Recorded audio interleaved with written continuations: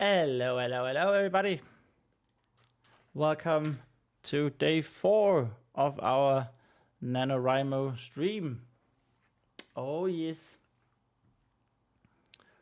So let's see. Here we go. And we should be all ready and all going. Let's go.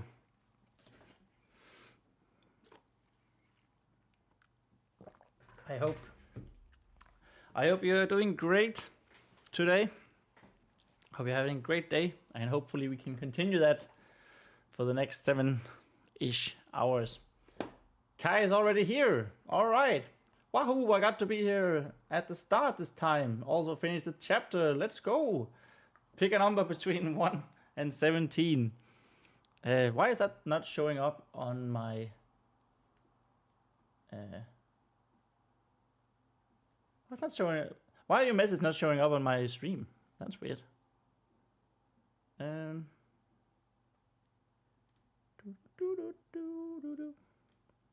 Oops, that was wrong. Well, let's just have here chat.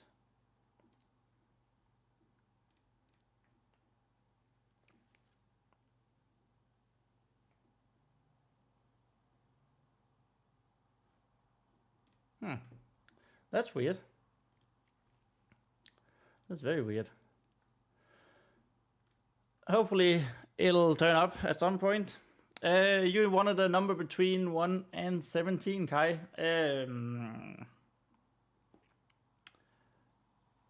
There it is, the chat message. Your number for today will be 9.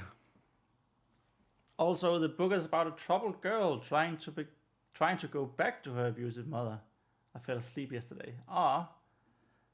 That sounds... wow. That sounds... I don't know what to say. That sounds terrible in a good sense. Oh yeah, the Genie Moon. Okay, I thought that was the one you... I thought that was the one you wrote. Okay. Genie Moon, yeah. Well, you did say that you stayed up till...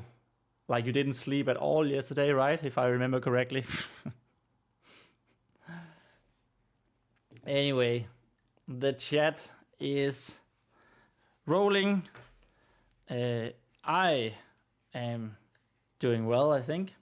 I went out running today just before going live here, and honestly, I'm a little tired right now, but it's fine.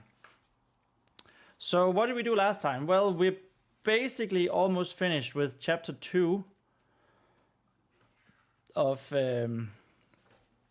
our book here with Vespa, our fantasy book. Where on earth did chapter 2 start?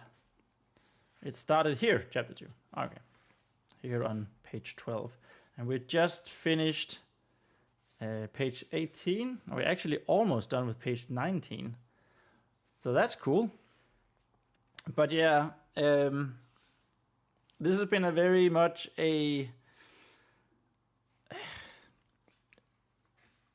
like a world building chapter. I feel like we've gone through the we've very much gone through the whole Black River's Keep, the lands, the dead lands, why the paladins are there. We got a little bit more of how the paladins imbue their armor with water. A bit of the temple of the teachings of the 5 pillars. And now Vespa has just been scolded by the Son of the Evening, the champion of the Black River's Keep. Guy says, you lost your glasses. No! Could there just be one day where you don't have some challenge? Just one day. Oops. I forgot to put my light here. There we go. It's a bit better. Okay, so let's read a little bit. Read a little bit of where we were yesterday before we begin. Yeah, as I said, Vesper has been scolded by the Son of the Evening for not delivering the crate of, well, Warhammer so far. And the Son of the Evening gave the punishment privileges over to the High Chapiter, the priest thingy at the Temple of the Five Pillars. And so Vesper is not really listening because he's just rambling on. Let's go from here. I need my glasses to look for my glasses. I think I fell asleep with them on. No. Honestly, I feel you.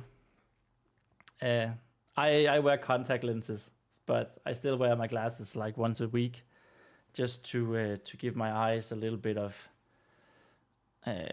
breathing room, I guess you could say. And I feel so handicapped when I don't have my glasses on. I am handicapped when I don't have my glasses on. So deep in thought as to somehow get out of her precarious position with as little punishment as possible, Vesper turned her head towards the last unfinished wall of the temple, while the High Chapiter still rambled on. Looking out the tall and narrow windows that were still missing their glass, she could see the dark had started to fall. And then someone, in what looked to be a blue hooded cloak, walked past, outside. Was it the Son of the Evening? The Son of the Evening also, he threw his gauntlets to the floor in his anger, and then he forgot it. And so, my little Vespero, this is Vesper's full name, if you would follow me to the scriptorium so that we may begin, the High Chapiter said, and started walking the opposite way around the reservoir from where Vesper was looking. Vesper made a snap decision. If she could bring Sire Brendan his gauntlet right away, she could run back to the temple and the High Chapiter in the scriptorium, and hopefully not ending up serving double punishment that she dreaded, the double punishment that she dreaded. So, as quickly as she could, Vesper picked up the metal gauntlet with both her large hands and sprinted towards the tall and narrow windows. Vespero, High Chapiter Arwen yelled as he realized that Vesper didn't follow him. Young puppet, how dare you disobey your own High Chapiter? When I catch you, Jehela will feel like a warm summer's brook in comparison. The High Chapiter was almost out of breath before he slowly began the chase, quickly giving up on the endeavor. Don't worry, High Chapiter, Vesper shouted. She shouted. I also realized that we don't have music on. We should have music on. Let's... I like starting our sessions with this one. Oh, this is on the wrong... I don't have music on now. There we go. Okay, all is well with the world again, and we may begin. Also writing down my card number so I can have it with me without taking my card. Oh, the library card that you forgot yesterday. That sounds like a plan. Sounds like a good idea. Okay, so we are right back into it. Don't worry, High Chapiter, Vesper shouted.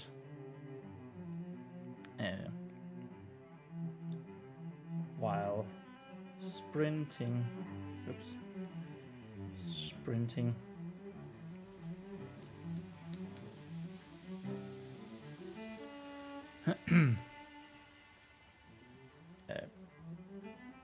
Past the rows of benches.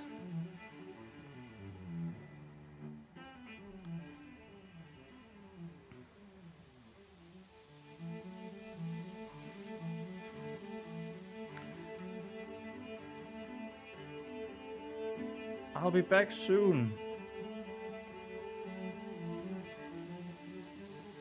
Oops. I promise.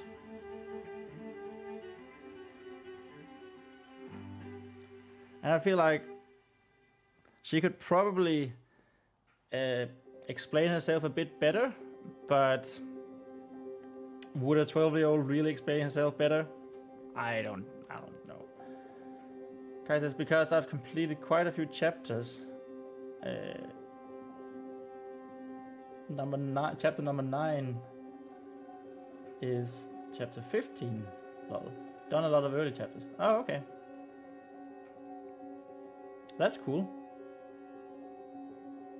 ALR, is that a typo or is it an abbreviation that I don't know? Because I'm old. So old.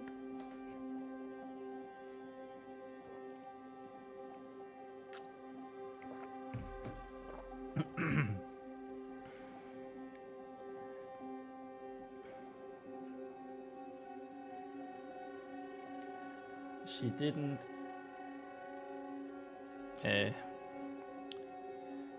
hear much, if anything,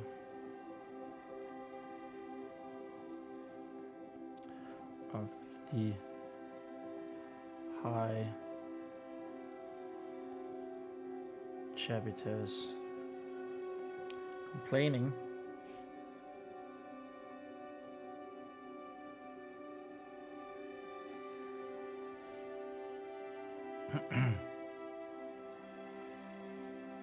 Oops. As she jumped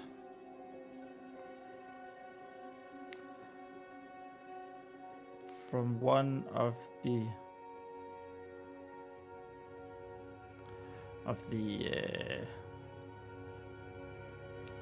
from one of the prayer benches.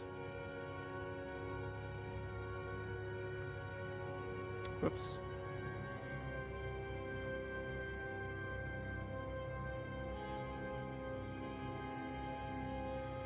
Benches. And on to the small, to the low window sill.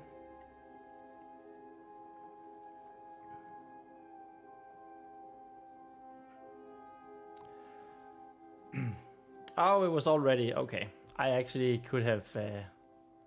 I probably could have figured that out if I just wanted to think, but my brain is tired, so it's going to be an interesting day today. At least, if I may. Oh, I can do it like this. If I may turn our attention to the progress bar. At least we are already just above. Oh, this is weird. Just above our progress for today. So basically we're writing free. We don't have a goal technically for today. But as I mentioned before, I know I have days where I at least won't be able to live stream and maybe not even write anything. So I need to be ahead of things, ahead of schedule.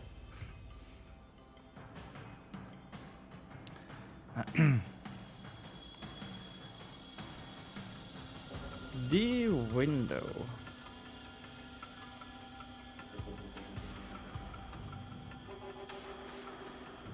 was so narrow.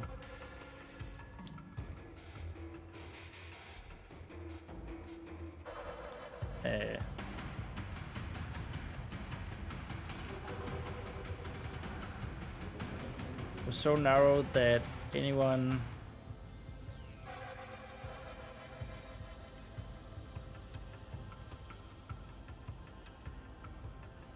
that a normal human, I don't know. Of course, we're like alluding to the fact that Vesper is not a human. Let's have a better description here. Better description.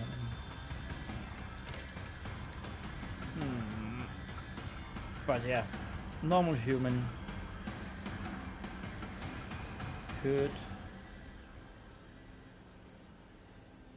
couldn't fit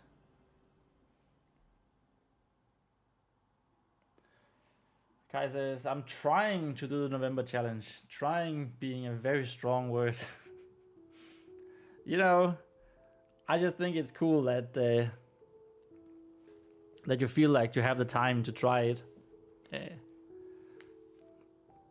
So that's awesome.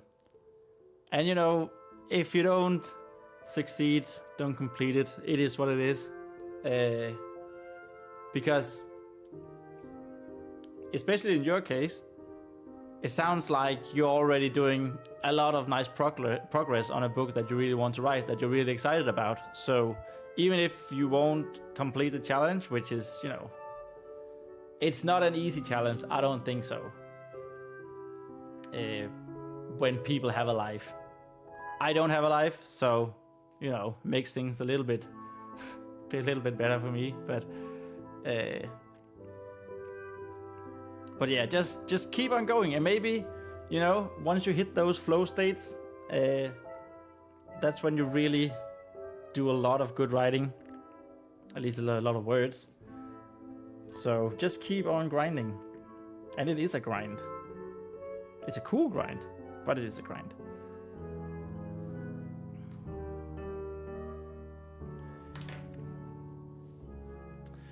The windows were so narrow, couldn't fit anything.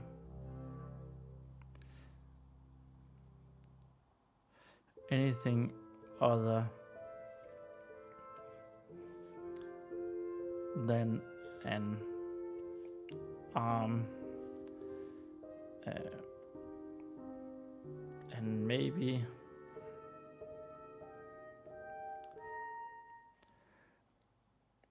a bit of the shoulder through,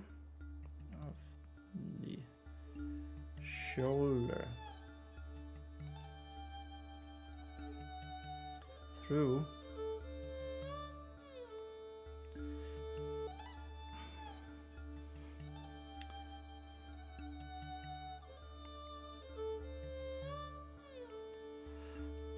but Vespa's small stature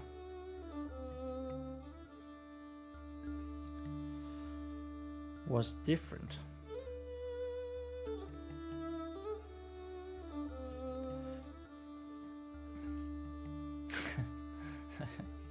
I also need to finish my library book by the 11th. Yeah. Don't have a life, it's stressful. It's true, that's true. Life is all about stress, sadly. The book that I borrowed from the library recently, which is Gods of the Weirdwood. I'm like a third way through, and usually you borrow for a month at a time, but I figured out that in the app I used to borrow with, you can renew it like without going to the library. So, and now NaNoWriMo is about, so I'm not gonna have a whole lot of time reading because I'll be writing. So I don't know. I don't know when I finish. It's actually quite a cool book, well-written book. But yeah.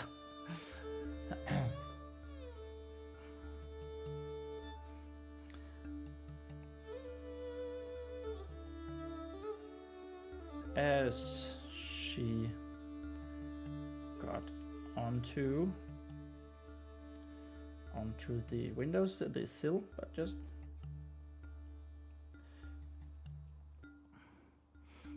she turned around.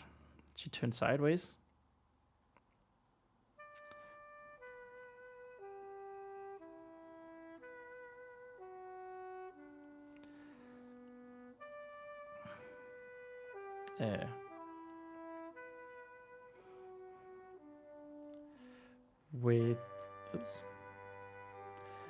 With the metal gauntlet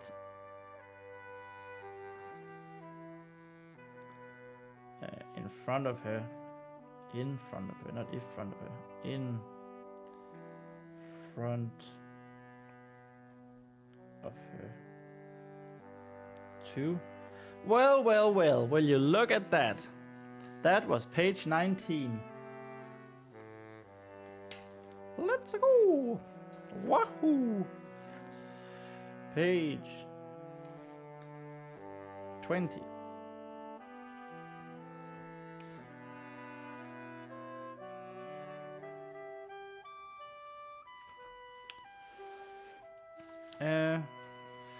Front of her to make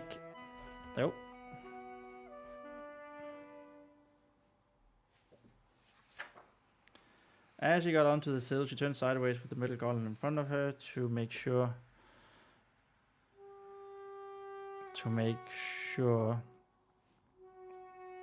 that it would even fit.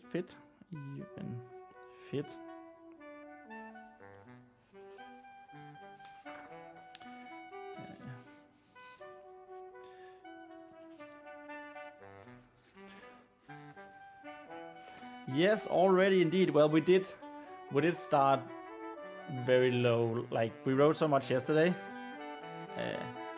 We've basically written like a little bit over 5-6 pages every day, and that turns out to be down here for yesterday. So, you know, it didn't take a whole lot to finish page 19 to make sure that it would even fit, and squeezed herself through. And squeezed herself through.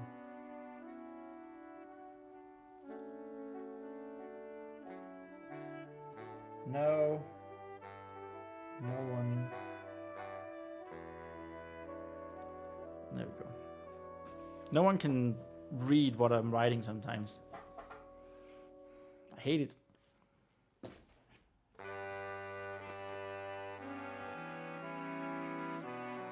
A win is a win, my friend. Indeed, we celebrate all the wins here. All the wins, indeed.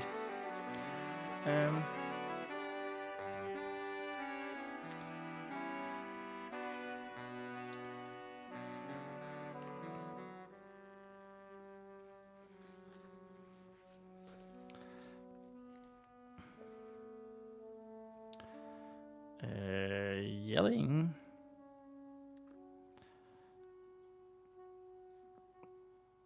The yellings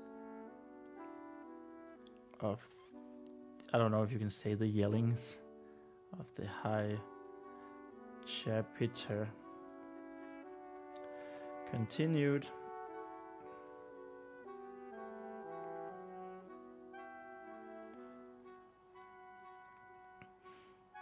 as Vespa jumped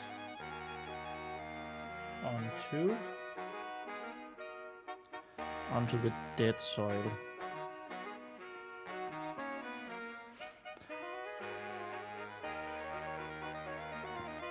Let's say dead. The dead soil outside the temple.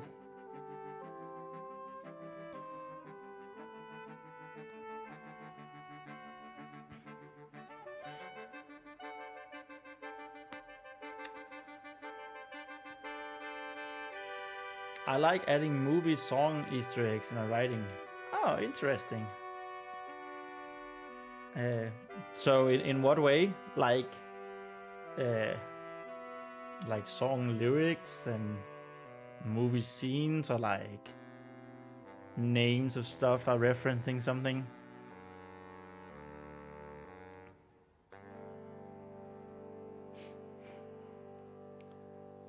But that's a cool idea. I'm actually doing something similar, but I haven't really announced it. Well, until now, in my short stories and stuff, there are Easter eggs as well. I'm not gonna say anything more than that, but because I have a once my fourth short story is out, I'm going to be making some videos, some short form videos with these Easter eggs. Lyrics and quotes, nice. I like it. It's a little bit to say that I'm doing. So, you know, the great minds think alike. That's what they say, right?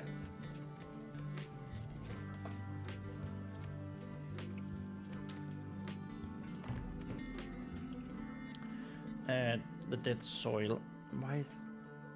Why are my E's so terrible bad? God damn it.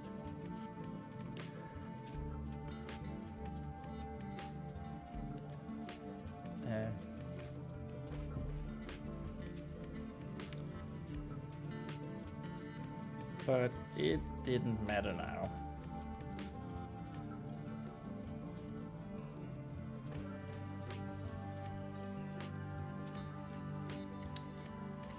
Whatever he was yelling. What?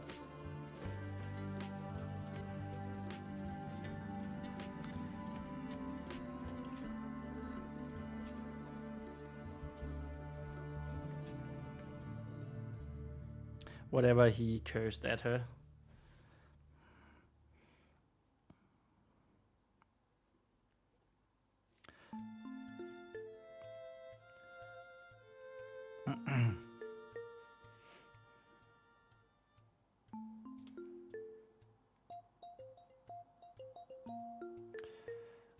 Vespa only had eyes. Eyes for finding out where the son of the evening went. Finding out where the son of the evening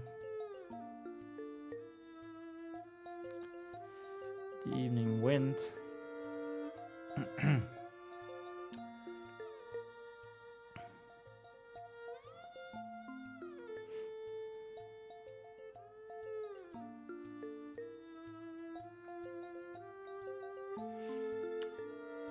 So that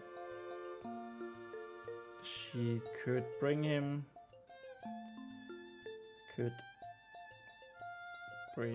his gauntlet.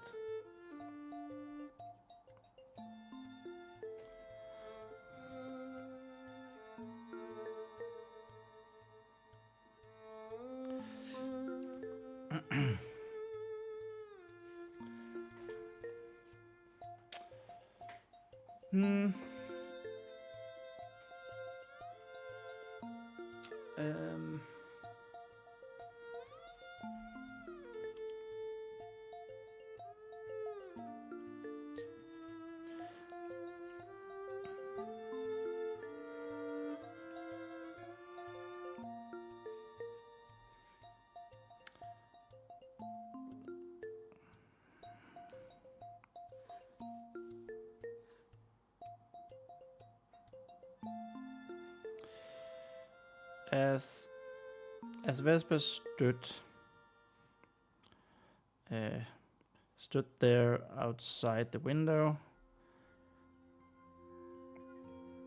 outside the narrow windows of the unfinished wall,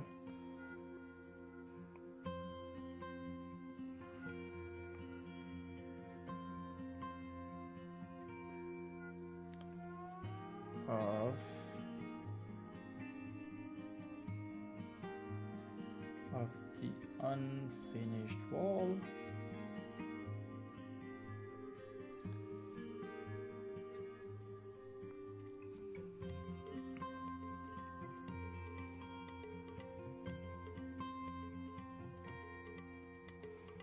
There was no sign of who she was looking for, of Sire Brendan.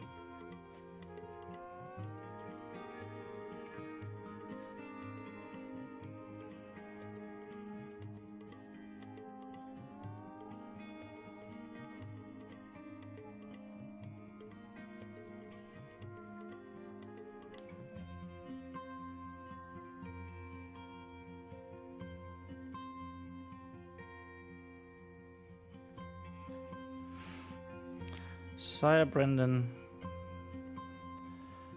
in his blue hooded cloak.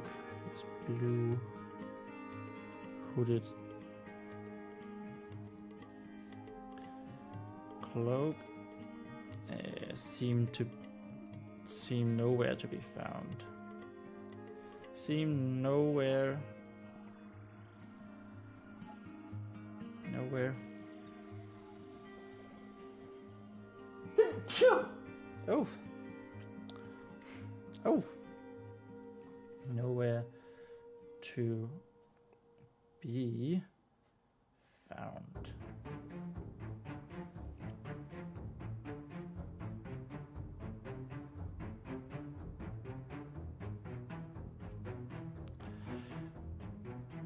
The only bless you. Oh, thank you, Kai.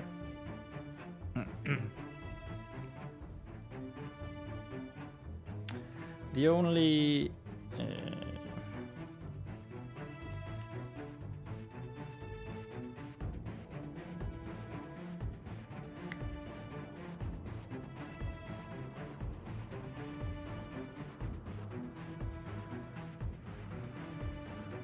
this is where I should really have a map.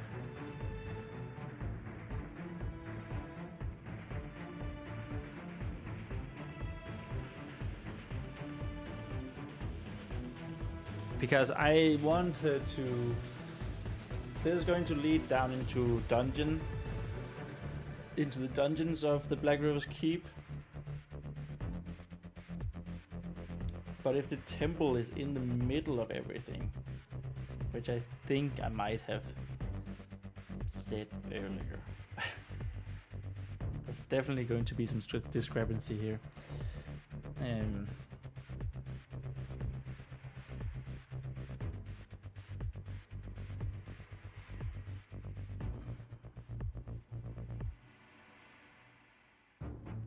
Why do I always want to write when I physically can't? Oh, you still haven't found your glasses? No.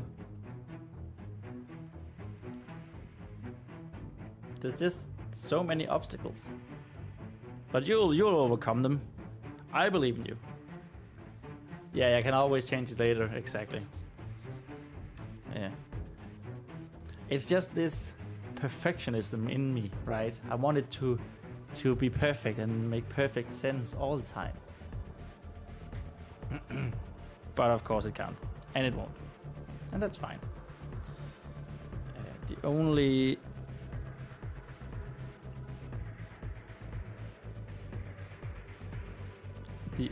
entrance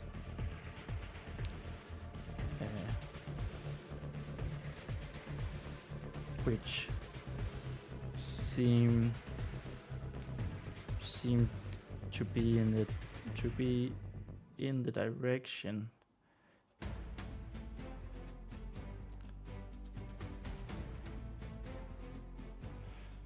of where Sire Brendan, whoops, forgot to say Brendan up here.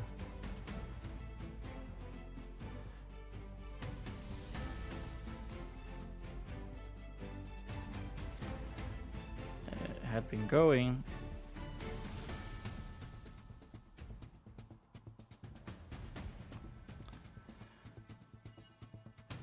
Was the stairs that led down into the dungeon, into the dungeons.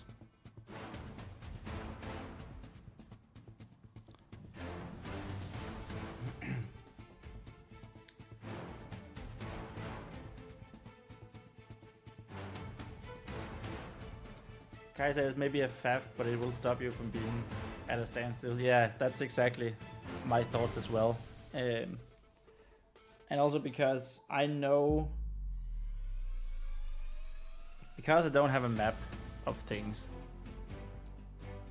there's going to be some discrepancies. And I know that in chapter 3, that's taking place down in the dungeons.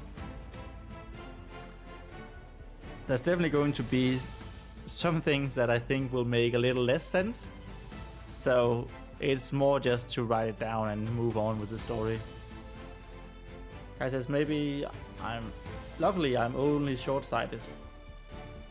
So I just have to have the page close to my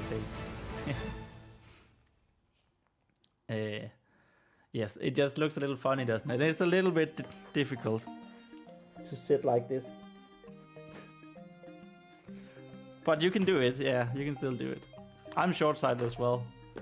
I have minus 5.25 on this eye and minus 550 on this eye.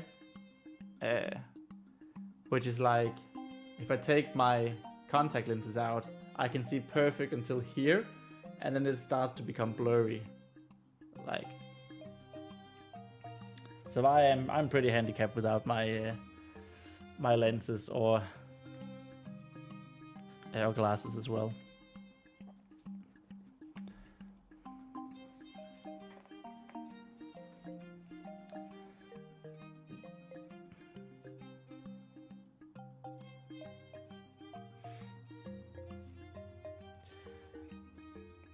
It was a bit strange.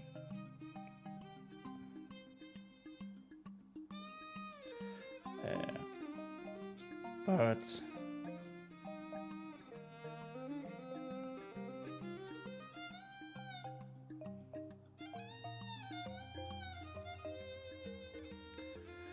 as Vespa didn't know of anyone, Vespa didn't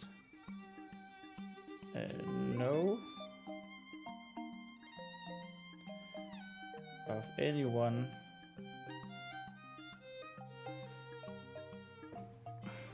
down there at the moment.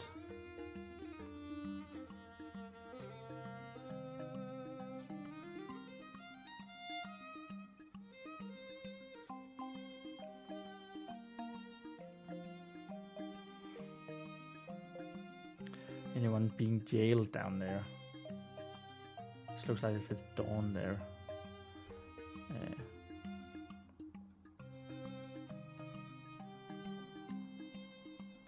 Being jailed. I don't know the exact number, says Kai, but my right eye is so much worse. When my prescription changed the second time, my dad thought I was lying, but it was just because I refused to wear my glasses. Yeah, it just makes life so much easier when you can actually see shit. I got glasses. I remember when I was little, and we're talking like 6 or 7 or something, when I got my glasses. And I didn't want glasses. I thought they looked stupid, so I didn't want them. And then I slowly couldn't see, and it sort of culminated in my parents realizing that every Friday there would be this Disney TV show in Denmark, and I would finish my dinner real quick and then move in closer to the screen to be able to see, and then sit like this still squinting. I was like 11 when I first got the glasses. I don't want to do the math how long that was ago. No. But yeah, then my parents realized that something was wrong, and I went to get a prescription, and it was like real bad. I think it started out at like 3. It wasn't real bad, but it was pretty bad. -3, I think, or 2.75 on both eyes and something, and then it just slowly became worse over time, and now it's -5 something on both eyes. And there was no one being jailed down there, not juiced.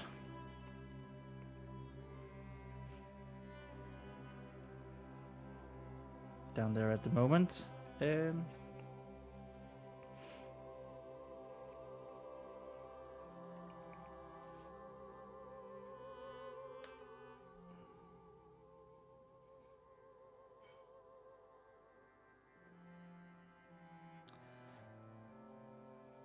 Actually, a bit strange. Vesper thought.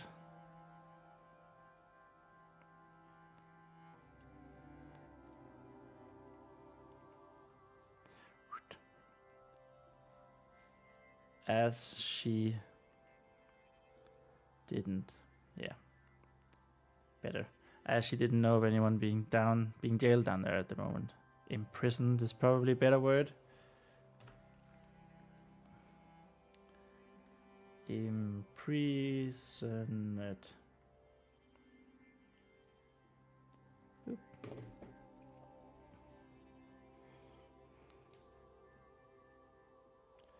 But it was the only place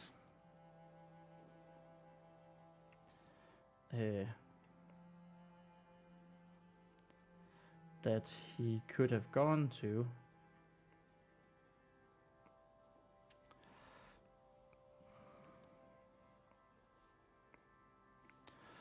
Otherwise,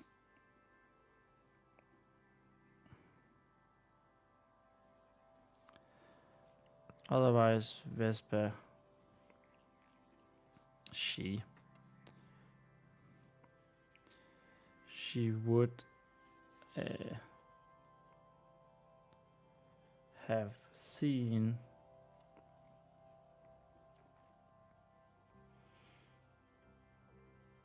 have seen him again.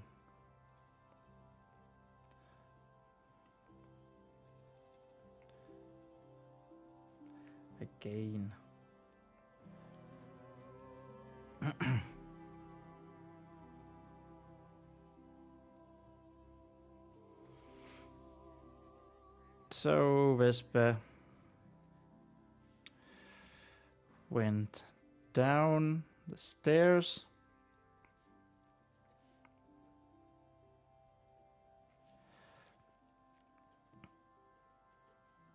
and into the dungeons. Oops.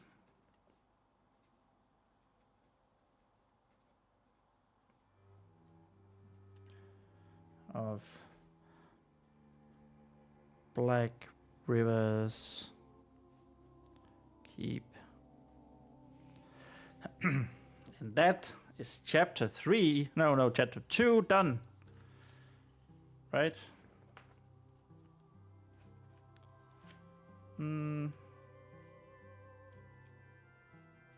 Chapter 2. And how long was that? So that's like a half a page.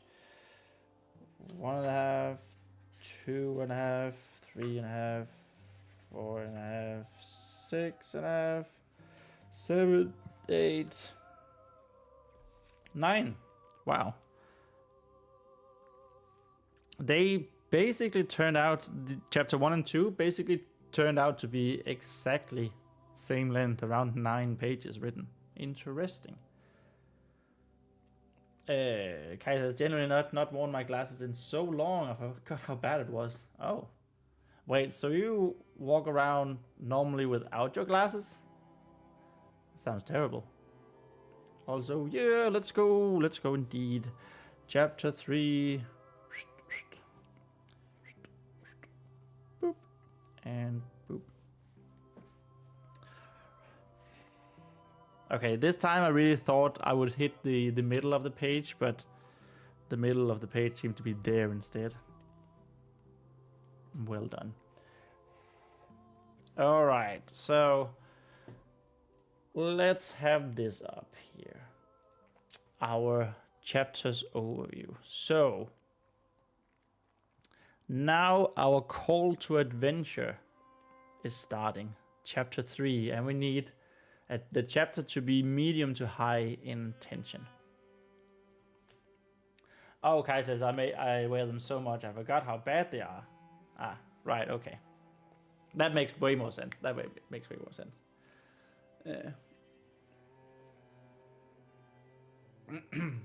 It's like when I wake up in the morning and before I put on my contact lenses, I just walk around in a zombie state almost. Like I know where everything is in my apartment, so I know how to maneuver myself. Yeah. But I can't really do much without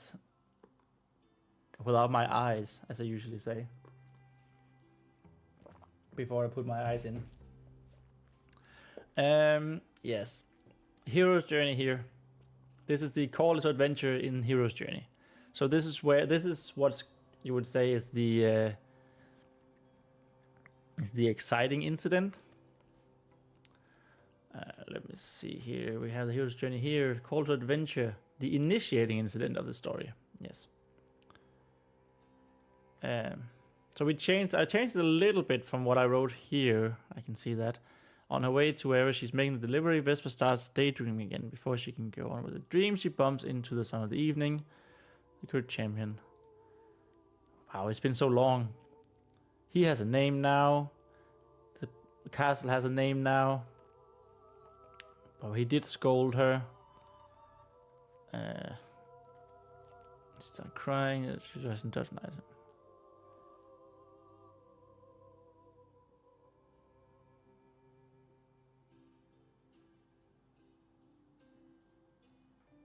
Down in the dungeons, Vesper accidentally overhears a cloaked figure talking to someone she cannot see.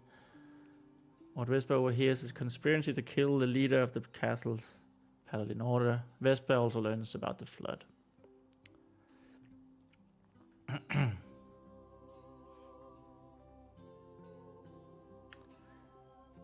Kai says, I need to add subplots in my book because the pattern is so bad. But hopefully I can edit that in somewhere. Yeah, well, I mean, the main plot is the most important thing, right? But the way I use them, so I have my overview here. I have the main plot, and then the subplot is a bit more world building-y, and like Vesper's feelings and who she is, her finding out who she is. Yeah, to develop my character's backstory too, exactly. I don't know, I feel like it comes pretty naturally.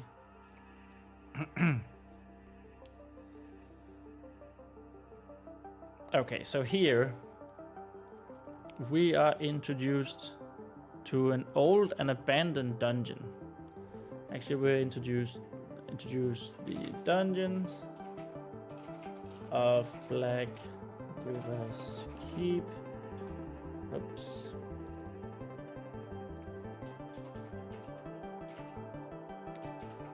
And plus old and abandoned parts of dungeon. Parts of the dungeon.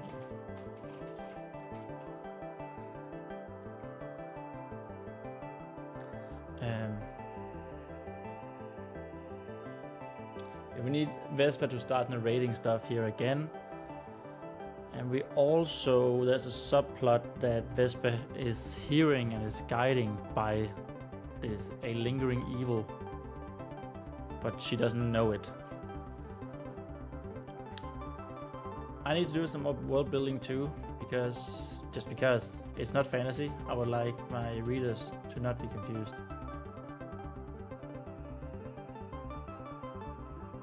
Yeah, I mean, yes, like I was about to say, there's always religion and politics. I think those two are quite important. They do take a while though, especially if you, for some godforsaken reason, has decided to do it like the way I do, where, well, you just said it's not fantasy, but I decided that I want 10 main species in my world, and each of them should have their own language and their own culture and their own religion, because it's pretty much how the real world works, right? And my god, it takes so long sometimes to just get basic things down. Anyway, here in the main plot, Vesper starts following who she thinks is the son of the evening down the dungeons, starts narrating that she's on an adventure. She enters abandoned dungeon's ruins where she's never been before. Hasn't been in the dungeons often, of course. She's guided by a strange voice. Here, Vesper finds two drowners, the villain and the shadowy figure, talking. She overhears the plans to kill the paladin leader and to bring about the flood. Vesper gets detected when narrating what she sees. When trying to escape, Vesper is once again guided by the voice and she falls into catacombs. Abandoned catacombs, forgotten catacombs. Okay, so how do we start this chapter? We start with a description of the dungeon, I guess.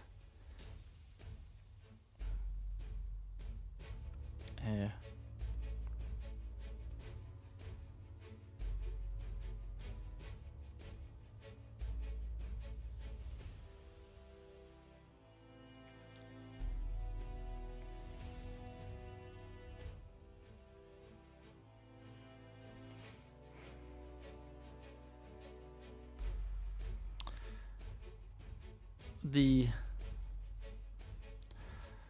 Blackstone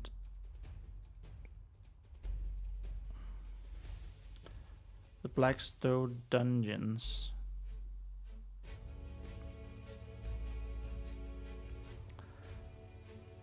were dimly lit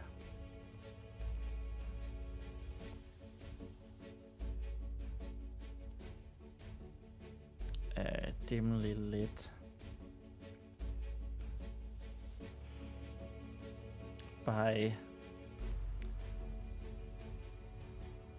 a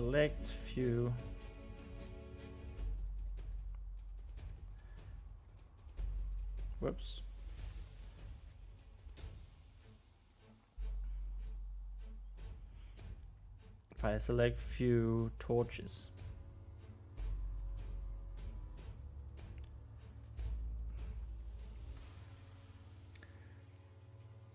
Guys, as one of my main characters has a father in prison, so I'm thinking about doing a subplot around that.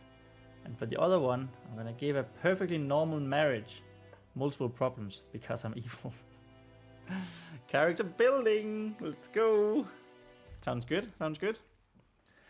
I mean, I think most perfectly normal marriages have multiple problems, so I don't think you're that far off. It's more in the way that they deal with things.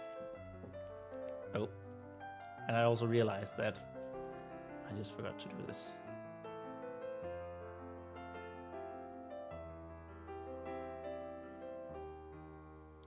Okay, that's better. It's not better. This is better. There we go. The Blackstone dungeons were dimly lit by a select few torches. The air was damp and wet from the heavy rain of yesterday. Heavy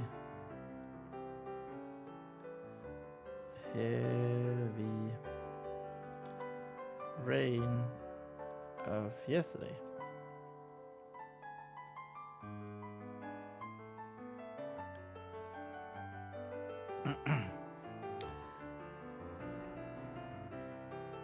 As Vesper made her way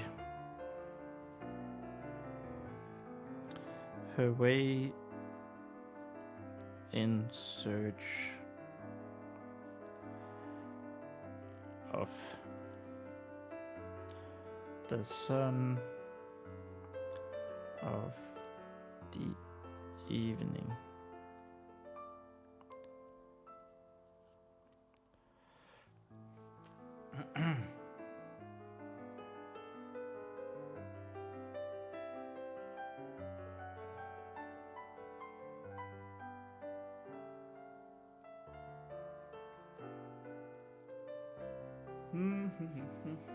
Made away to the sun of the evening.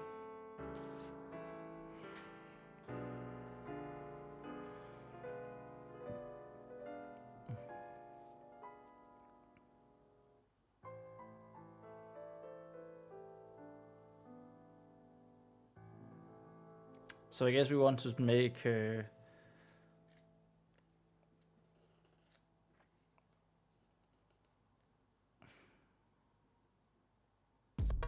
make her start narrate almost immediately.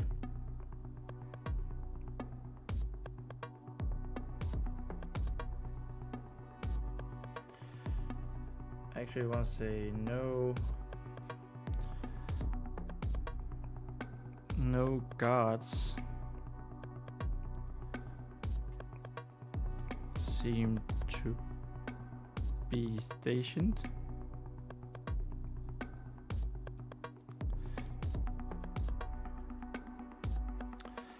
But Vespa thought it made sense without any prisoners. Sense.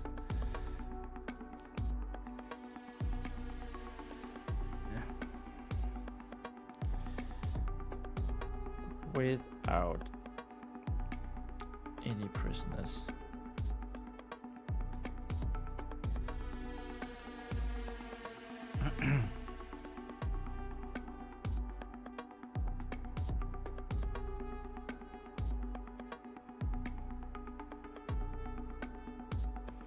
And now she begins narrating herself.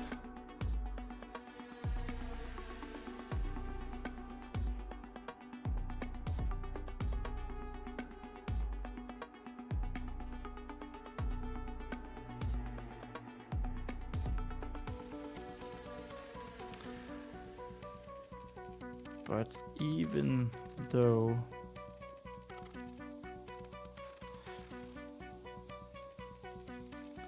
the dungeons were currently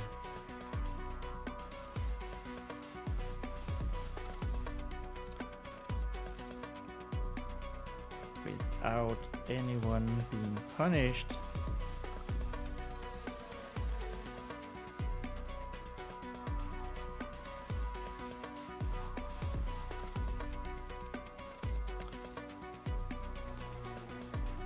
Vespa began narrating.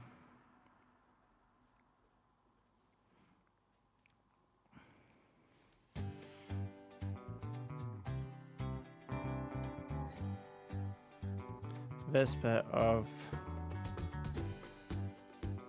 the vigorous oath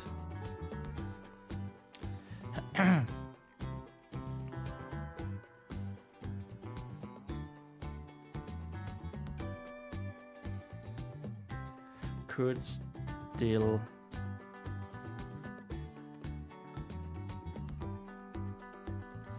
smell foulness in the air.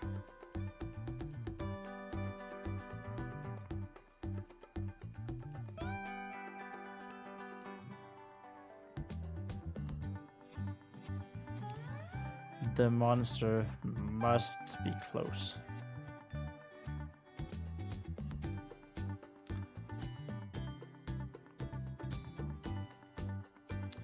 Indeed. Indeed. Be close.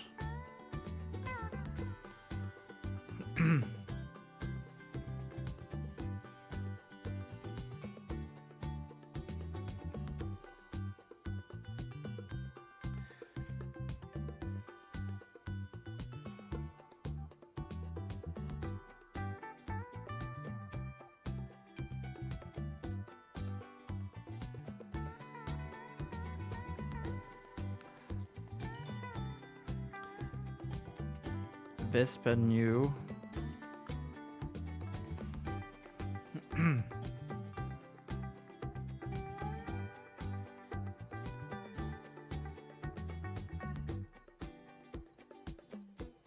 how do I want to do this?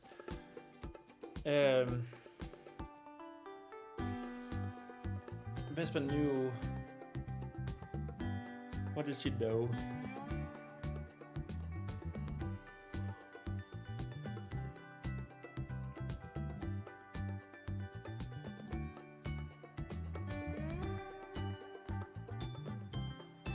Vesper knew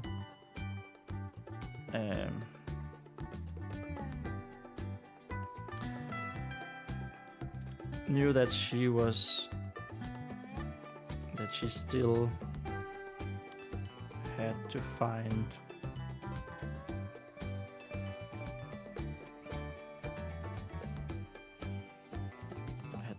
Sarah Brendan.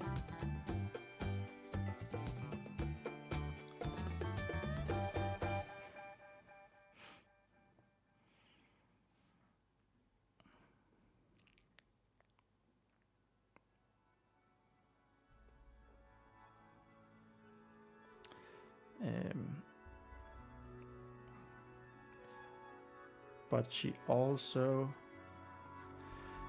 couldn't help but feel a little scared.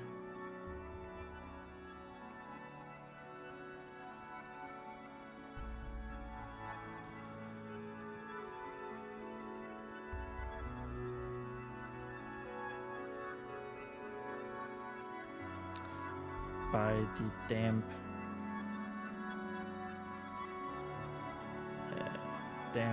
and dark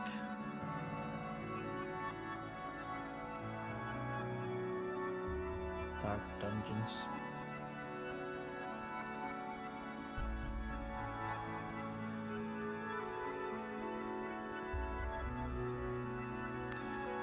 Which was perfect.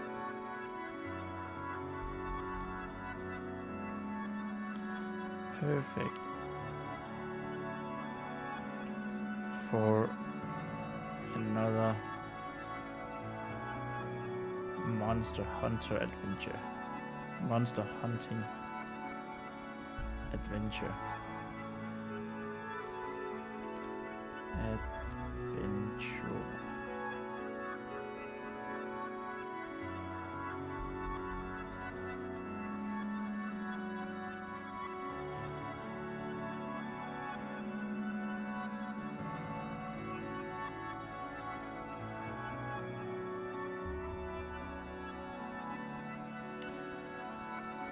Maybe it could be a dangerous. It could be a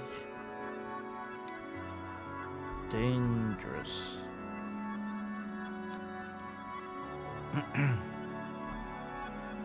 Dangerous and huge burrowing worm.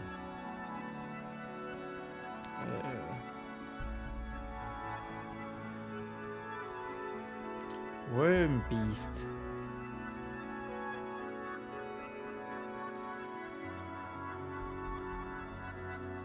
That had chosen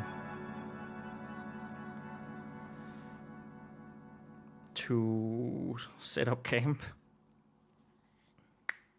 I can write in a bit. Let's go, Kai. Have you found your glasses? Or are you still unlucky?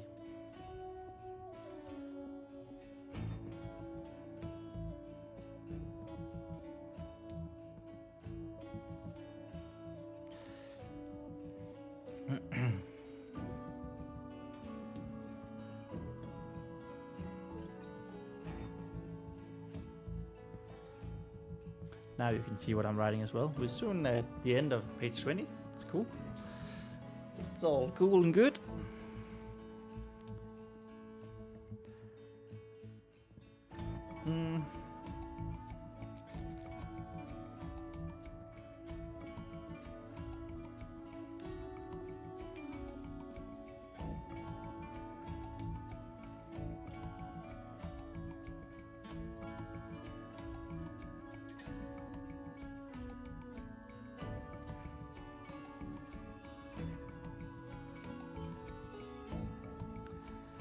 Chosen to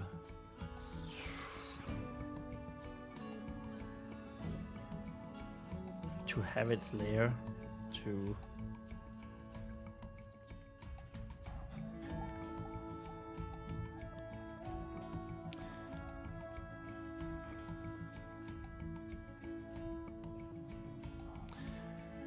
to have to dig its lair.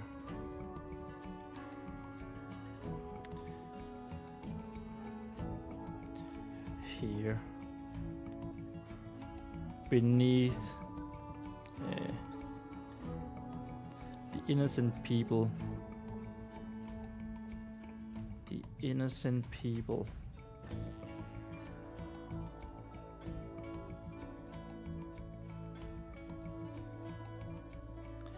of a town. Should this just be Riverford? Like, she doesn't know a whole lot of towns.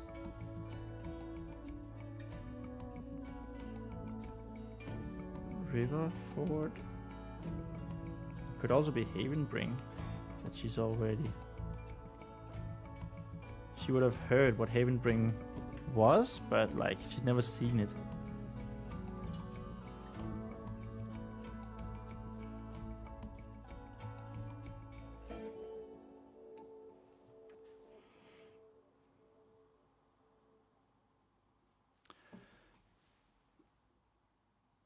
With dread,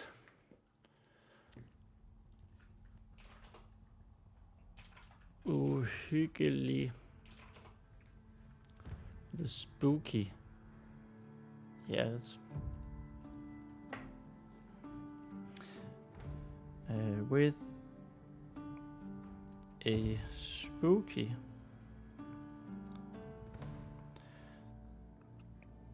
atmosphere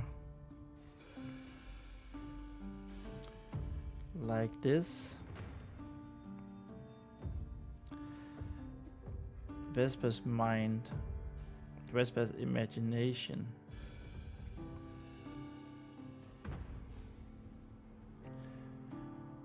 couldn't help itself.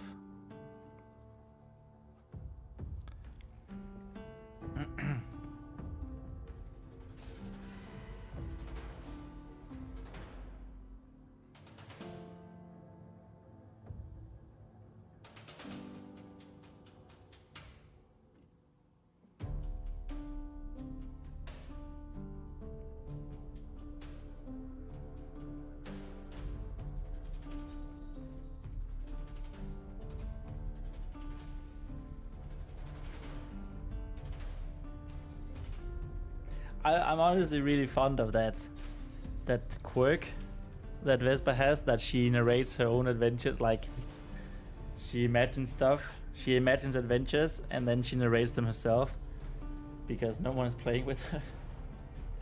No one has time or want to play with her.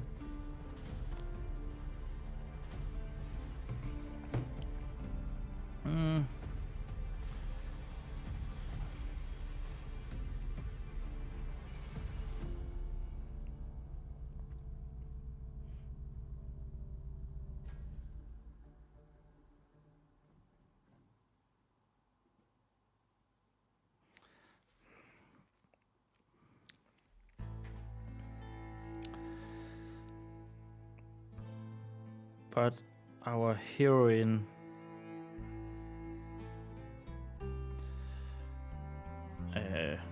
was still undeterred.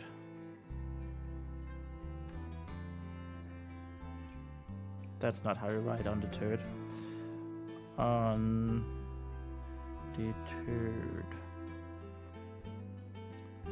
Is that too complicated a word for a 12-year-old?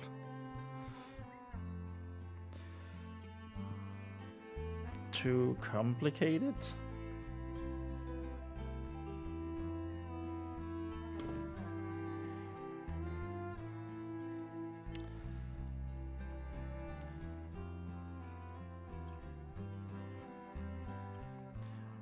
No monster.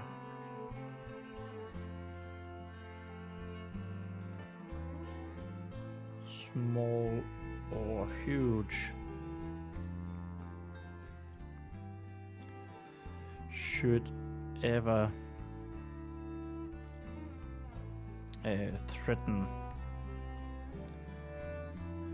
threaten the lives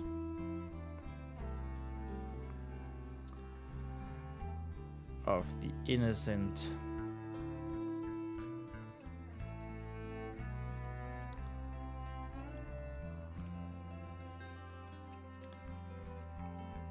Vespa said as she slowly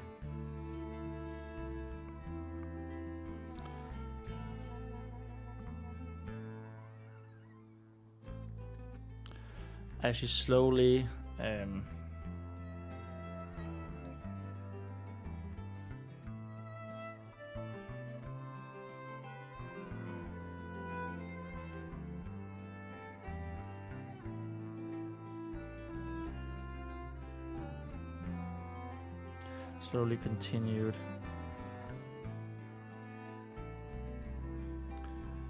through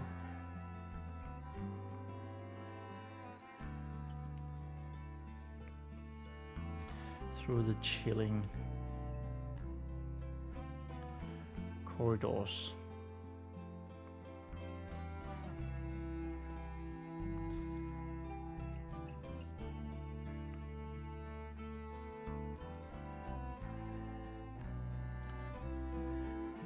The beast must just have eaten. Must just have eaten.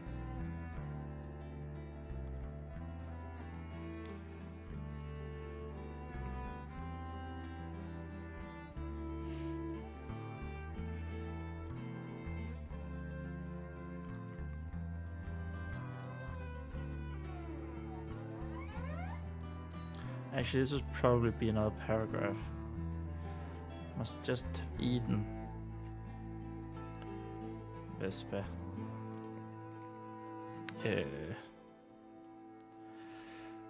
Concluded from walking past the empty cells. From walking past the empty cells, not shells. Oh my god, then I start them freaking making this.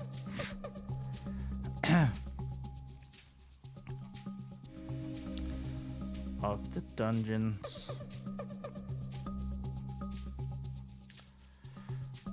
that she so rarely visited, that she so rarely had explored. Let's go with explored.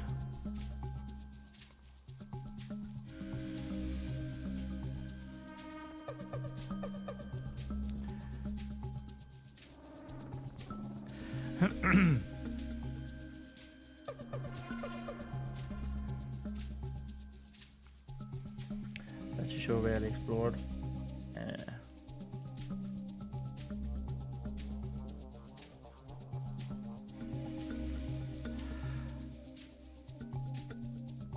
Just like the graveyard.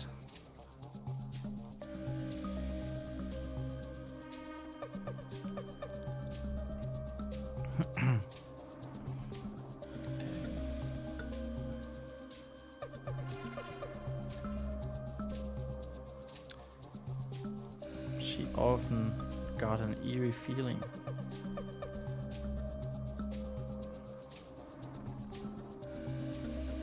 An eerie feeling down here. Let's go, page 20. Boom, boom, boom.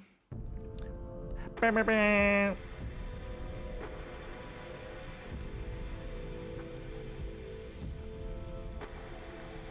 Page 21. Boop.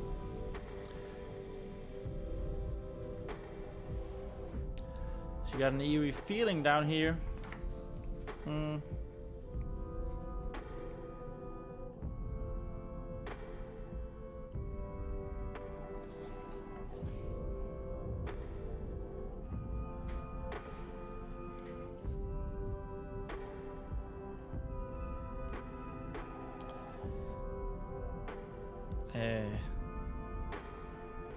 and people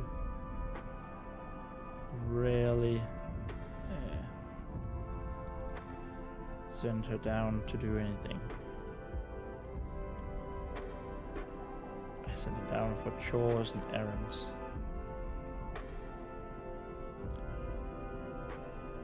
And errands.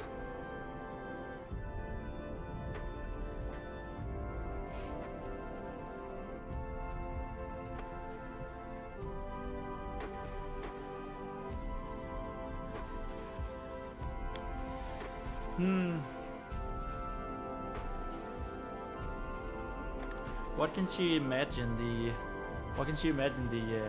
gauntlet being?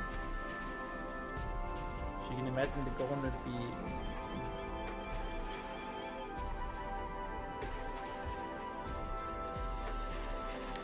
imagine the gauntlet being a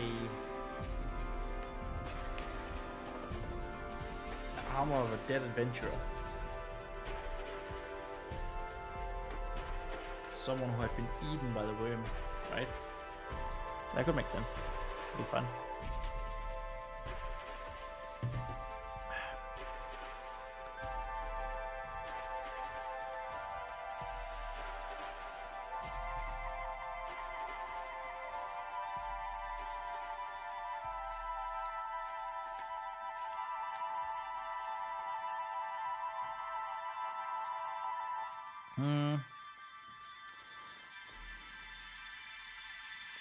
Chores and errands.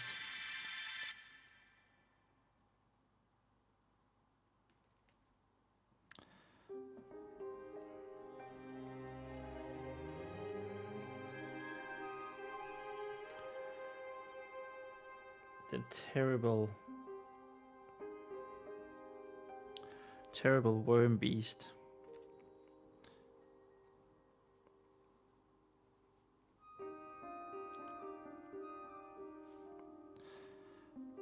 Food stores were all empty.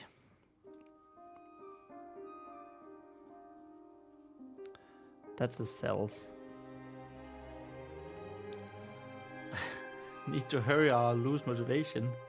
So you know that your loss of motivation is coming? That's interesting. But yes, please do hurry while you have motivation then.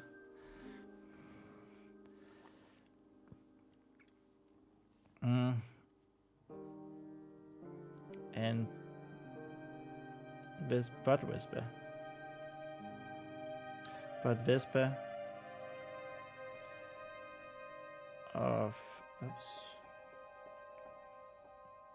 of the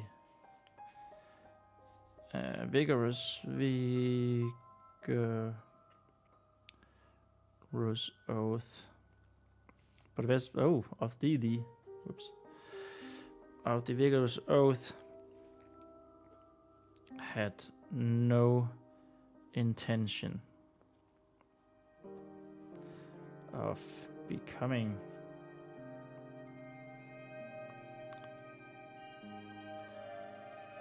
the next meal.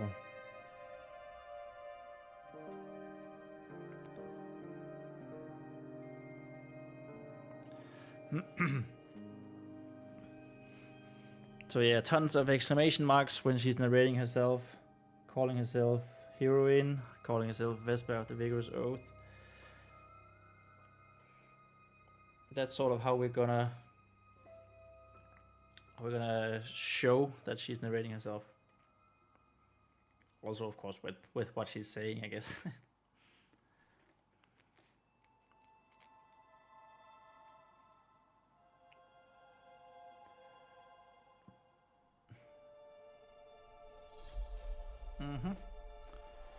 And so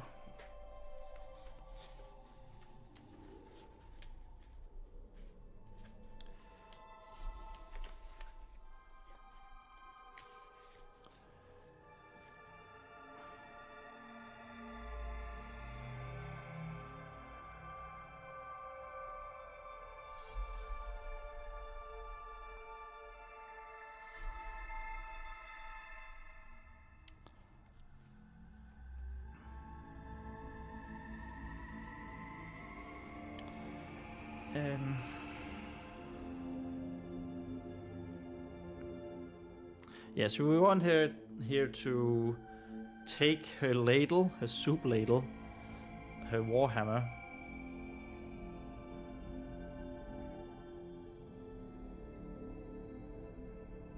and then realize that she doesn't have her her shield, the pot lid, because that would still be on the crate of warhammers. Something I thought about yesterday. I was like, I forgot about the pot lid and her soup ladle in the belt. But this is actually an opportunity to lampshade that. Yay! Had no intention of becoming the next meal.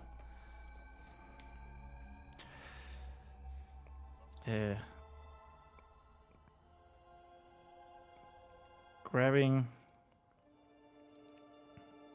I guess taking up is better way. Taking up her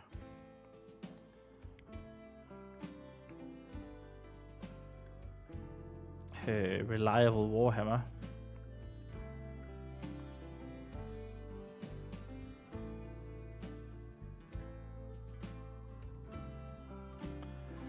Hammer of War. Ui.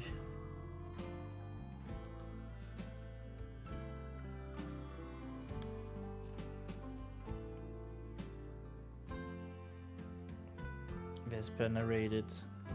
Whoops. Maybe it's just.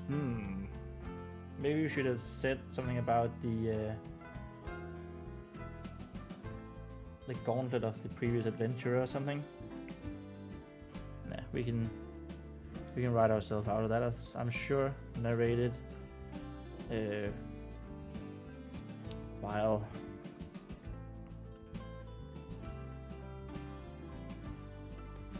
grabbing her wooden ladle.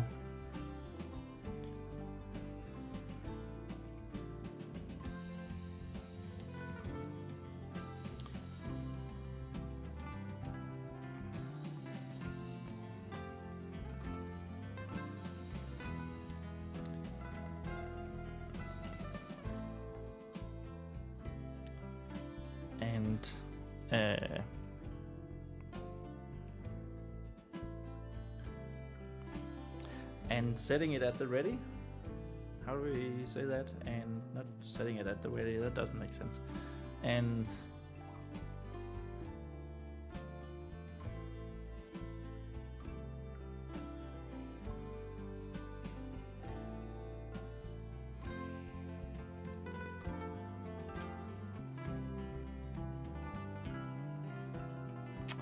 what on earth is that called when you like walk around like this? It's like you're ready to strike, you're ready to defend yourself.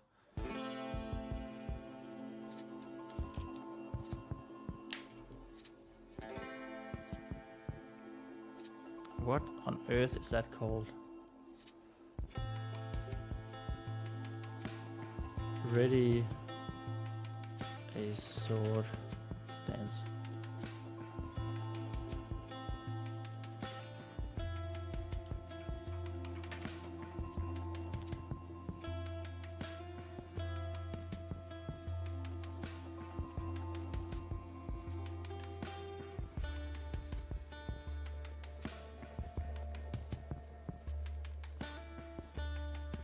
I don't know.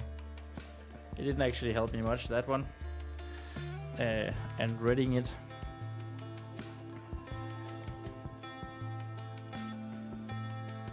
Readying it for whatever may come at her.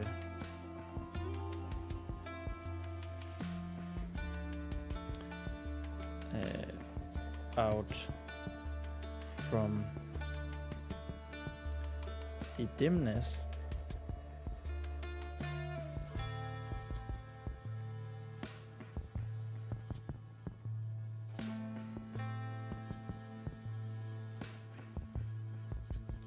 She suddenly realized,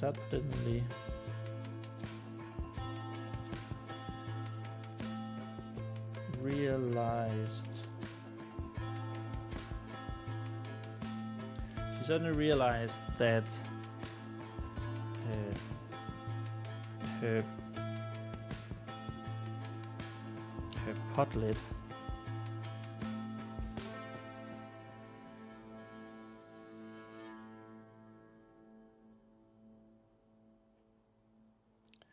had been on top of the crate, on top of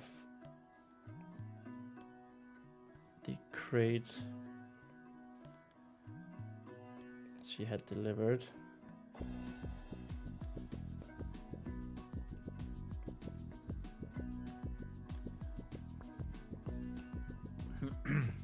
Curses.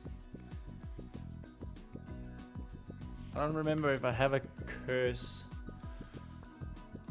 If I have a curse for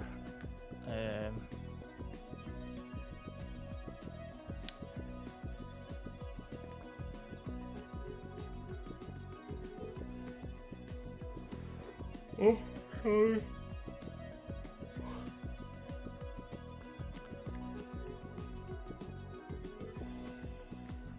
For the religion of the 5 pillars.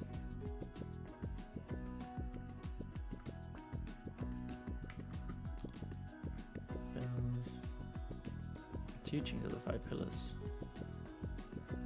Common sayings. So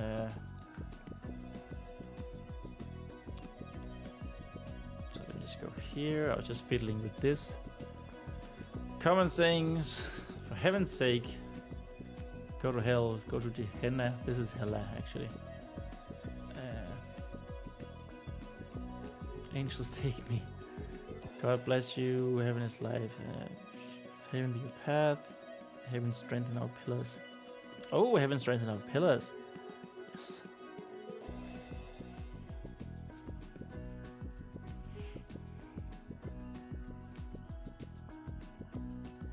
Heaven strengthen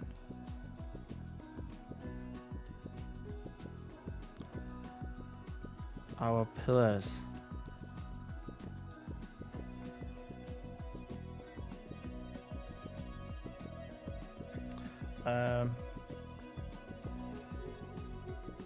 Oh, so this is one of these awkward times where she is narrating that she's talking. Heaven strengthen our pillars.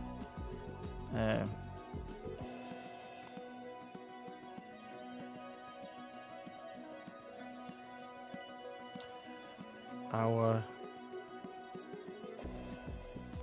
heroine muttered.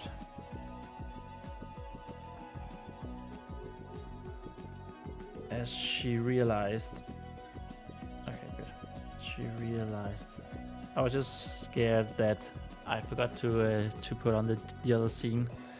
As she realized.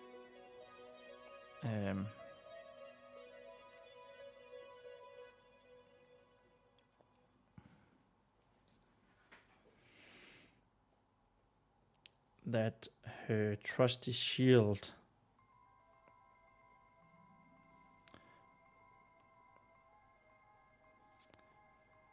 had been lost.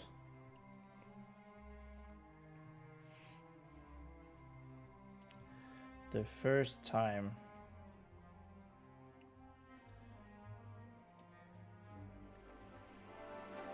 that she encountered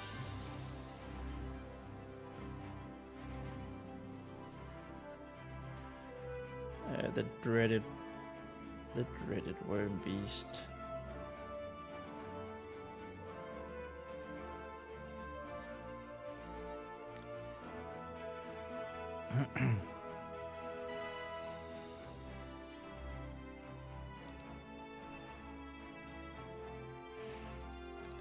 Yes.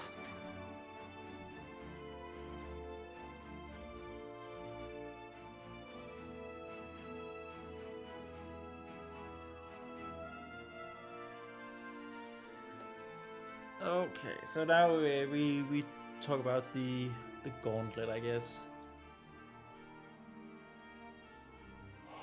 Oh, sorry. Running a 10k is tiring sometimes. Hashtag humble brag.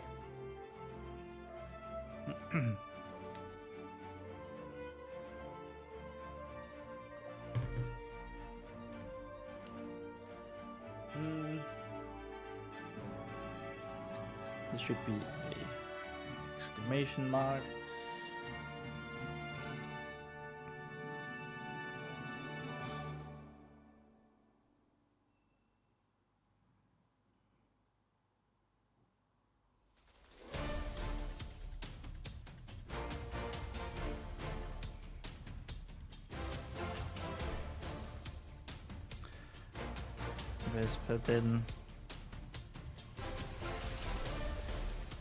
Vesper then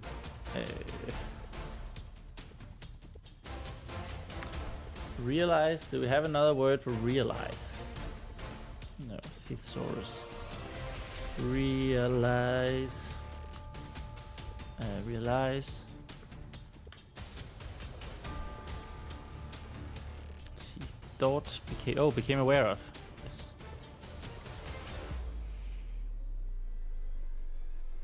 Became aware of the fact that she was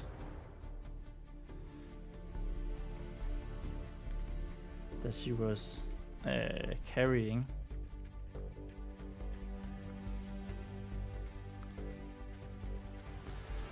Sire Brendan's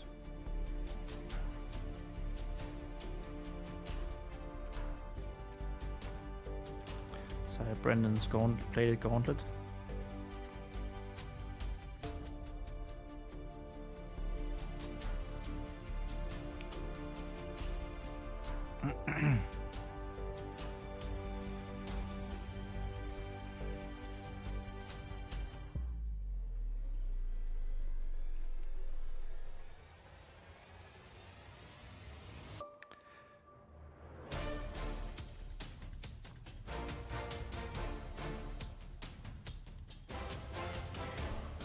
She should probably not think the gauntlet to be from a friend, right? She should probably think the gauntlet to be from a slain enemy or something. Because she doesn't like Sire Brendan. She doesn't like the Son of the Evening.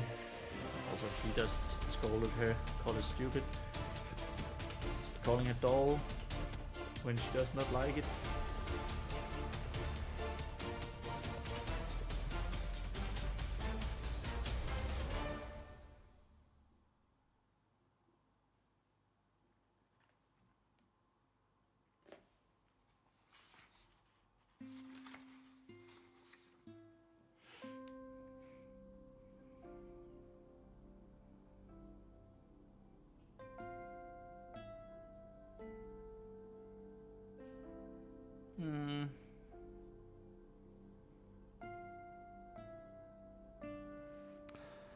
But no matter.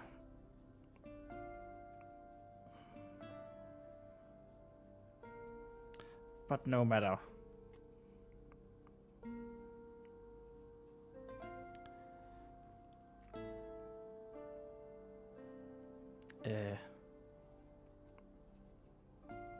She quickly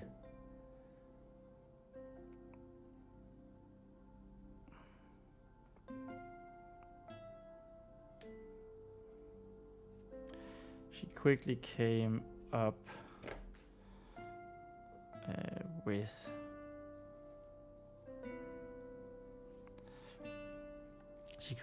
with alternative with a new idea.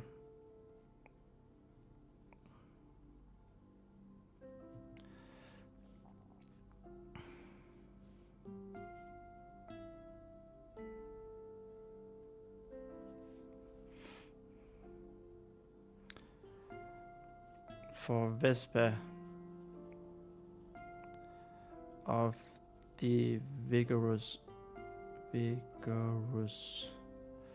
oath had just slain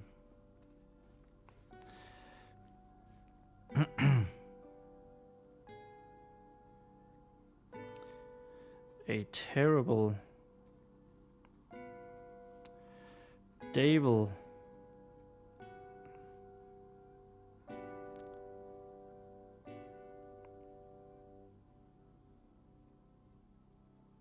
we call them devils. They talk about the devils in danger, but I don't remember if it's not important, but I don't remember if it's demons or devils. Demon. Writing now, yeah. You go, dude. Get them words on that paper. Yes.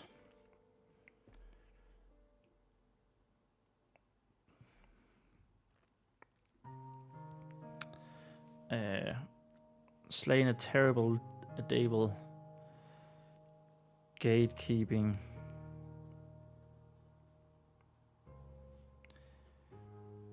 The entrance.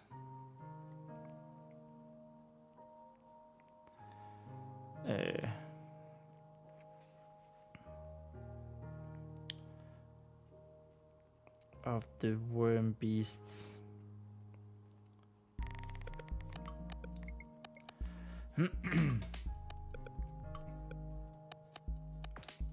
Burrowing lair.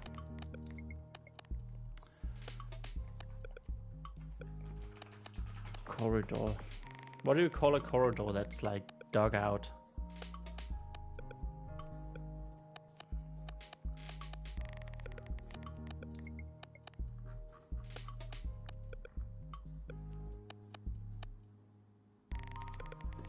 Passage? Nah.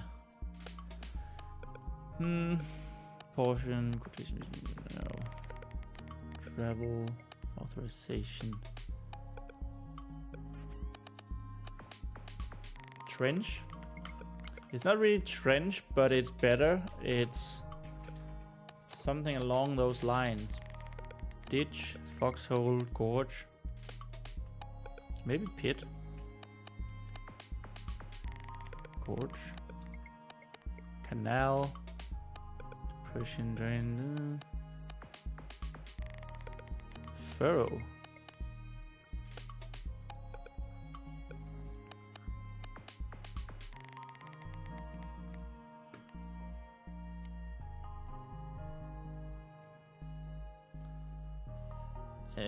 Let's just say Wormbeast Lair. It's not. Let's not get hung up on it.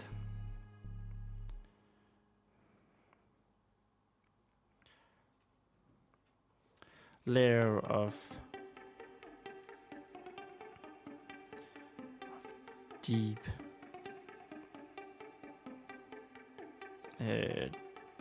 damp corridors.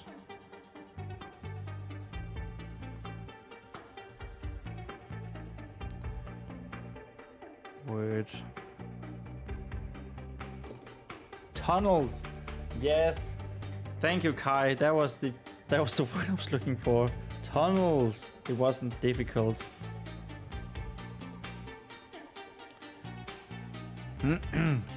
Wow. When you forget a word like tunnels, you're just like, what's going on? That's when you know you're gonna be a great writer. Whoops. Actually, that was a pretty fun moment, I think. 01, 1. Tunnels.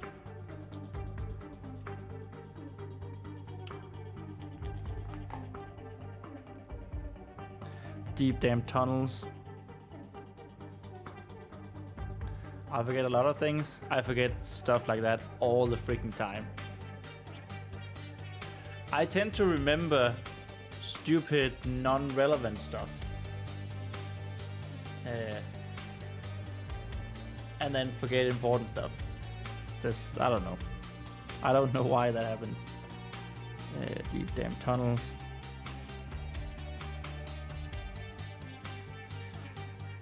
And from his corpse,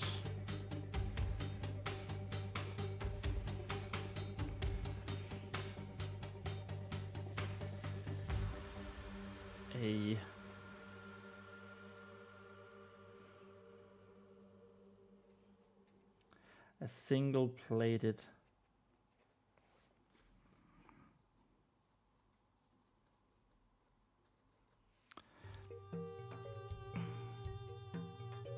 gauntlet remained.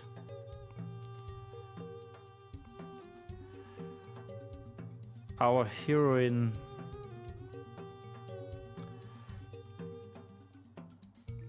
decided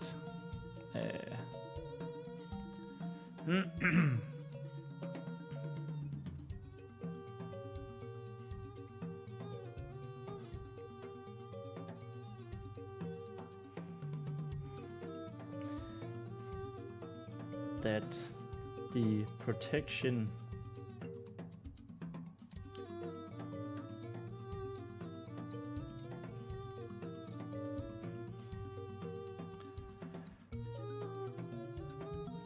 from when the worm beast attacked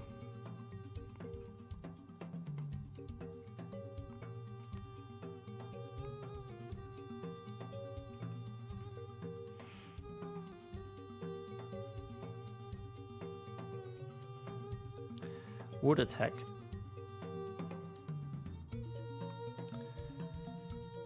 was more precious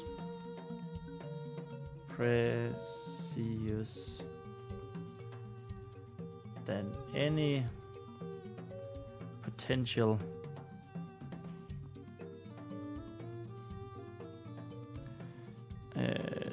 devil curse.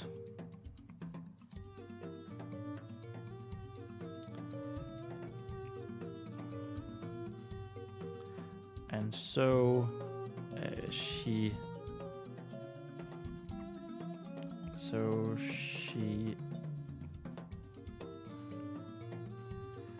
put it on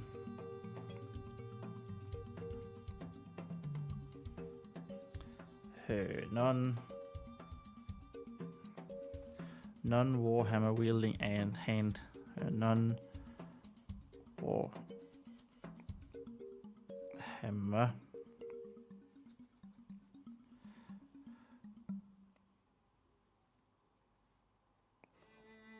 I've stopped making M's now. That's good.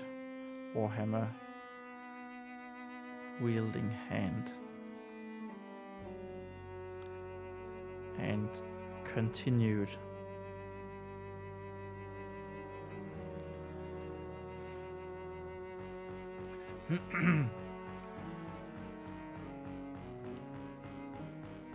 Yes.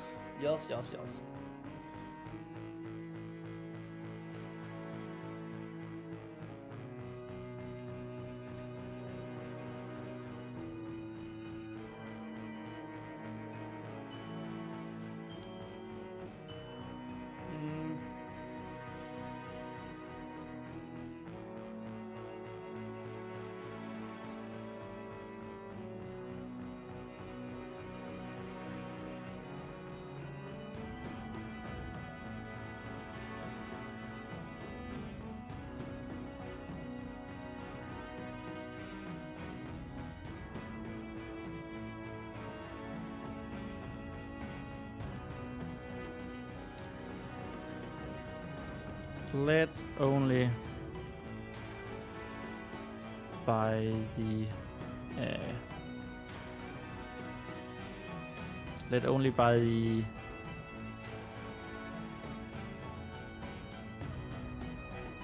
flickering torches, of which there became increasingly few, of which Dair became increasingly few.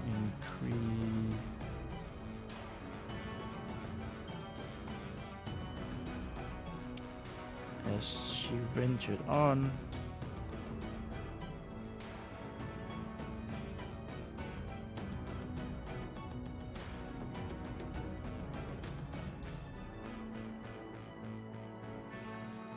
I forgot what the other plot thingy is called. A subplot? Or another plot thingy?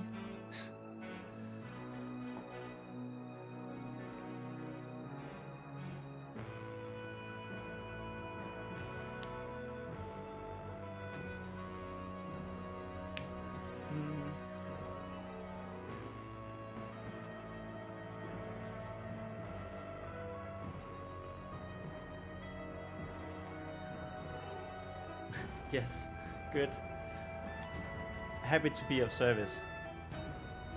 But I like plot thingy though. The other plot thingy. That's it's a good phrase. Good descriptive phrase.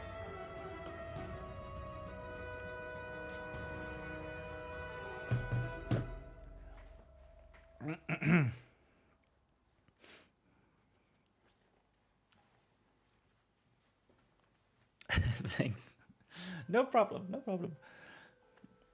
I'm here all November, and hopefully also after November. Led only by the flaring torches, of which there became increasingly few as you ventured on. Vespa.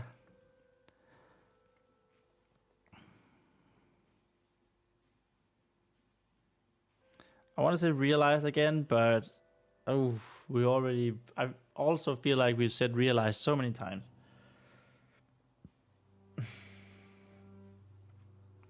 Vespa was amazed.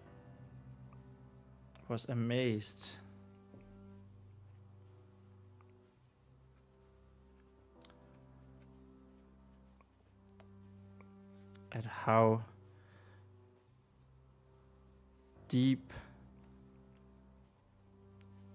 the dungeons went.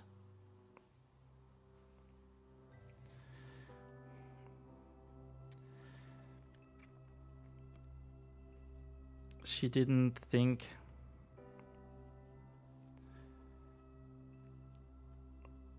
that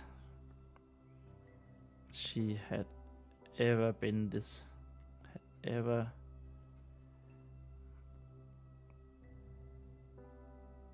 actually how long the dungeons went. Ever been this deep before.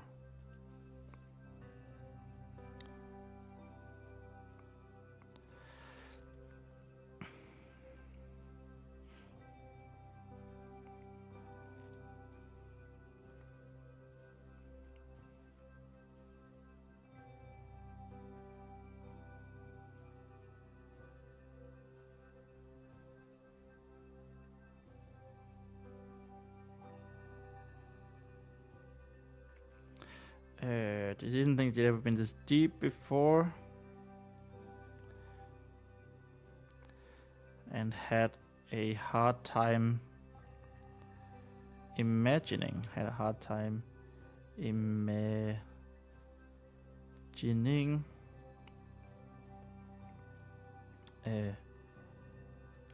Who all of the cells, all of the prison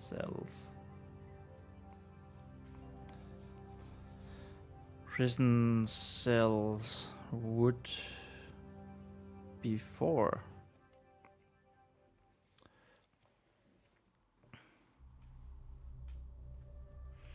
Mm-hmm.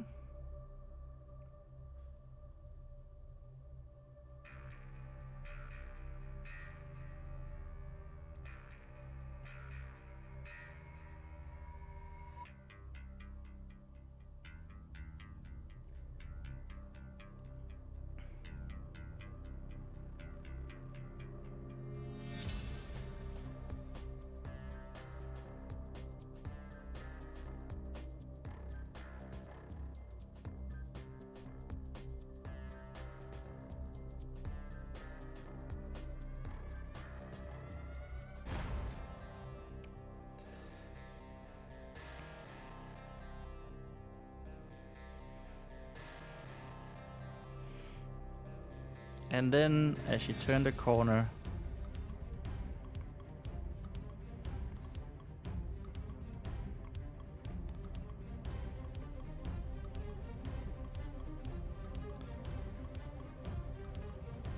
the corridor came to a halt. Came to a halt.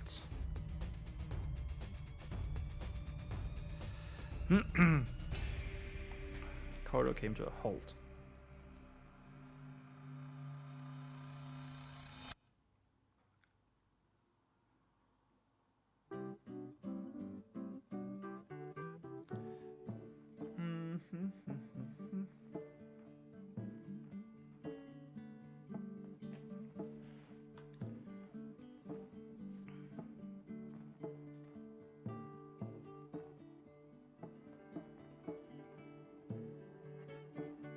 So I want this to be like this is like the end of one corridor, and then I want it to be this doorway, archway that's been boarded up, and maybe a sign that reads "Don't go down here." It's like, or how do you say it? Cave in or something. It probably came in.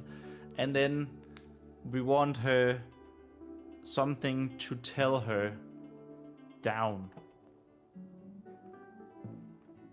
And then she does that.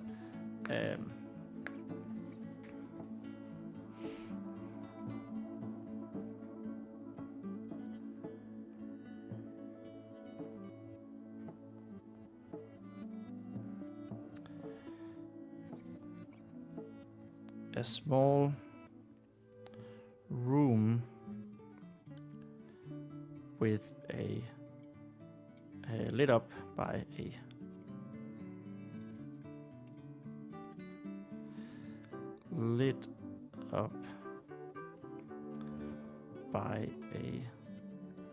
single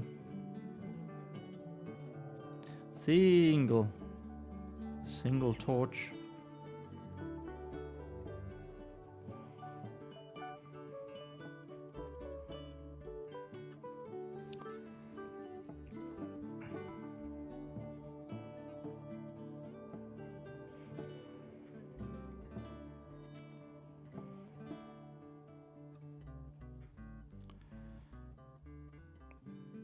With a table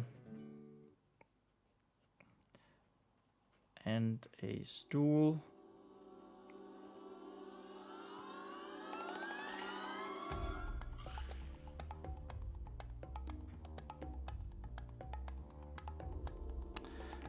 Was in front of her.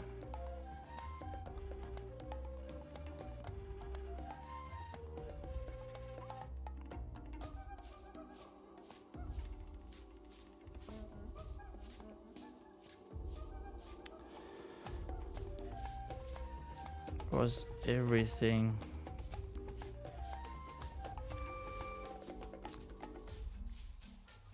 that Vespa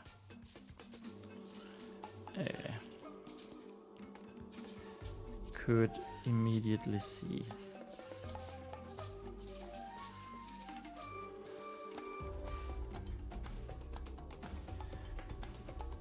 So there's one thing I just realized. Does it make sense that everything is lit up, or should she have a torch with her? Should Vespa have a torch with her? I mean, that probably makes more sense. That she just takes a torch and lights it right at the entrance and then goes around with her. Writing some world building to have a break from my chapter writing. That's a good idea. I think so. Yeah, definitely torch. Yeah. It was more like, I think the way I've been writing it right now is that there are torches lit in the dungeon. And so she's been following the villain and not who she thinks she's been following. It doesn't make sense for a villain to, you know, light his way. They would just have their own torture, basically. Oh, and you can have to walk through cobwebs. Yeah, I thought of that, and then I forgot about it again. But you're totally right. That should be a thing. Like we want to have this eerie feeling, a bit of tension. It's dark. It's scary.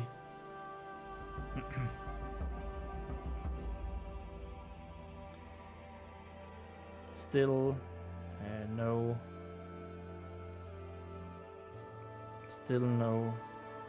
Sire Brendan anywhere.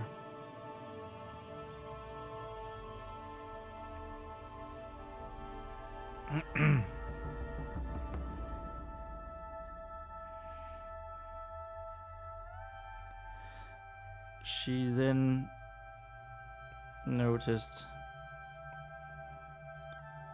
a doorway in the dark.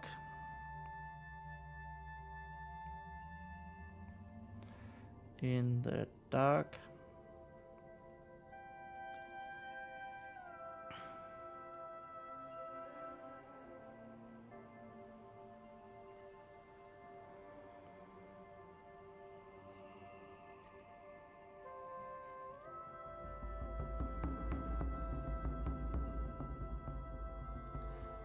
If it goes with your plot, the torch can go out at one point too? Yes. That 100% goes with the plot. I just sort of need to figure out when.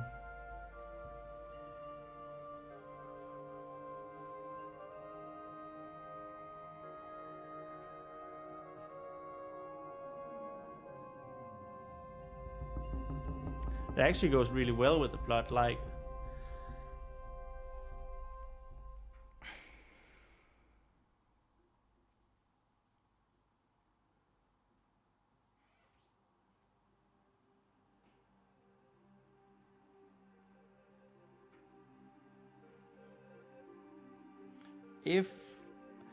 if she takes up a torch now and then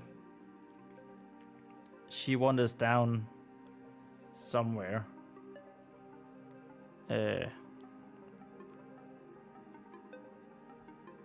because she's going to, at the end of this chapter, she's going to end up in some catacombs, like she's falling down into some forgotten catacombs.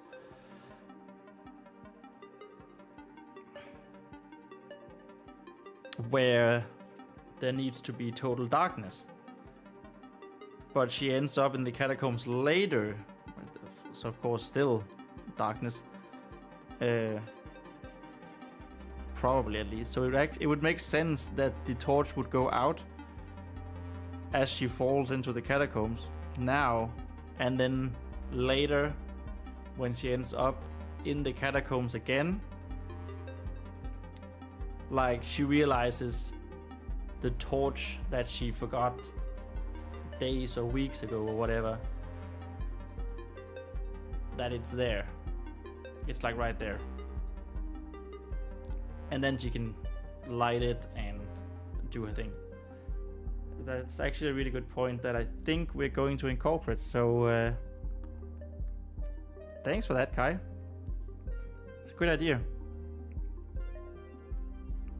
Like I said, I have a good idea of where I want the story to go and like what plot points needs to be done. It's more like getting there that's somehow really difficult, right?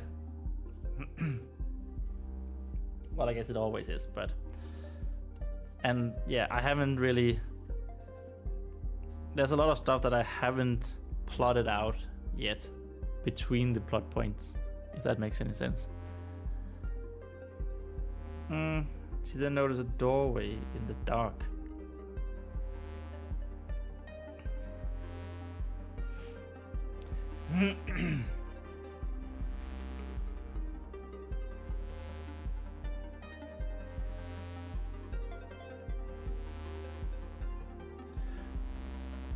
Vesper climbed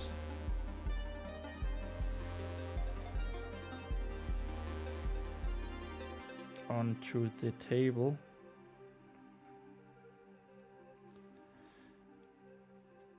By first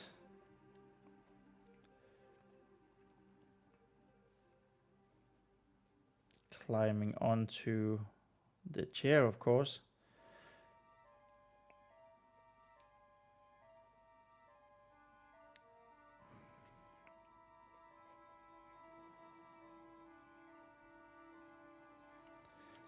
I'm trying to use this sequence here to just, that I'm actually not sure of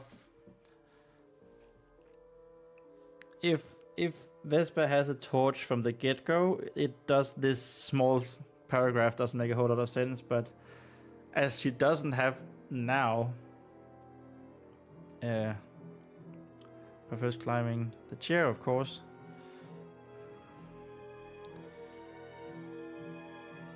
she could just reach the burning torch.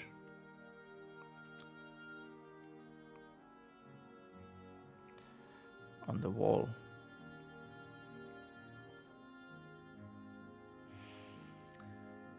I need 2 names. Have you tried? I thought that was really fun. Going to behindthename.com and then using their random renamer tool. Then you can have, if you want masculine, feminine, first name, middle name, bunch of them. And then you can have like, oh, they should have Chinese names and Czech names and Greek names and Serbian names and African names, Roman, creative, I don't know what that is, fairy names, and then you generate a bunch of them, and then you just go through them like we've done the other times, and then suddenly you're going to realize, hey, this is a cool name, and you can of course see what it means. Whoops. So Chinese Hai means sea or ocean.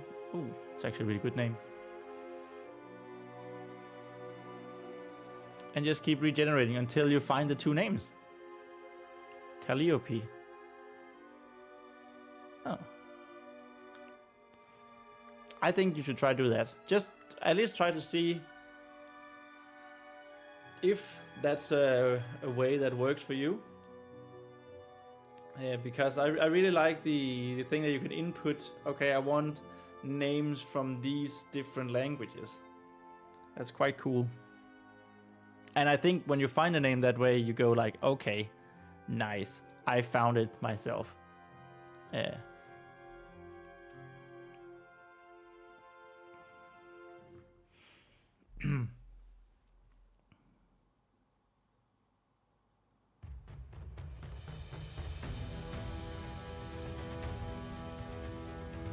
Holding the torch high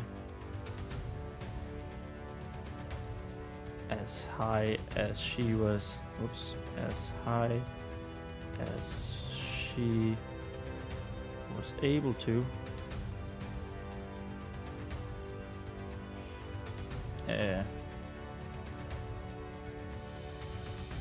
In her gauntlet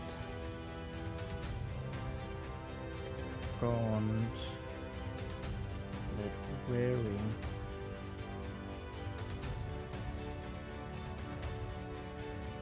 hand, at least. The gauntlet wearing hand, Vesper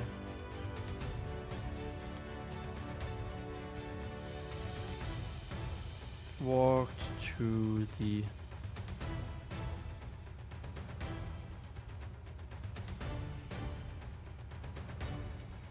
Walk to the doorway.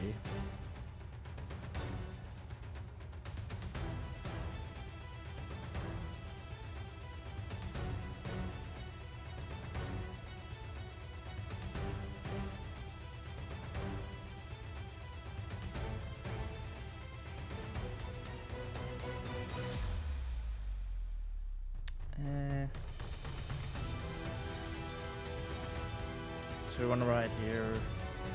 We want to write that it's boarded up.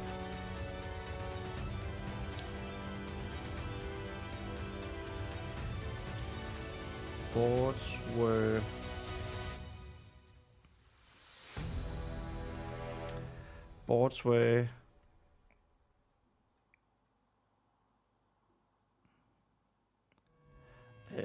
musty old boards.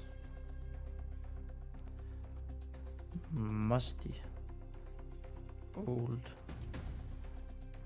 boards were covering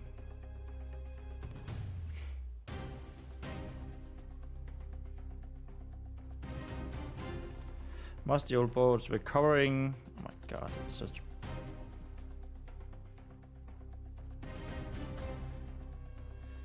If I ever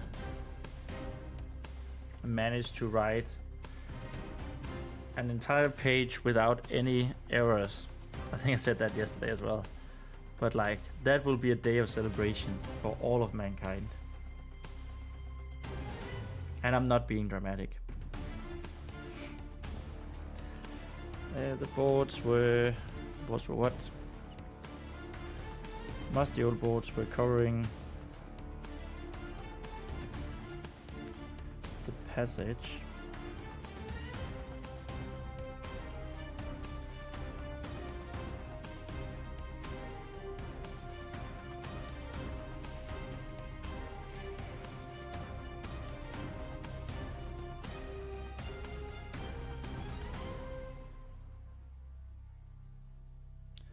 Covering the passage.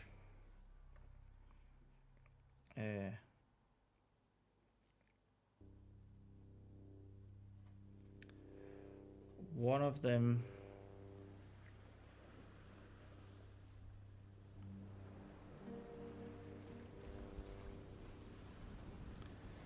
a sign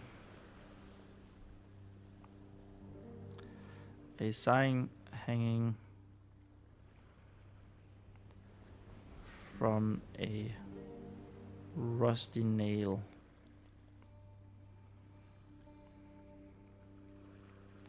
Rusty nail on one of them, on one of them.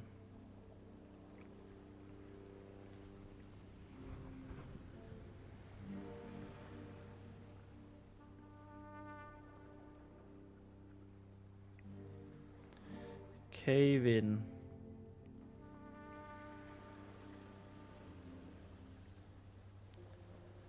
Do not enter.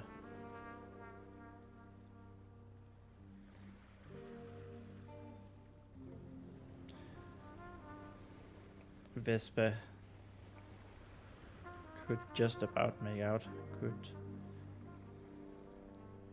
just about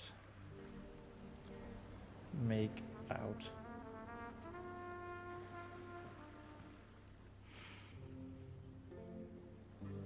She still had seen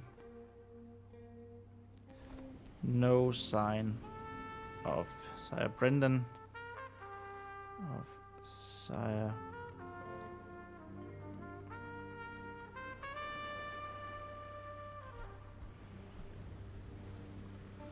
not even in any of the many dungeon cells, many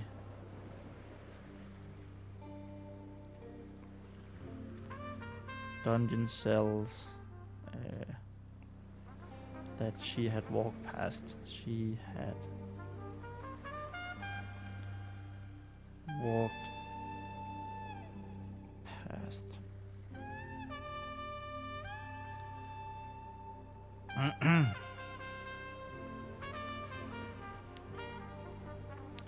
And now down.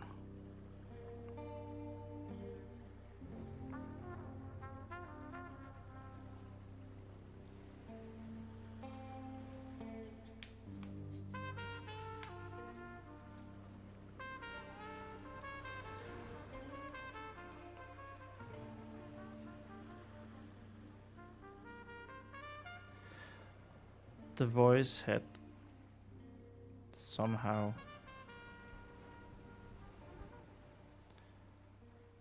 come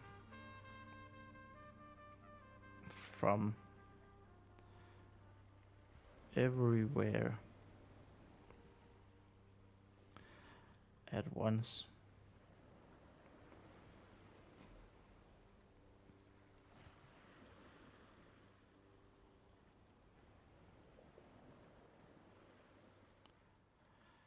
Who's there?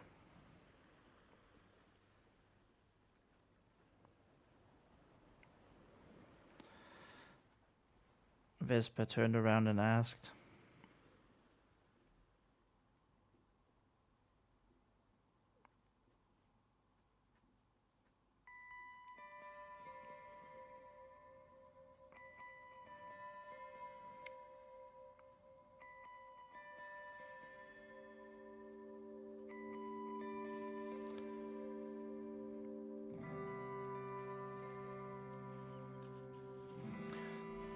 That was the end of page 21. Let's go. I just need a quick break. Need to go pee. So, yeah. See you in just a little while.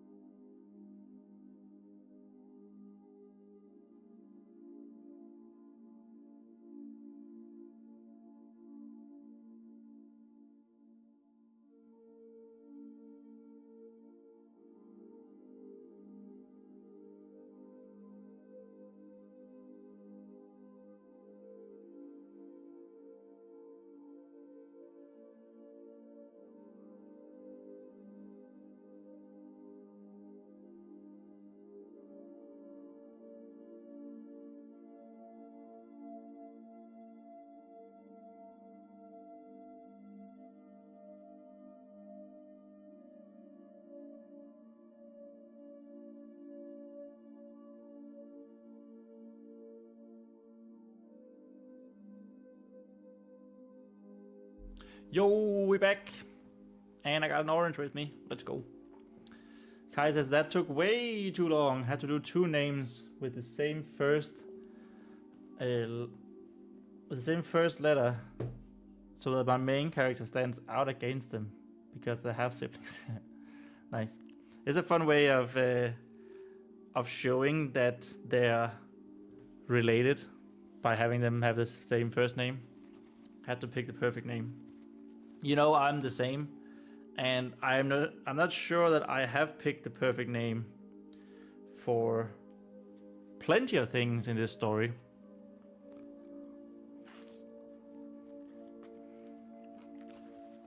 And it honestly bugs me a little bit. Okay. But what can you do? Page 21 is done. And that means we are moving on to page 22. And will you look at that? We're closing in on the marker for tomorrow. About 2 pages. And I definitely want to finish that one as well. Maybe a little bit of the next. Good thing we're here all day. Yes, indeed. Page 22.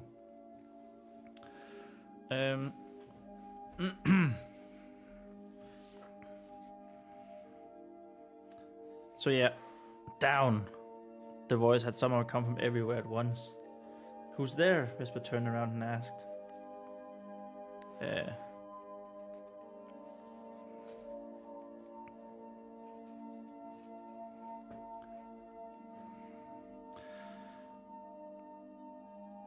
No one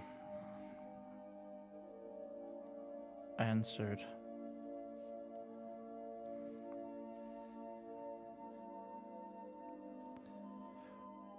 No one. Oh, actually, just no one answered. And then she will ask, Sire Brendan?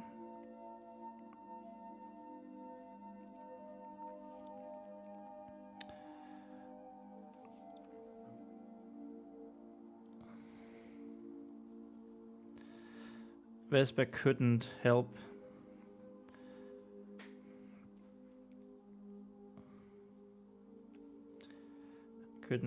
but feel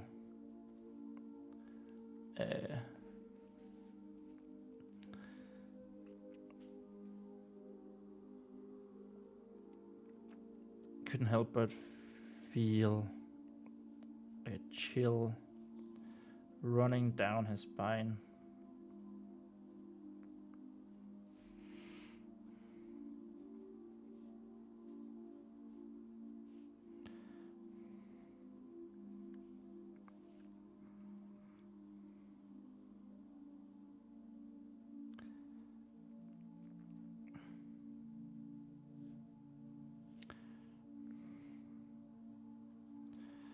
But maybe that was just the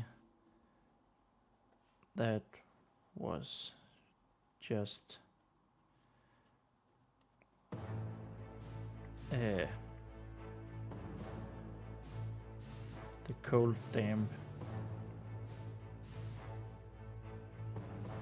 dampness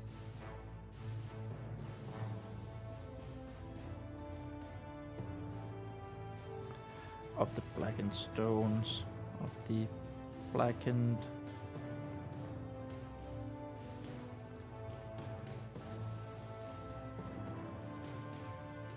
This subplot has lore. What, your own subplot or my subplot? Because if it's mine, then thank you. If it's your own subplot, then let's go. Probably your own, given how you were just talking that you were writing background lore.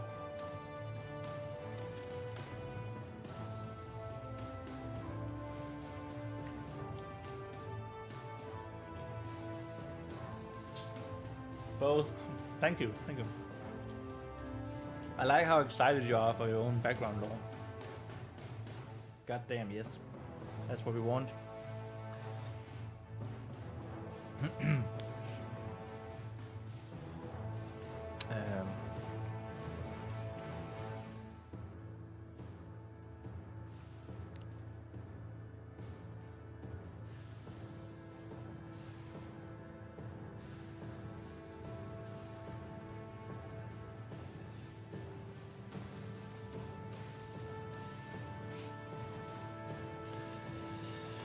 But maybe that was just the cold dampness of the blackened stones. Blackened stone dungeon.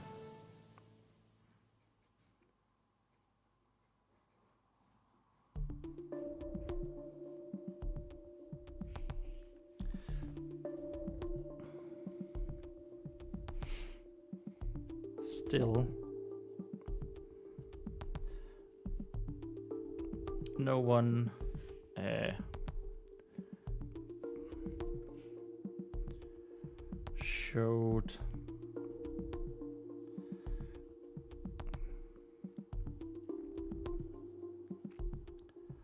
showed themselves as Vesper.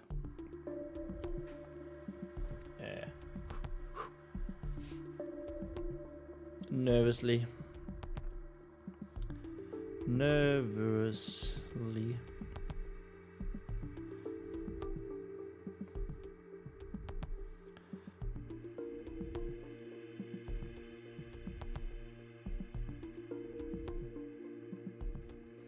Oh my god, no one can read that. Nervously.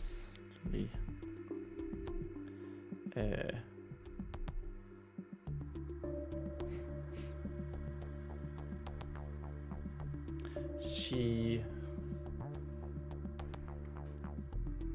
threw. No, she didn't throw. She swiped. That's not a word. That's not the word I'm looking for, but it's maybe better. Swipe.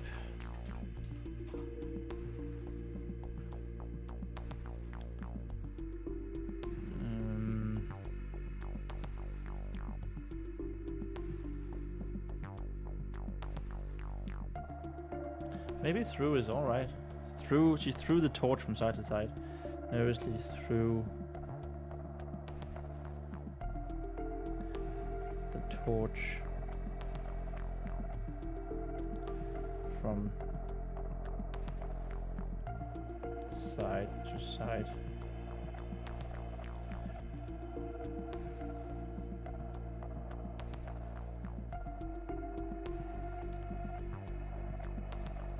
Looking back to the corridor.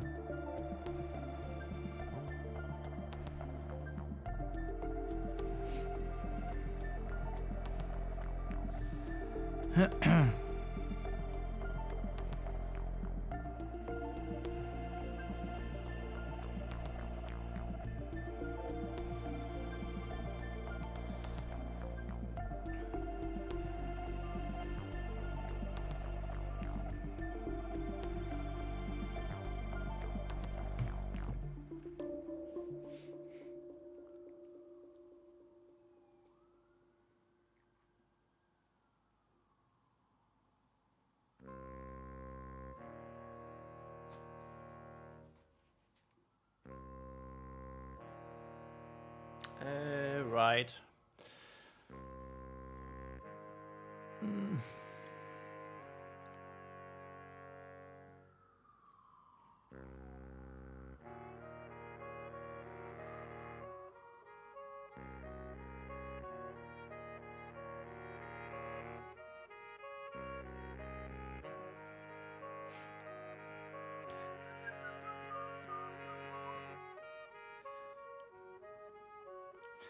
Yeah, now it's the voice should be there again.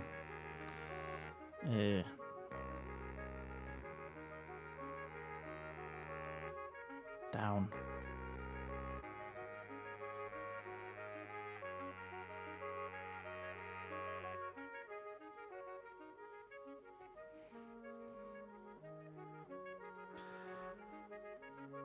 Vesper quickly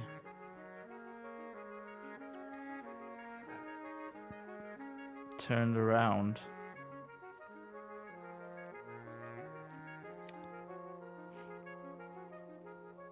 This somehow seemed to come more from the doorway,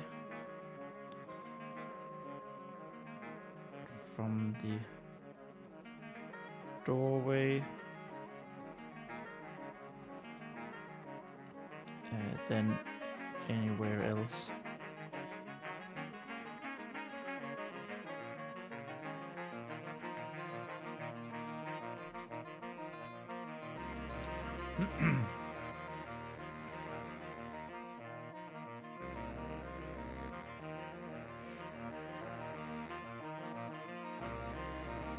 Hey. Hello?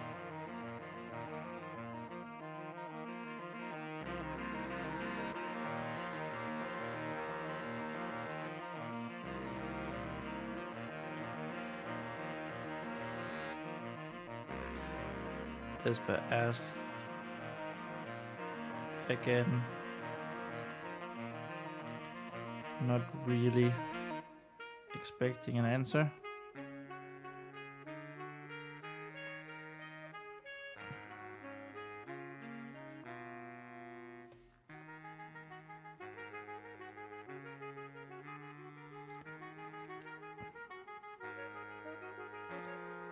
None came.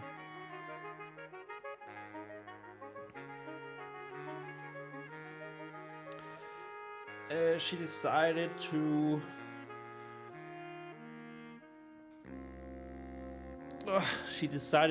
go to the doorway and look down, and turns down there's like stairs. It was pitch black down there, but there's stairs.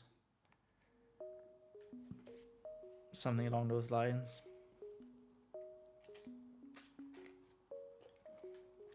And then she reasons that the voice would be Cy Brendan.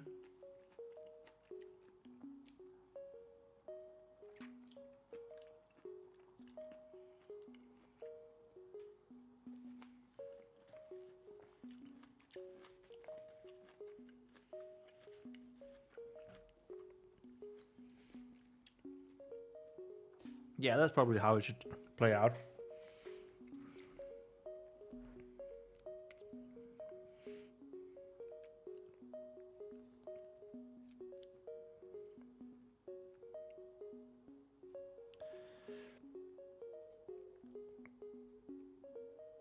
With the torch stretched out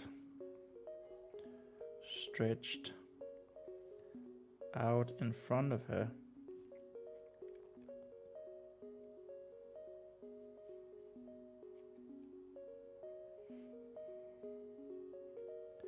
and her wooden ladle up high and ready.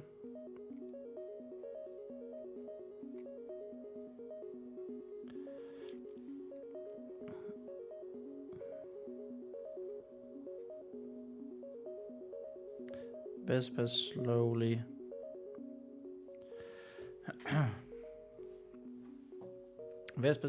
moved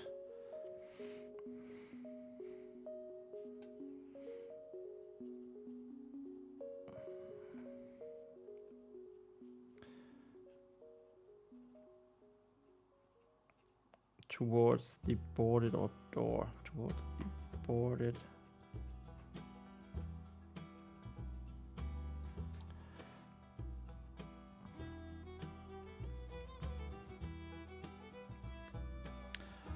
one step at a time.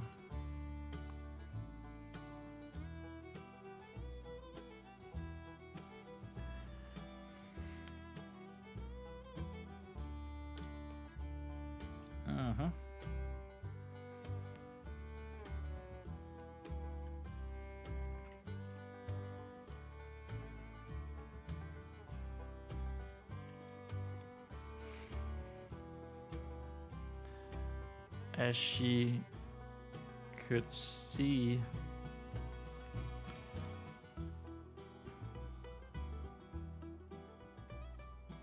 as she as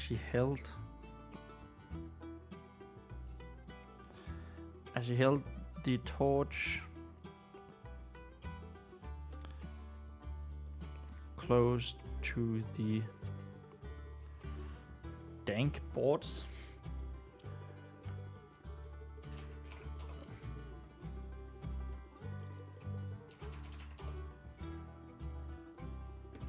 Sorry, I was just looking at the dictionary.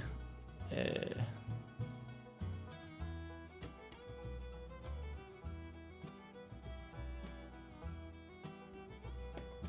kind of don't want to.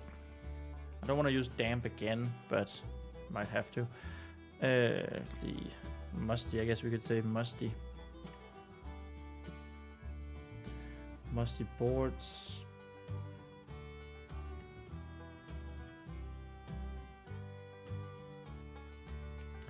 Vespa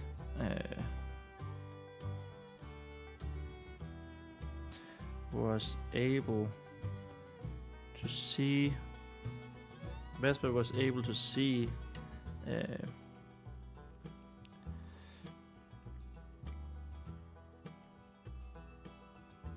stairs running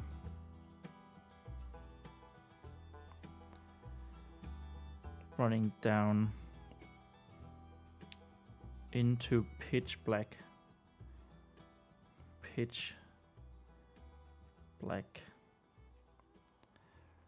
darkness behind them.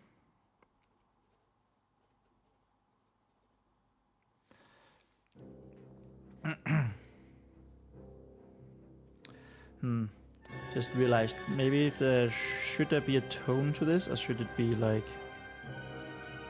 tone of voice? Demanding.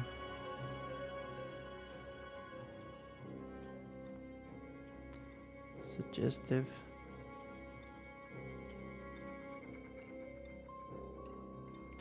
None. Probably it should be a tone of voice, some sort of voice there.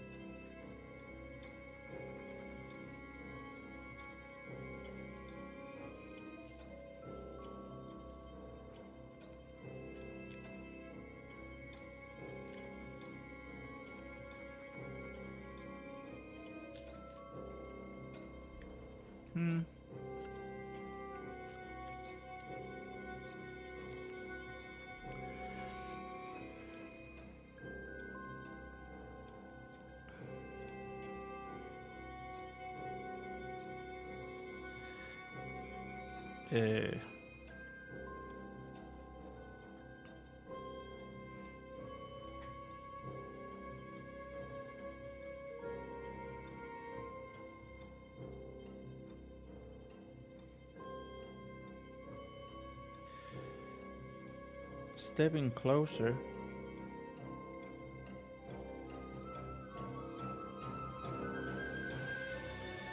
In an attempt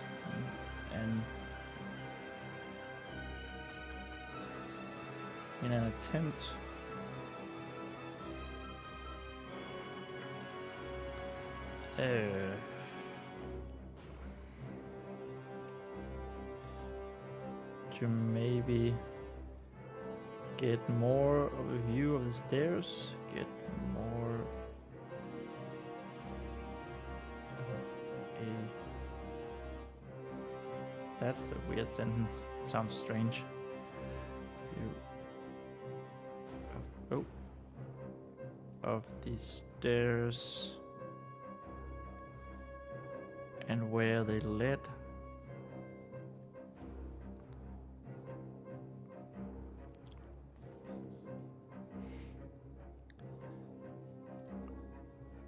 Vespa bumped into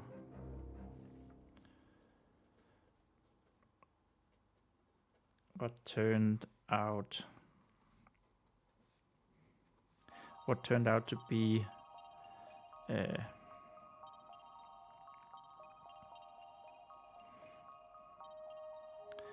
a couple of the musty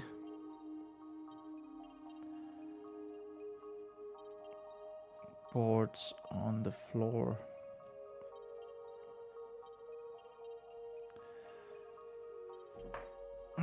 Kai says, I'm thinking of doing 5 subplots across 2 books. Nice. I like how you have that, sort of have the idea down. Do you know what all 5 subplots are going to be about, or do you just have like, I think 5 is a good number? Because I have one subplot that I think is gonna span all 3 books, and sort of the 3rd book here in this trilogy that I'm intending to write. Like the climax is this subplot is gonna turn into the main plot of the 3rd book. It's this subplot with this lingering evil. And then I have a bunch of subplots for this book in particular, which is, first of all, Vesper is lonely. She needs a friend, and she's gonna get a friend. And of course, the whole paladin quest of cleansing these dead lands. And for the 2nd book, like I have a very good feel for the story of this first one that we're writing right now, and I have a pretty good feeling for the 3rd book, whenever that's gonna happen. I have nothing basically for the 2nd book. I have another subplot for the 2nd book in mind, but the main plot, maybe 2 subplots for the 2nd book, but the main plot is just like, I have no idea what's gonna happen. It's the difficult middle ground, right? You say 2 out of 5 so far. 2 out of 5 is good. But I also feel like the more I write of this book, the clearer things becomes for the 2nd and 3rd. Like when I started prepping this book on the live stream back in September, maybe October,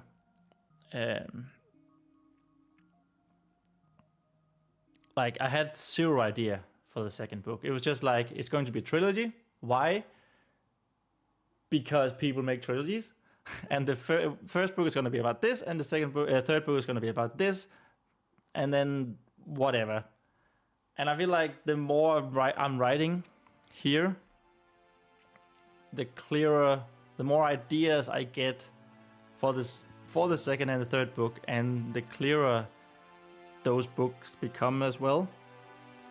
But still, my 2nd book, I'm not dreading it, but I'm a little bit scared when this is going to be done in 100 years. Because I don't know how to finish a project.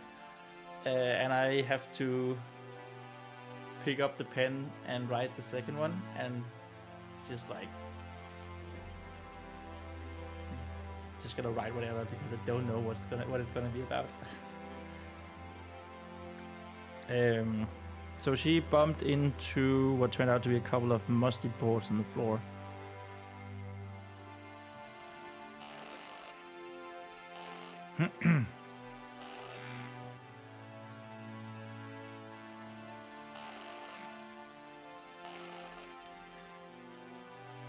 For a single moment,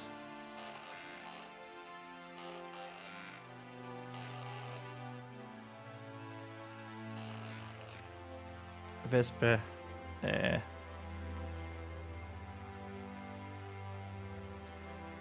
thought that the giant worm beast was out to get her.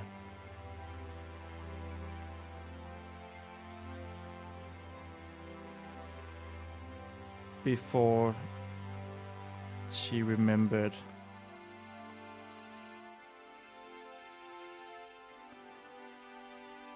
why she was down. Oh, shy. Why she was down in the dungeons. Dungeons in the first place.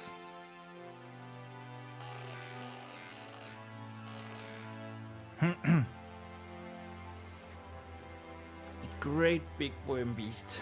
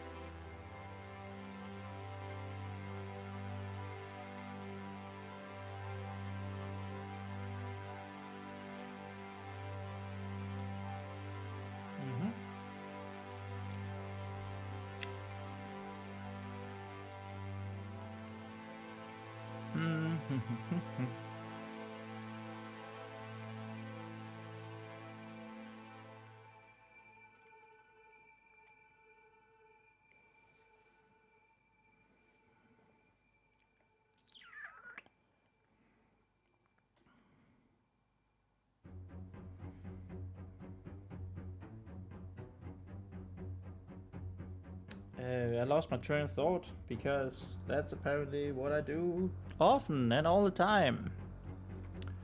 Yeah.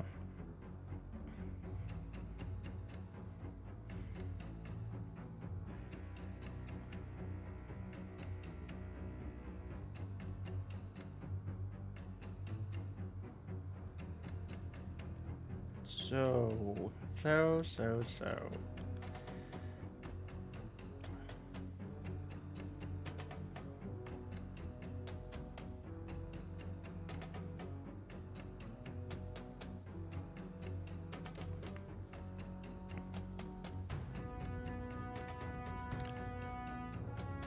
Maybe the voice was Sir Brendan's.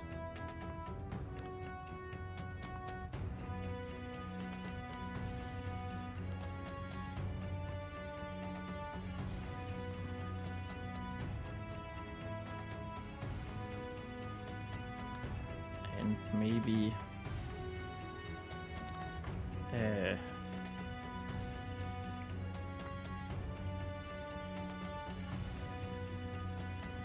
he was really calling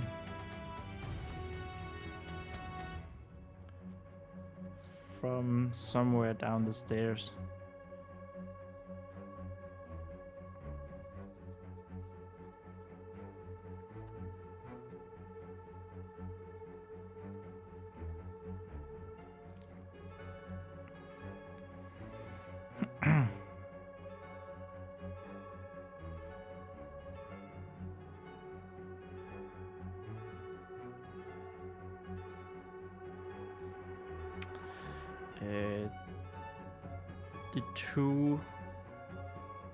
The two musty boards on the ground on the black stone floor.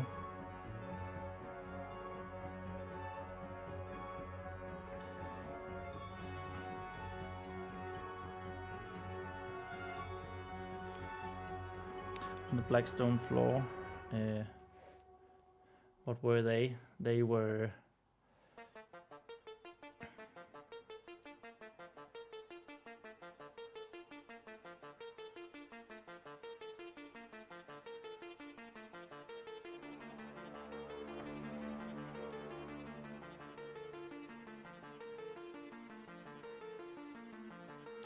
looked to have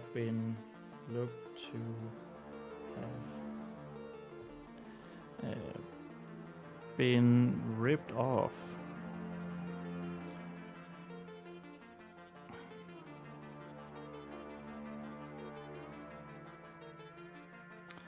Ripped off from also blocking the doorway.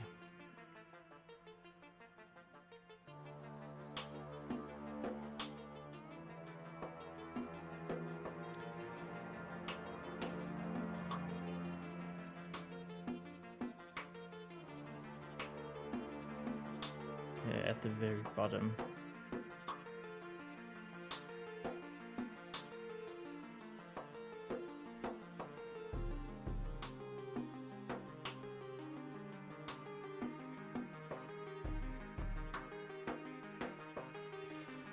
Judging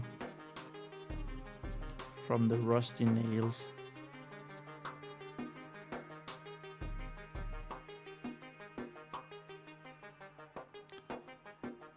That still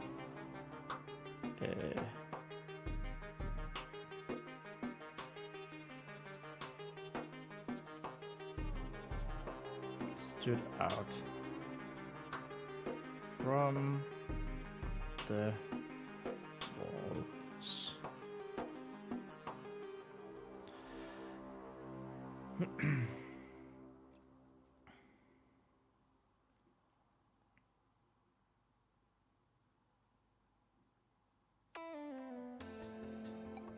Kai says, I love having an idea that is actually so good I have to rush to write it down.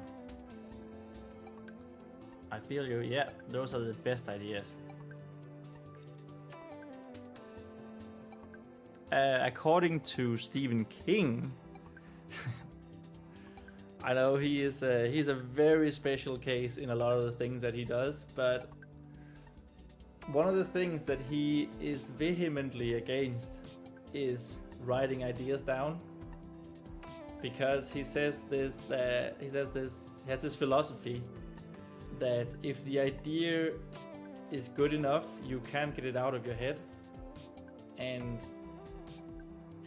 writing ideas down is just the death of good work, I think he calls it. I'm in the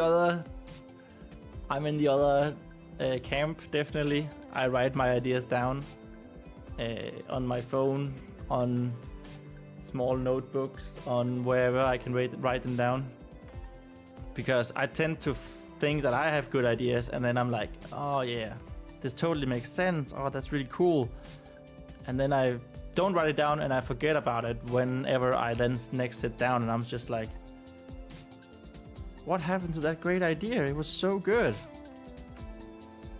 But I can see it from his perspective as well, in the sense that, how do you say, in the sense that it makes sense, like the really, really good ideas, you just can't get them out of your head, right? That's what he's saying, basically. He's phrasing it a bit weirdly, but, you know, he has written so many books, so I have such a bad memory. You and me both, Kai. You and me both. Like I mentioned earlier, I tend to remember the things that no one needs to remember, the unimportant things. Nails that still stood out from the walls.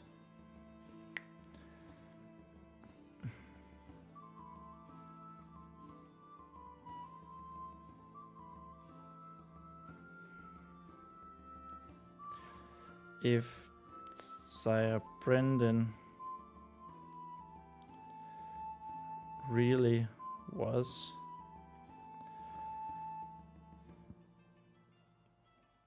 down there,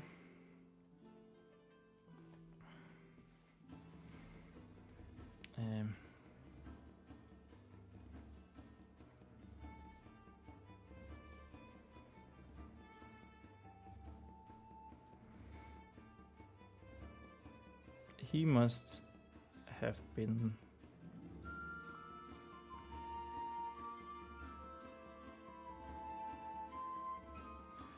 have been the one. Oh my freaking god. Have been the one to remove the planks. Is there another word for musty?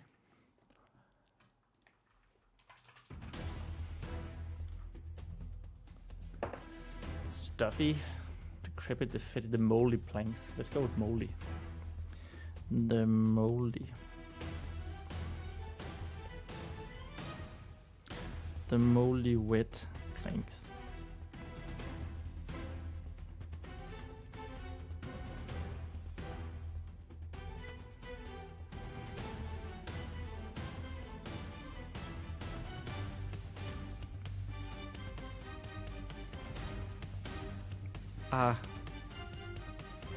Our mighty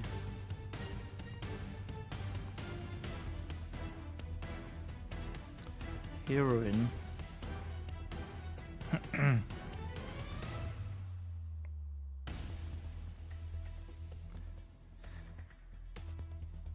decided to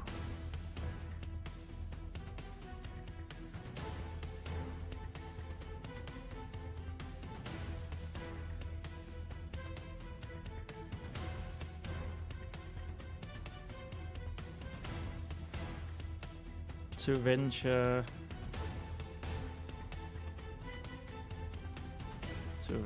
forth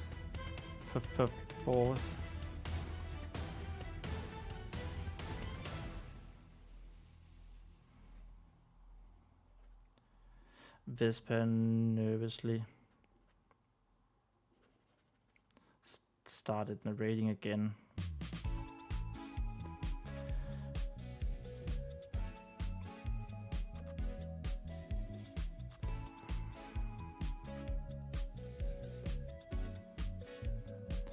Her voice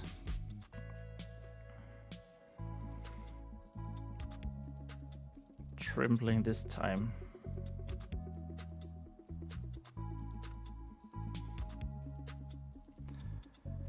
And she didn't seem able to get it under control. She didn't seem able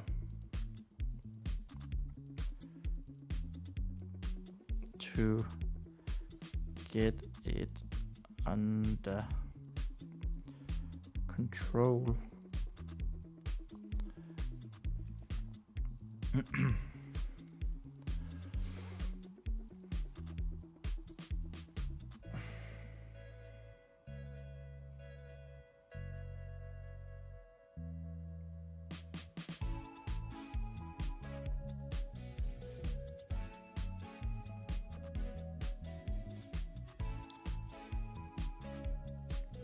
Okay.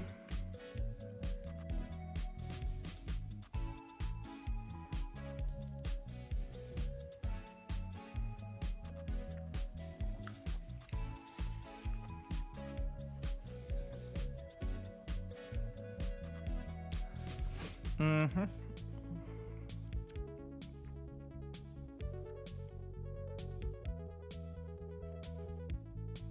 That's supposed to say F fourth.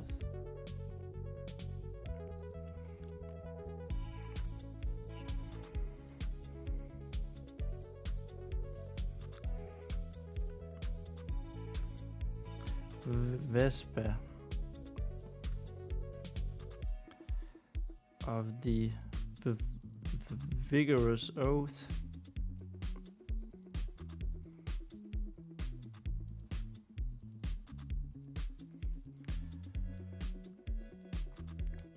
remembered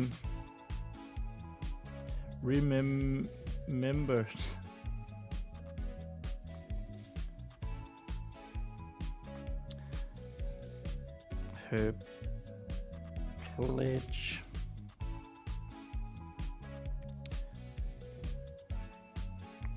to the poor old So like now she is coming up with another layer of her imagination, of a daydreaming.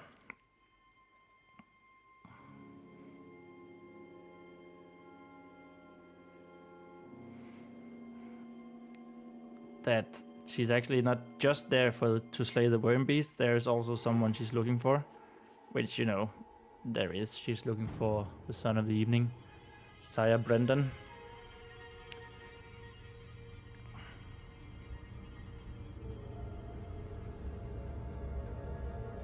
Remembered.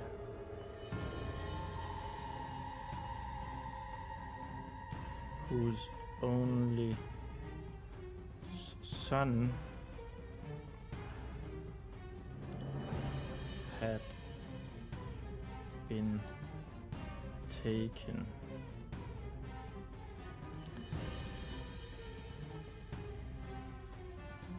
by the terrible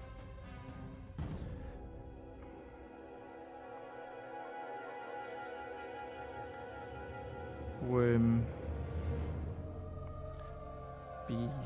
beast.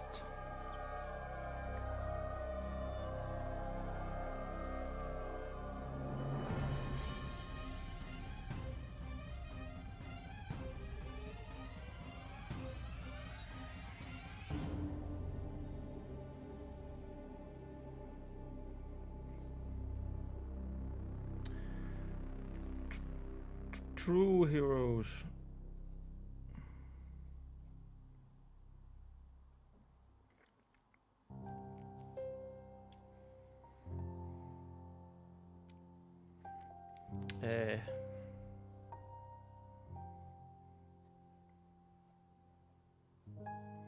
Aren't scared of darkness.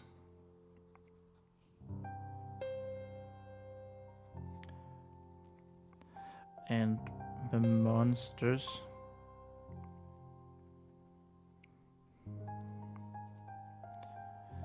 Vespa told herself.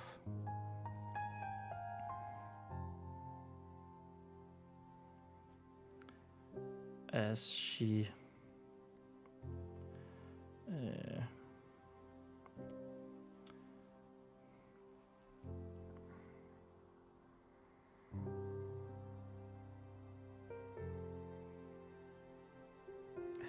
squatted under.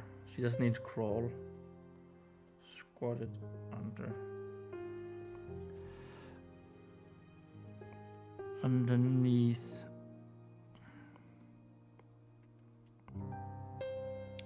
She squatted underneath the missing.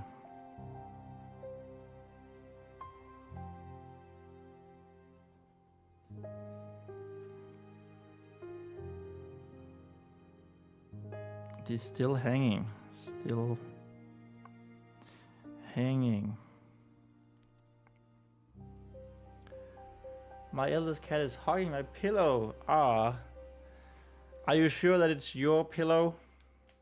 I'm pretty sure it's your oldest cat's pillow. And that's just the way things are, right? You don't wanna disturb a cute feline friend when they're just cozying up. Nuh-uh.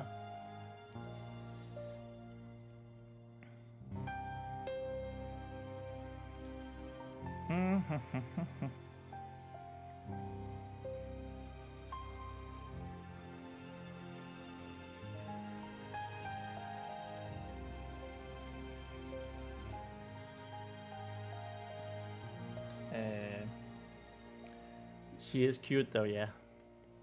Without knowing your cat, I can say yes, she is cute. That's just the way of things, right? They're just cute. Too cute. They're still hanging boards.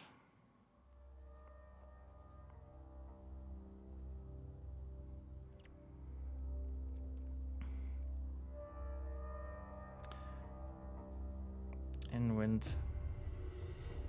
down the stairs.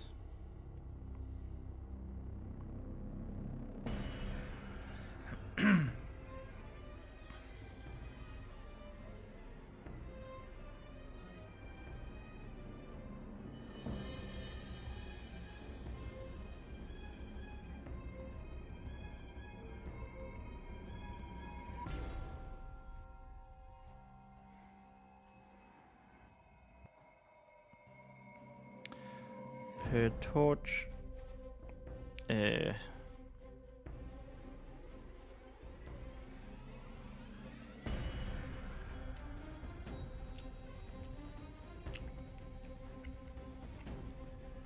Her torch being the only light.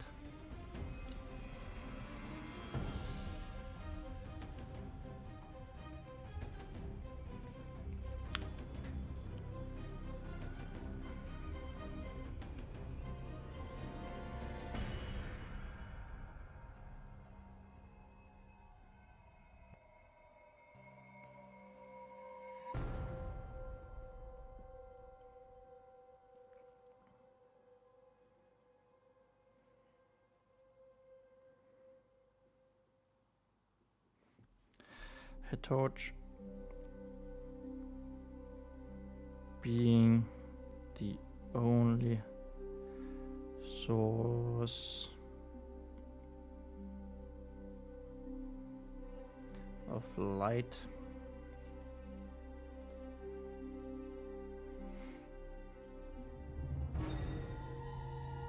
Did not have any positive effects. I don't know about that phrasing. Positive. Oh my freaking god.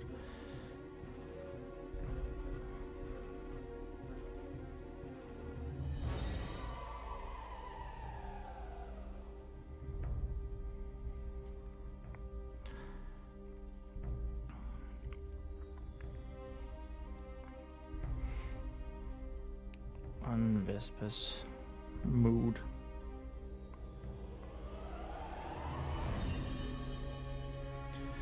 Weird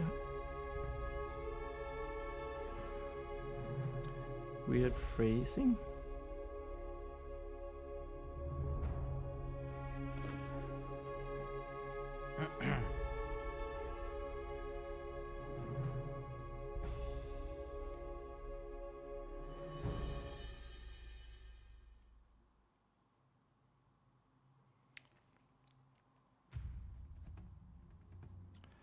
With pitch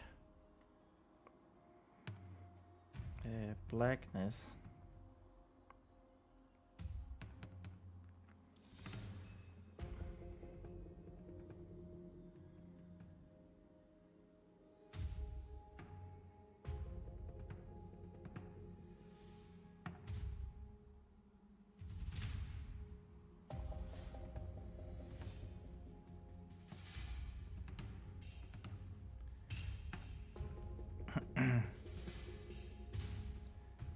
As the only thing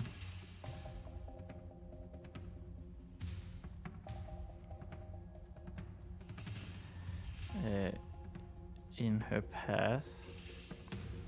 I was about to write in front of her, but that's really in front of her, or in front of him, in front of them. That's, I don't know why, but that's a crutch phrase for me. I use it all the freaking time. He said to the person in front of them. I don't know. It's just something like when you get aware of it, when you get aware of crutch phrases, right? You just start seeing them everywhere in your writing. And of course you use them because they sounded good in the first time. And they made sense the first time. And then you just keep using that crutch phrases. And you're just like, god damn it, when you realize what you've done. Again and again and again.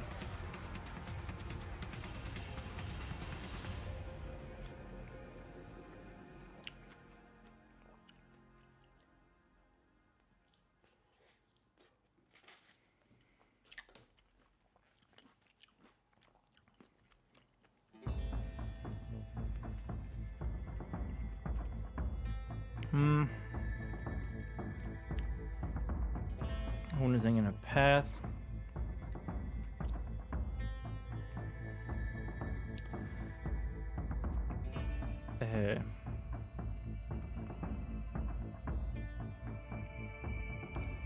She walked down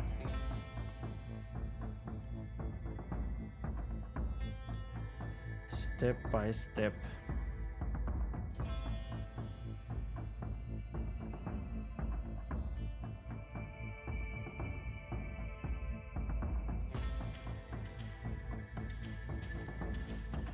ladle at the ready, of course.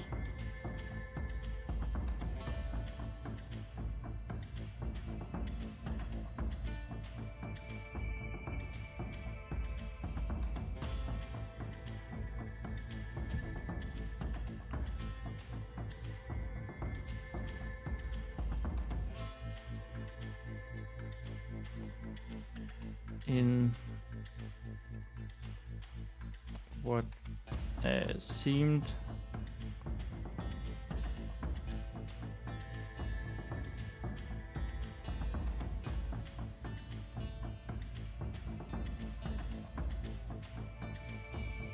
not in. She walked down step by step what seemed a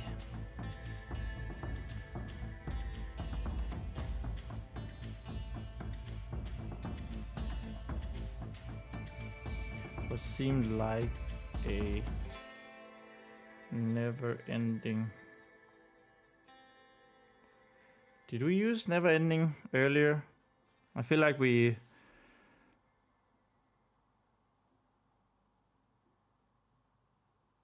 talked about the chilling corridors that never ended or something. I don't know. Seems like a never-ending.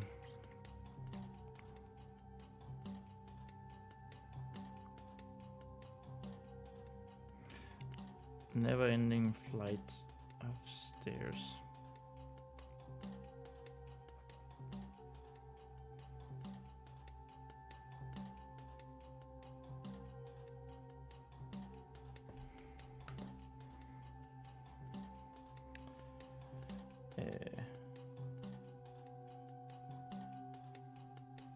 Usage.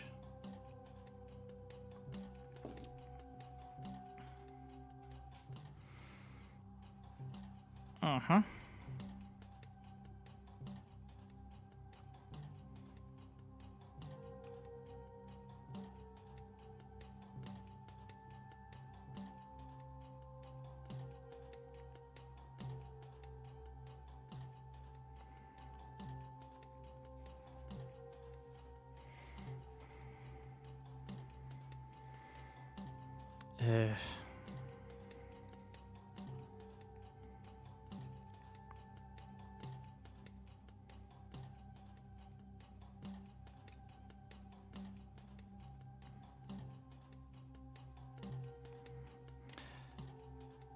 With her heart starting to race more and more,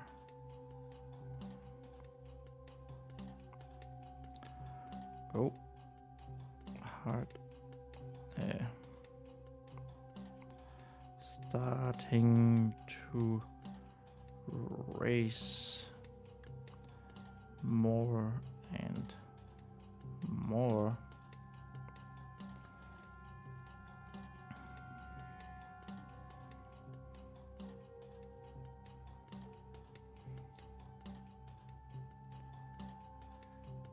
The only other thing, and that was page 22. Whoop, whoop, whoop, whoop. Let's go onwards to page 23, and that means that we are closing in on the wahoo, indeed, Kai. That means that we're closing in on the marker for day 5, which is tomorrow. Let's go. Awesome.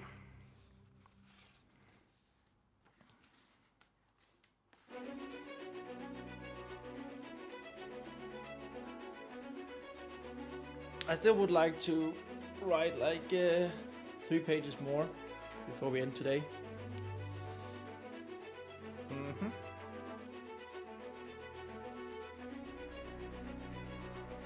I mean, that should be doable. We've done it the other days.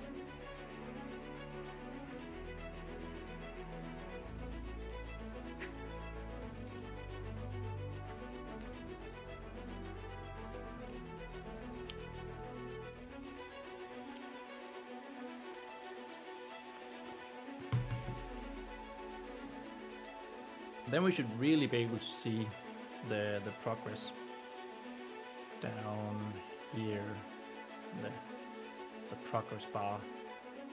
Oh, it's gonna be so good. It's gonna be so great.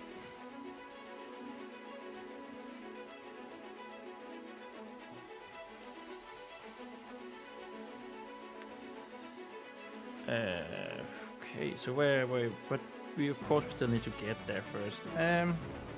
With the heart starting to race more and more, the only other thing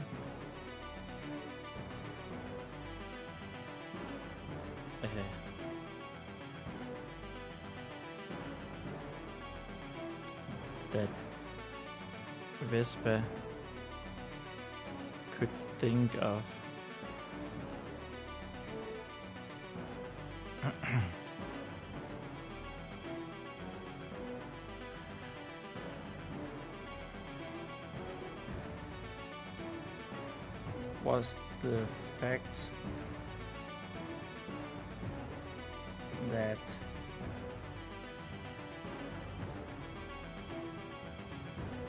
was the fact that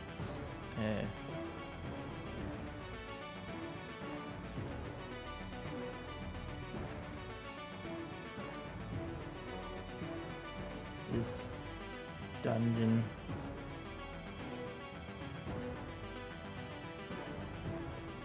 had always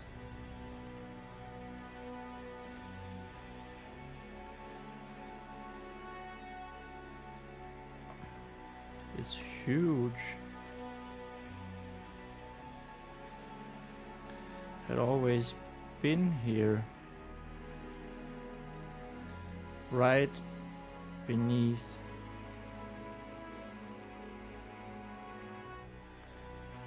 Black River's Keep.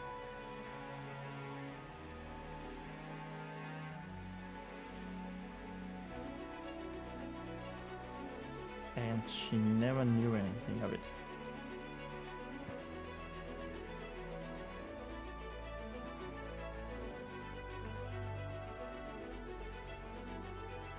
She never knew it.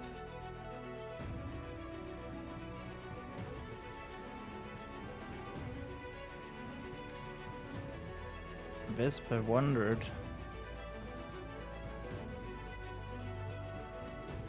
if Afaya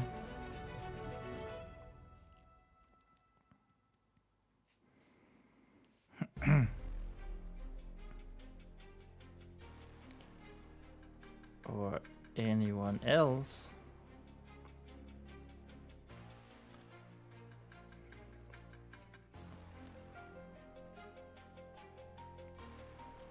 besides Sire Brendan, of course,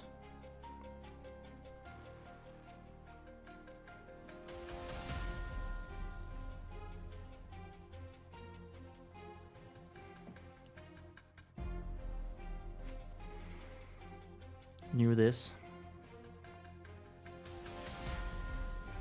knew of it.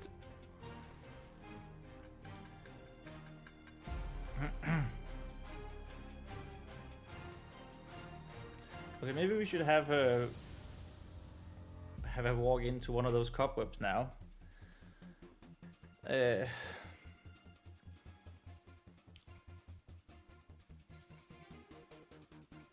what if she like looks back to see how far she's gotten, but she can't really see very far because it's pitch black. She couldn't even see the doorway, and then she turns around again, like she walks into a cobweb, and she freaks out a little bit. And maybe it ends with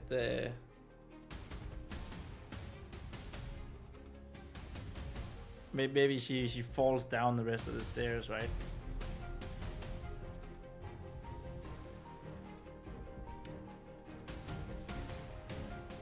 That's actually not. I don't think that's half bad. I think we can work with that.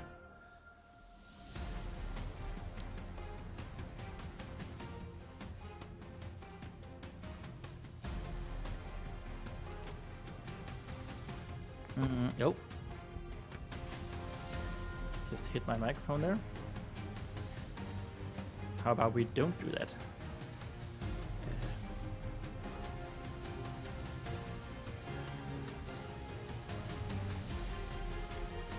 Vespa, look back up.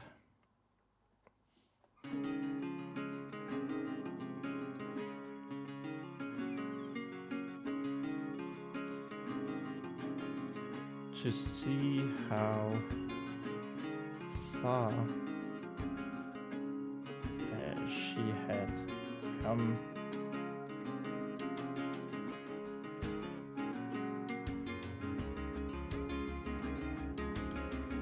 Walked down, descended. That's a good word. Descended.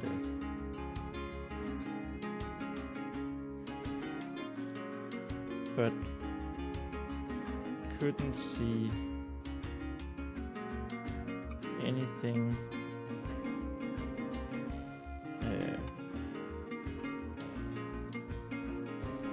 other than the deep blackness, deep darkness.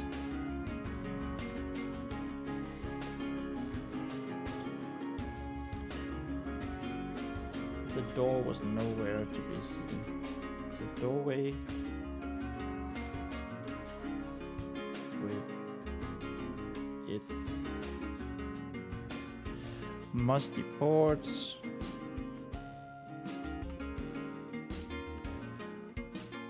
was nowhere to be seen.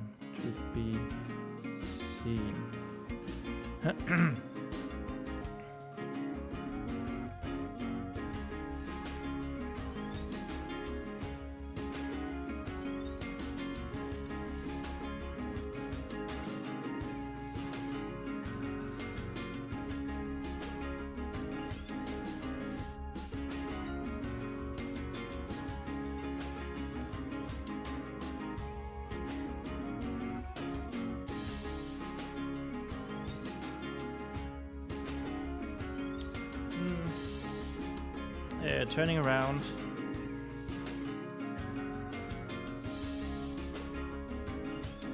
Turning back around.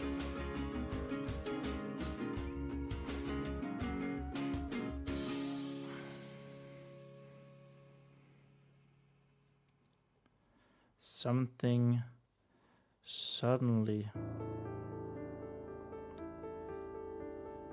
grabbed and stuck to Vespa's face.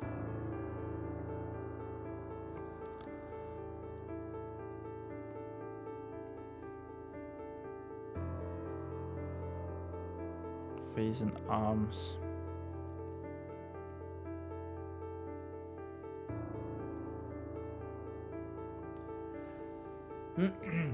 Guys, it has to rewrite chapter 15 because I changed something not long ago. I forgot, so now chapter 15 doesn't make any sense. Oh, that's the worst feeling. That is the worst. Yeah, I've done that.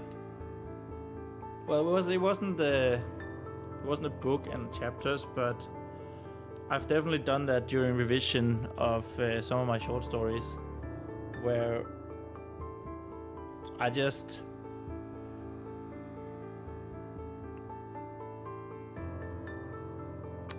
how do you say it? As I was revising it, I suddenly realized that I was missing something that I wanted to, something background lore that I wanted to allude to or something, or an explanation of something or whatever. And then it just sort of,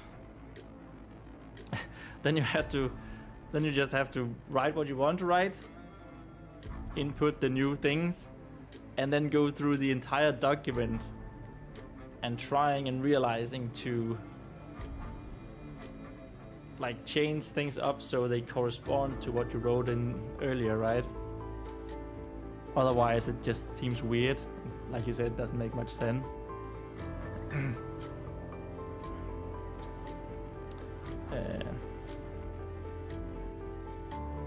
But at least think of it this way. You're making the story better, even though it sucks to rewrite things. But there's a reason why you came up with or changed the change, right? Or adding to it or whatever. So hopefully it's for the better, even though it sucks.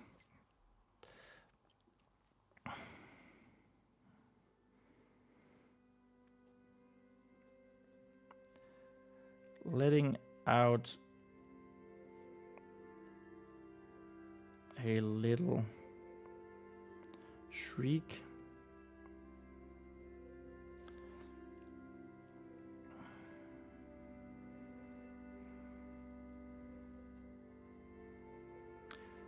Was all Vespa managed to do.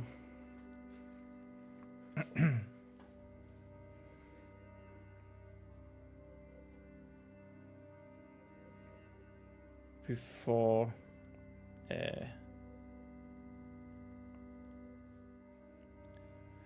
her flailing arms.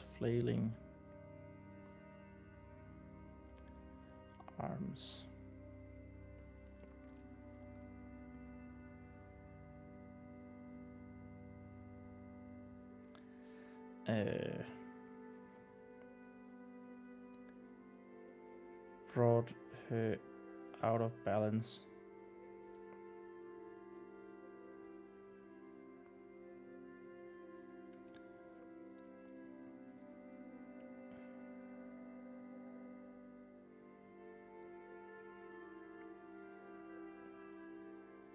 And she soon got out of balance and sent her tumbling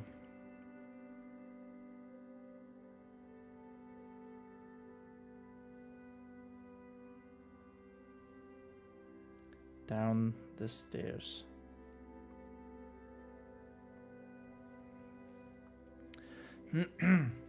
Okay, so there's a little problem here.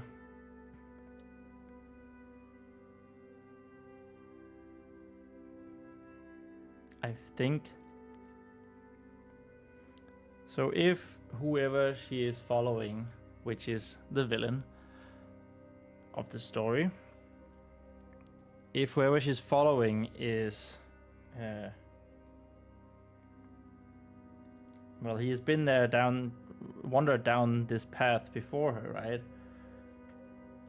He would have, of course, removed cobwebs. But maybe it came in from the side. Maybe it's just like they removed,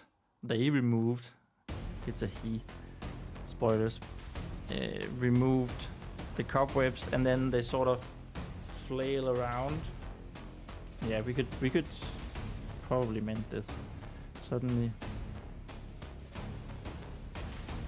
came from the side.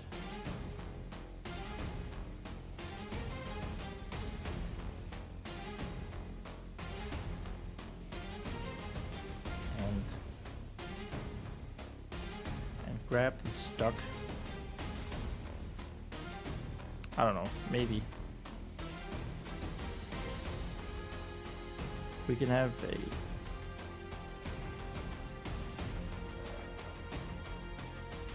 does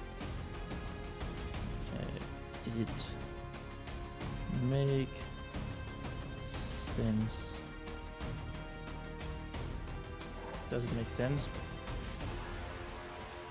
What a comment. Does it make sense?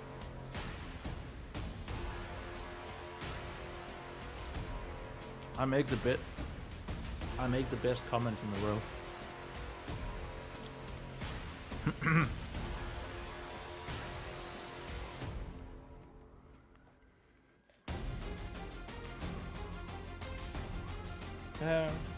Right.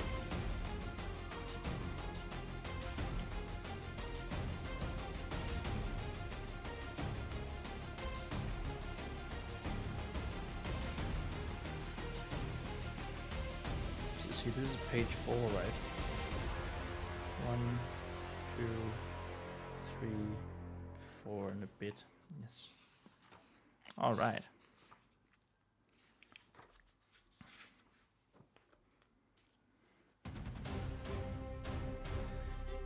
Coming downstairs.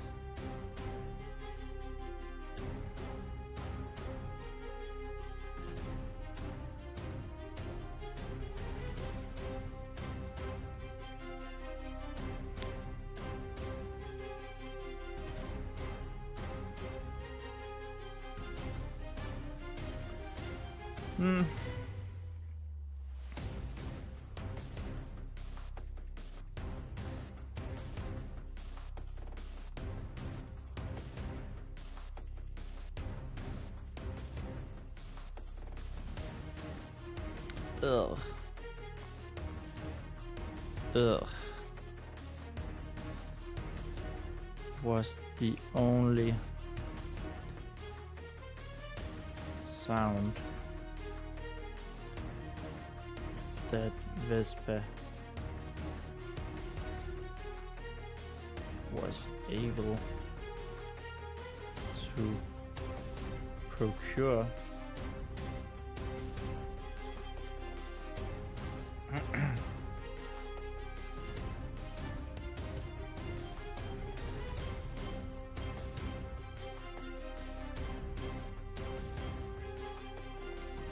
As she opened her eyes.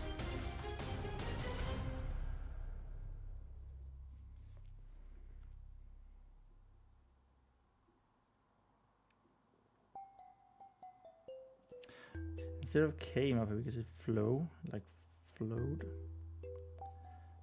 from the side. Because then that would be, if it's like flowing, right? That's cobweb that's been like destroyed, and there's some wind or whatever, and it's like flowing in the air. Then we can, that way we can justify that she walks into cobwebs here. That should have been removed earlier. Was able to procure as she opened her eyes.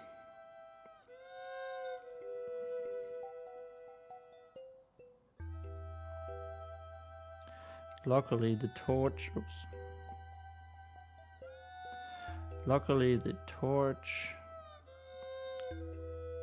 was still burning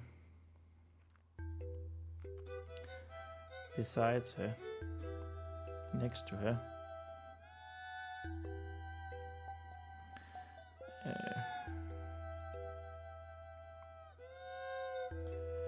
On the floor,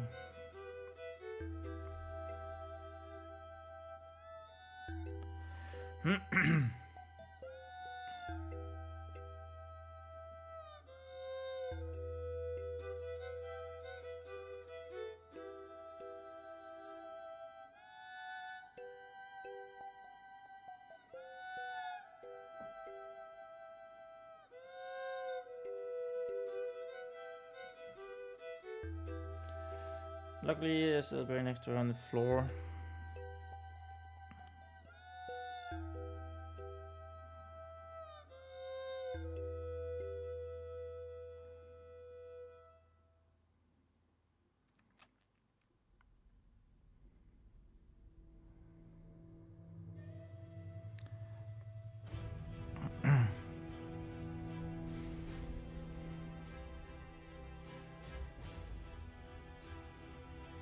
So she could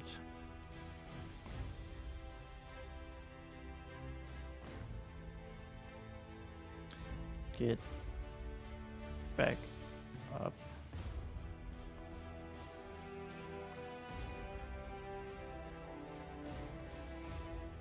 So she wouldn't have to get back up.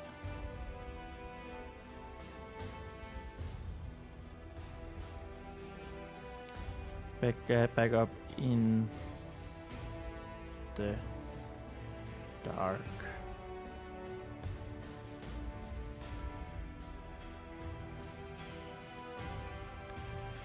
Wouldn't have to. Okay, I'm in a good flow right now, says Kai. Well done. Awesome. Sounds good. Keep up the flow then.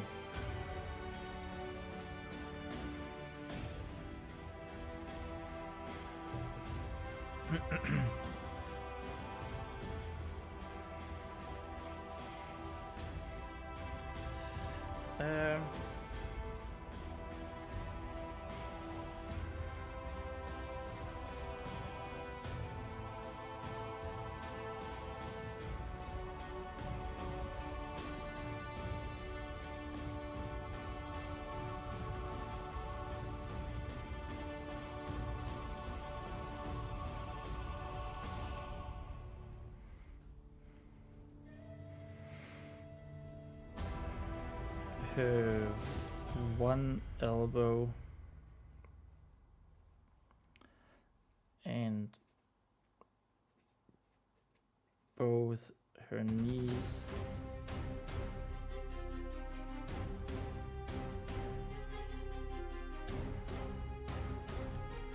were aching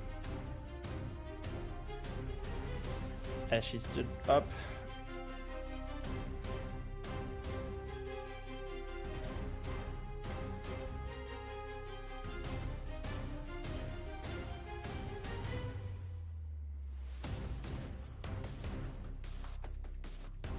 As she stood up, realizing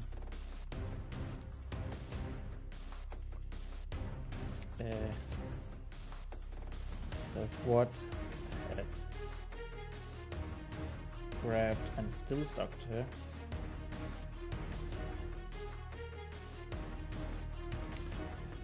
and still stuck to her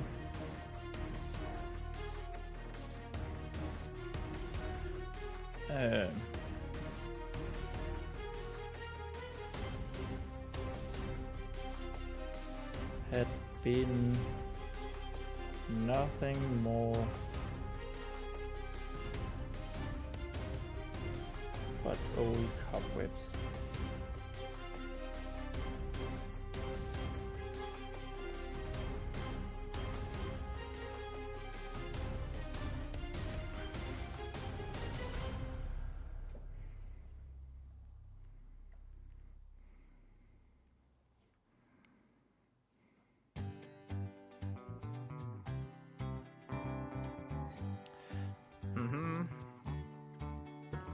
Attempting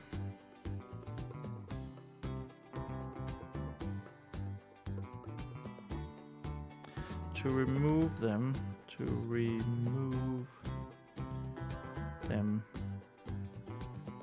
the best she could.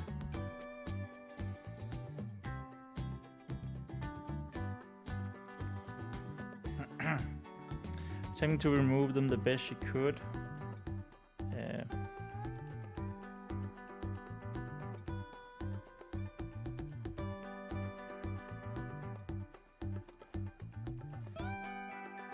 Spitting to get it out of her mouth. Get it out of her mouth. Spitting and shaking her head and shaking her head.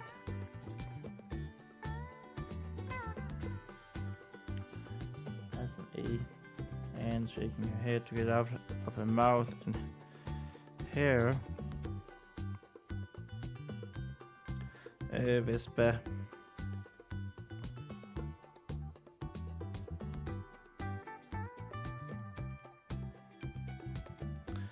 Vespa realized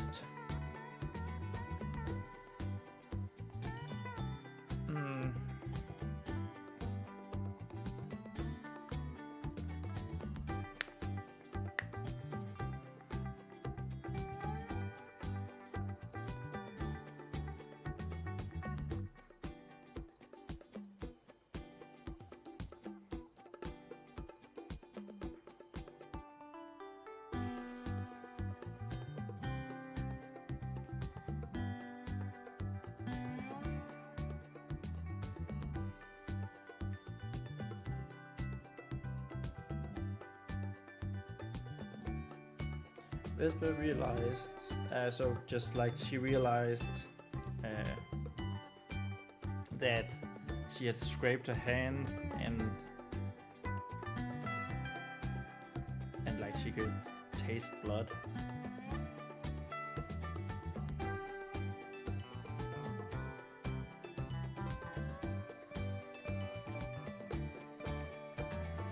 Yeah.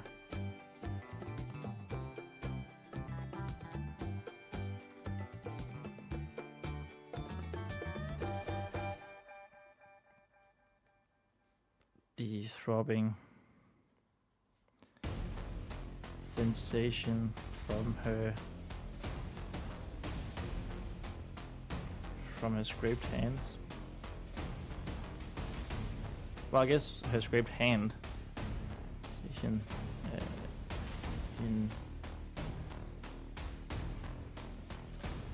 from her scraped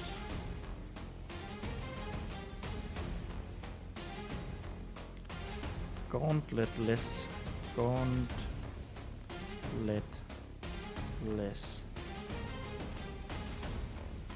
hand.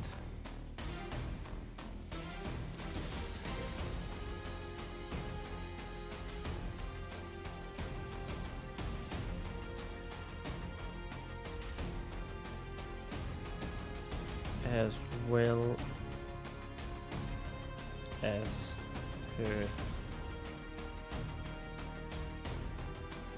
the taste of blood in her mouth.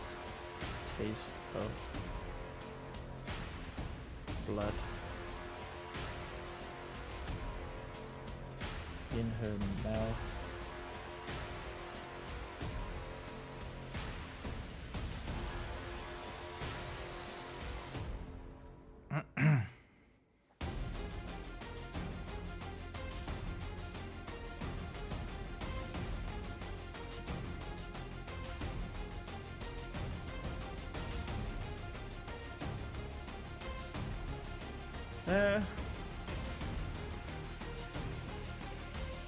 Taste of blood in her mouth.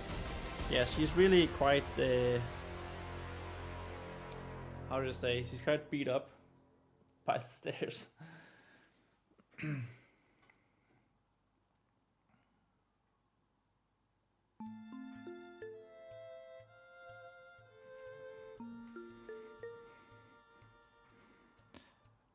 Touching her lip,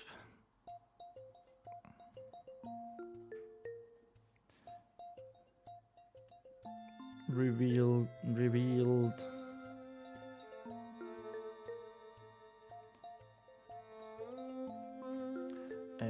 spray. You say that? No.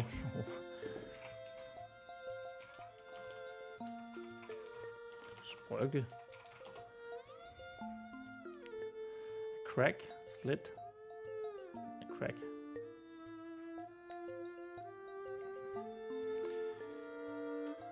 Revealed a wet crack.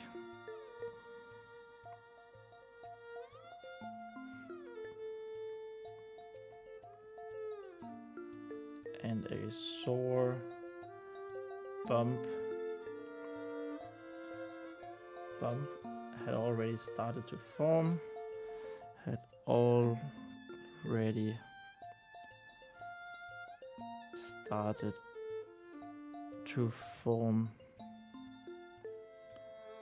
On her forehead.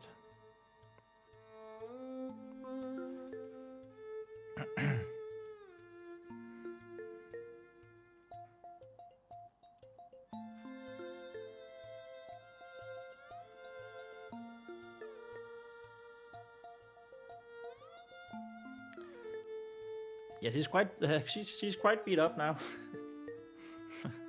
Maybe a little bit too much. I don't know. Vespa looked around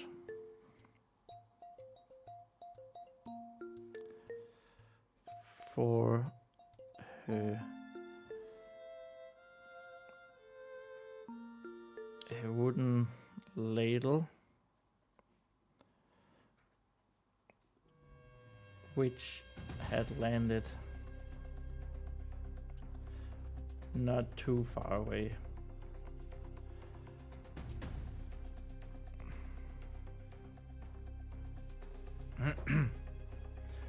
It had landed not too far away.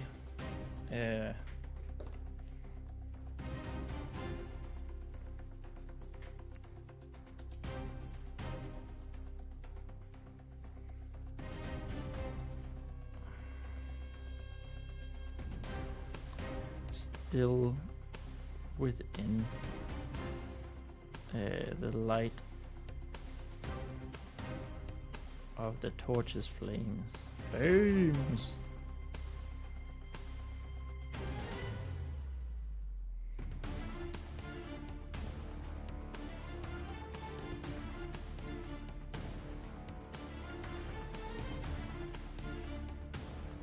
Picking up first the torch.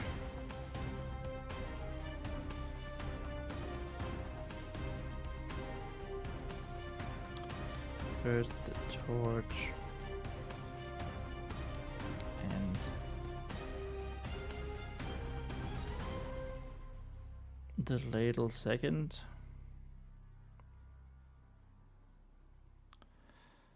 Vespa finally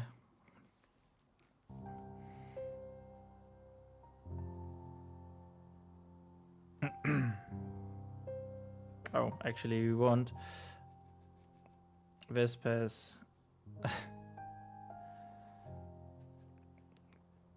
back also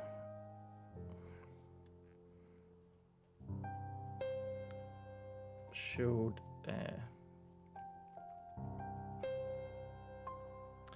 it's aching.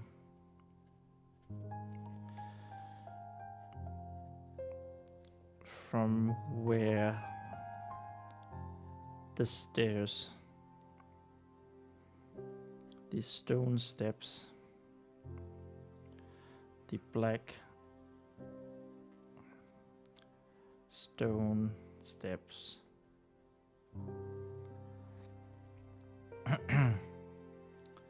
had hit her on the way down. On the dramatic way down? No. On the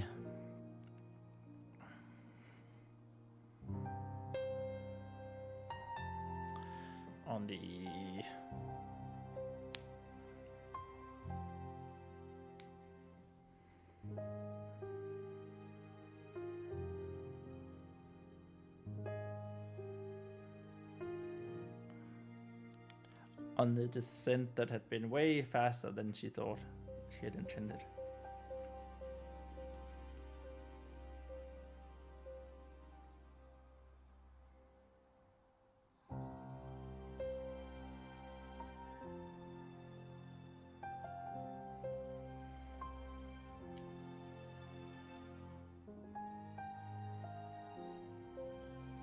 Let's just go with dramatic.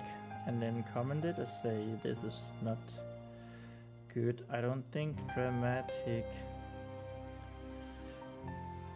way down.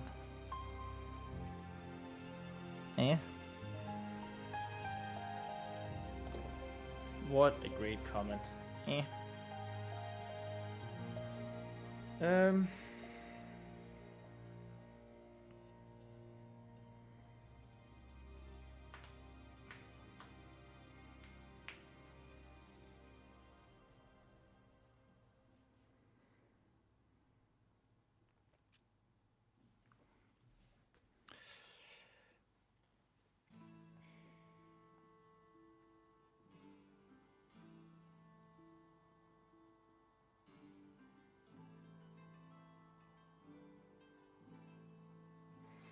And dramatic way down.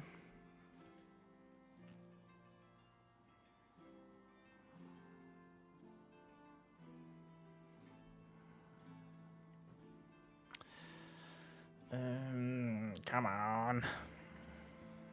Just lost my train of thought again. Seems to be a theme.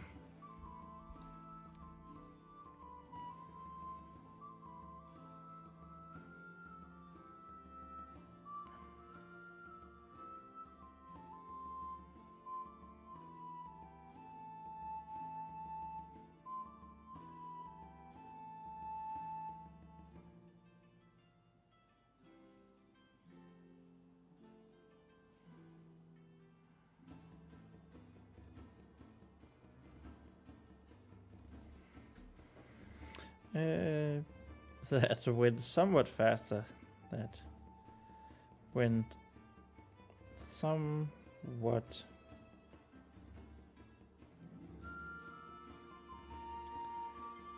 faster than intended.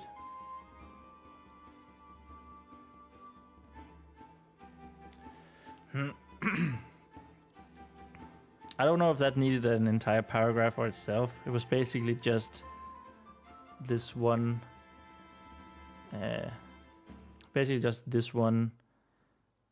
continued.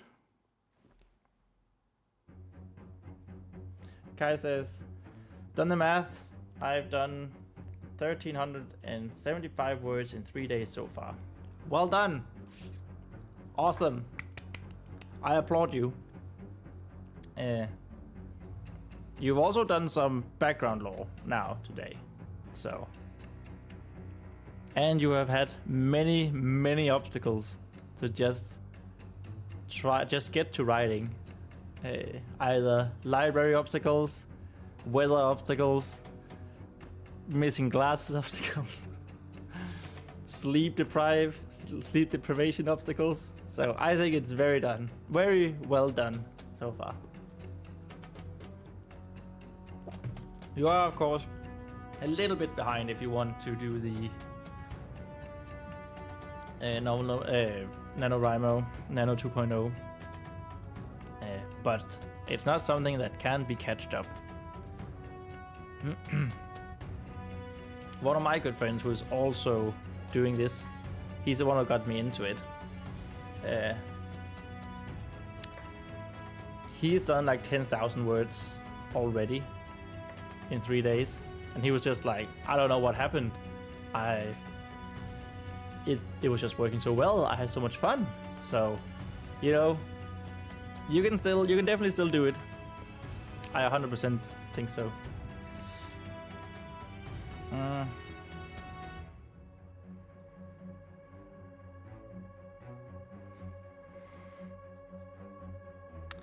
Finally,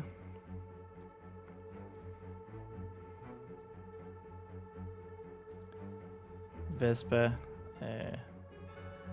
was in a good enough state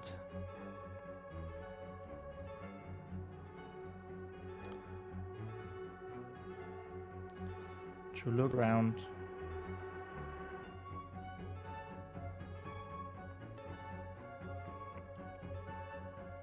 and see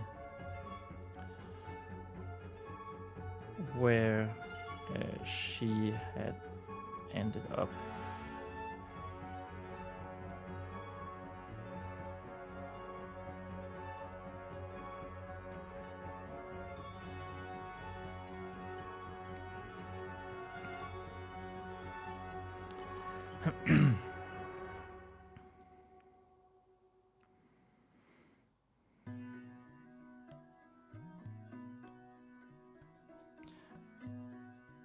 Turning her torch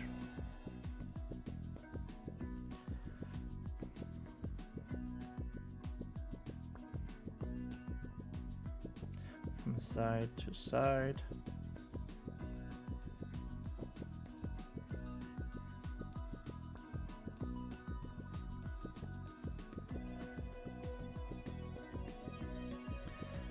Revealed. Have I not just used revealed a lot? I feel like I have. Yeah, we have it up here. Repeat. Question mark.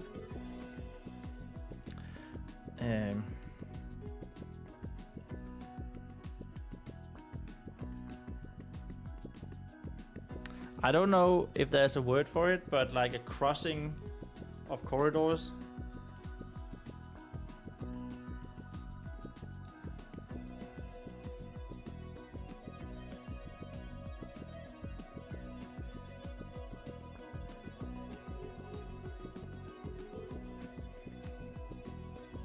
Maybe it revealed a small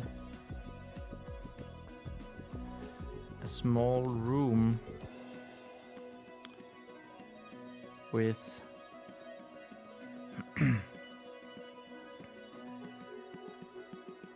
three new corridors.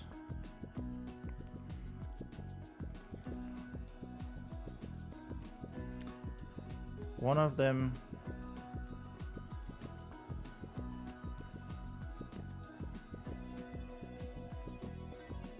looked to have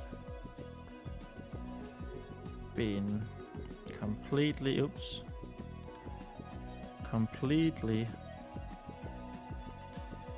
caved in.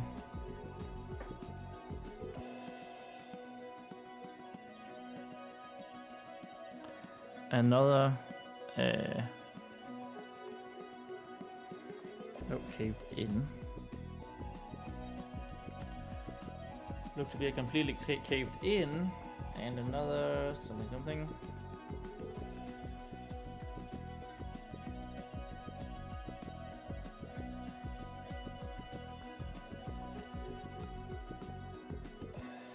Another one strangely ended. Ended.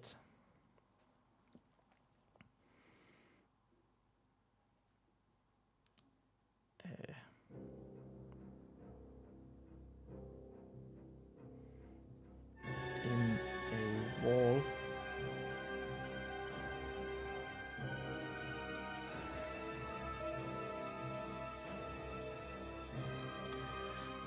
Which had another one in this, strangely in a wall, which had been torn halfway down.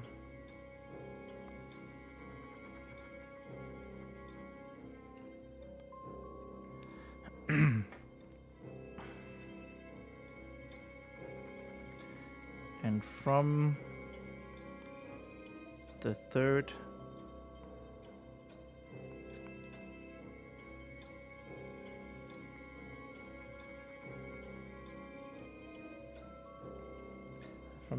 corridor, a small flickering light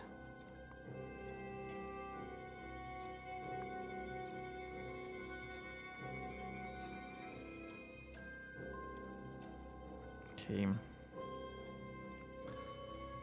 So yeah, we're at this crossroad in the down in these strange new corridors, and like one corridor is whatever, so that's caved in, we don't care about that.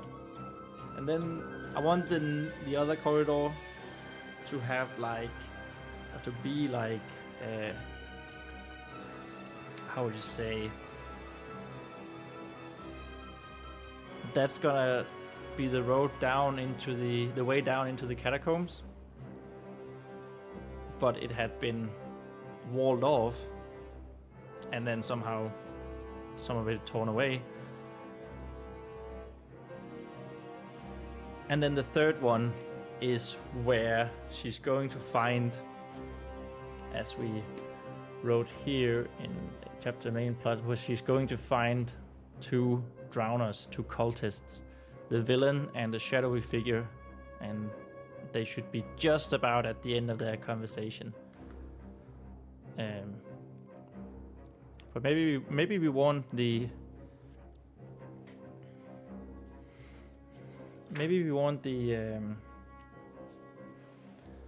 voice to tell her what to do again, and then the voice, like she's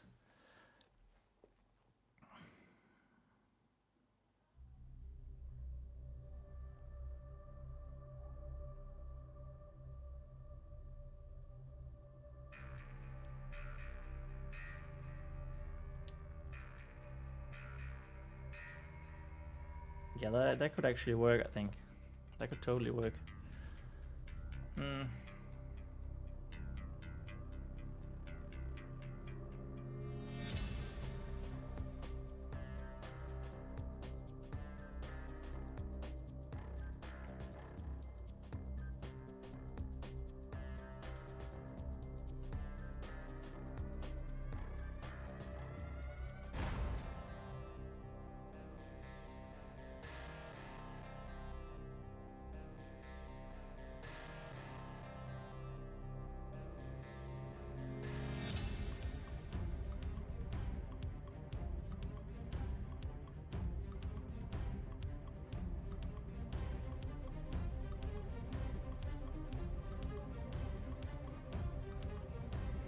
Yeah, I think that would be cool.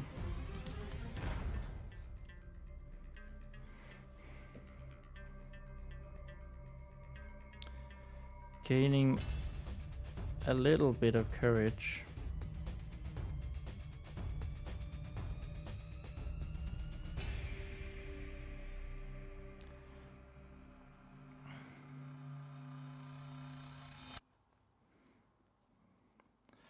From seeing, finding.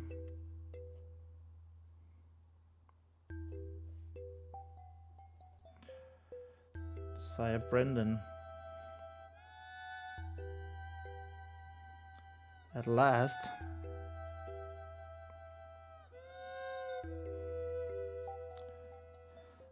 Vespa started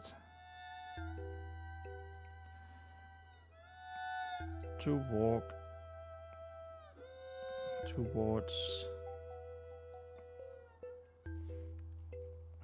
towards the corridor.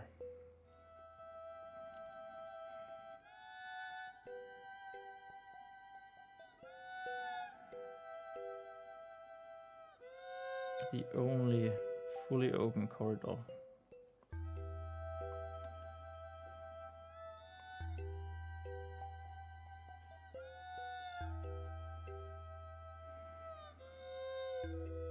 And follow the light.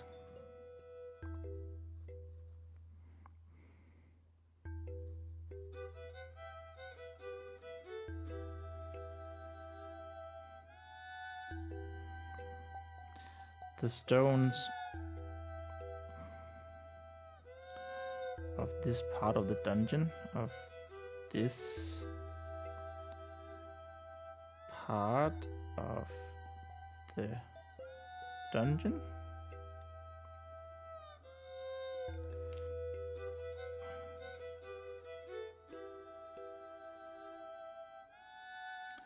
seemed to be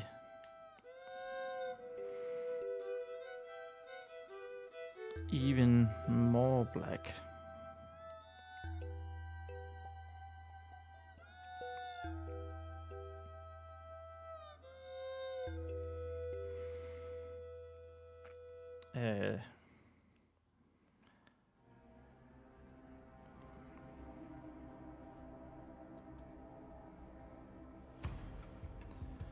Than previous, or what you would find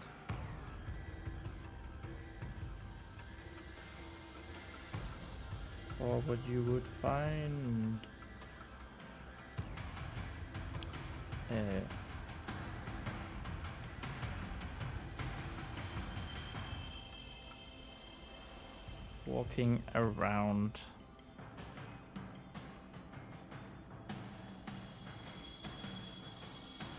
the Black River's keep itself.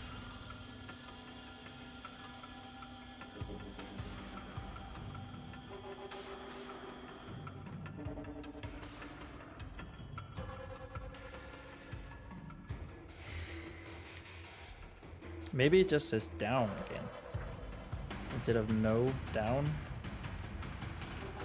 Maybe it just says down. I quite like that being so mysterious. Down. Down.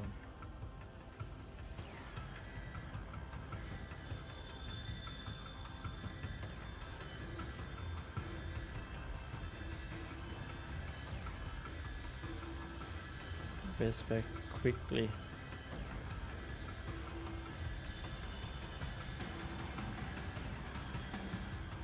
Vespa jumped.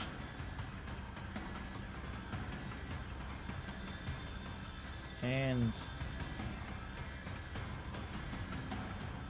quickly turned around.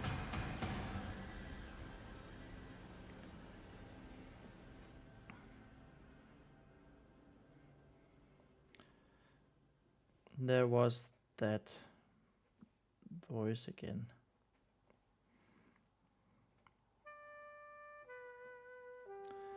Maybe we say here, like that it's indifferent.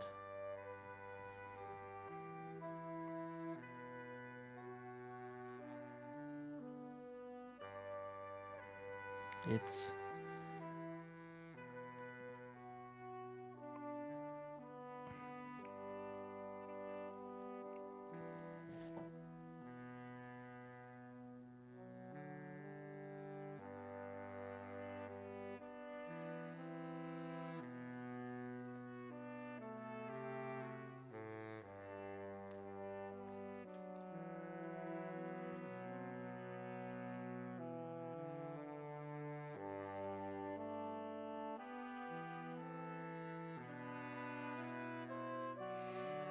there was that voice again.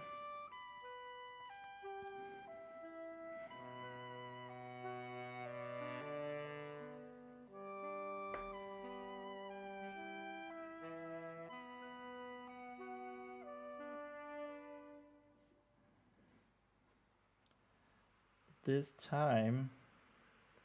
And with those words, we're done with page 23. Booyah!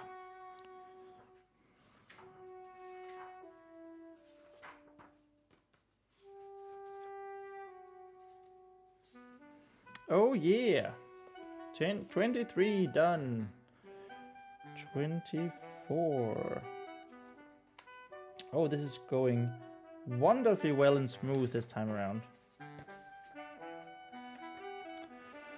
And we're so close to the 5th day marker. Oh yes. Oh yes. 24. We can make a 4 that does not look like a 9. That would just be amazing. Though of course I would like to be at page 29. But no. It ain't gonna happen.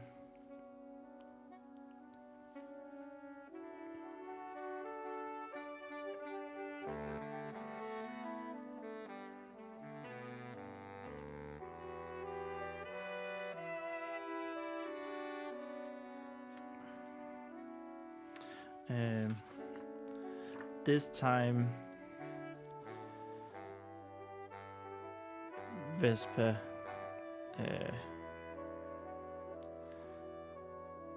what? She thought she could hear it. No.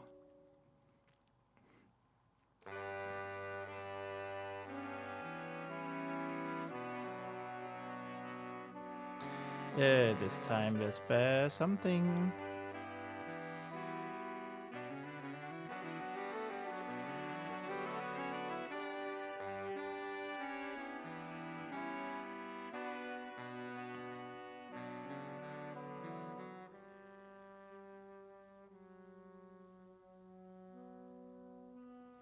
Thought you could hear it more clearly.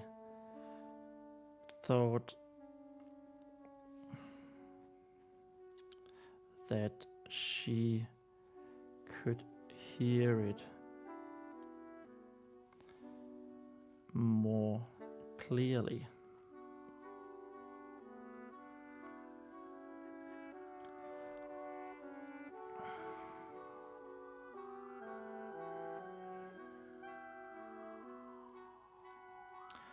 It wasn't a pleasant voice.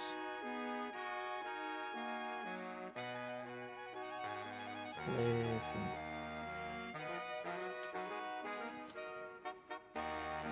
Well, will you look at that? We have to move this. It wasn't a pleasant.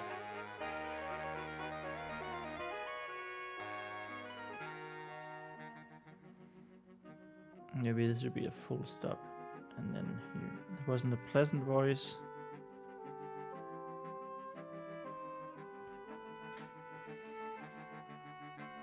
It was echoey.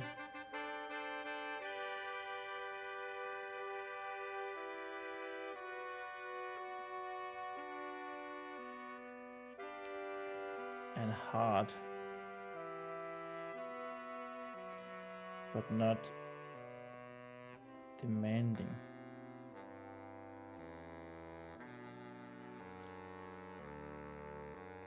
Maybe it was more suggestive. It was more suggestive.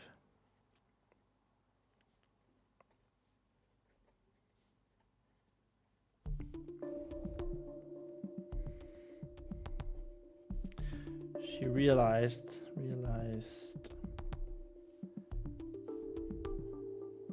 that the voice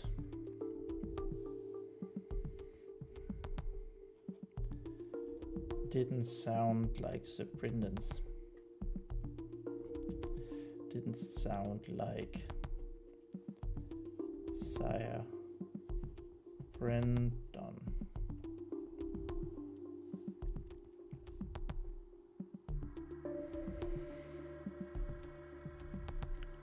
There wasn't any yelling or anger in it. Wasn't any anger or yelling in it.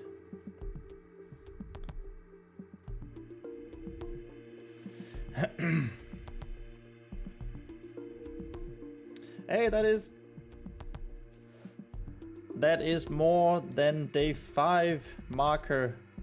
Let's go. Oh yeah. And we're just on day 4, as we can see down here, right down there. If I can just point, day 4, day 5. Oh yeah, oh yeah, we're doing it. It's going great. Oh yeah.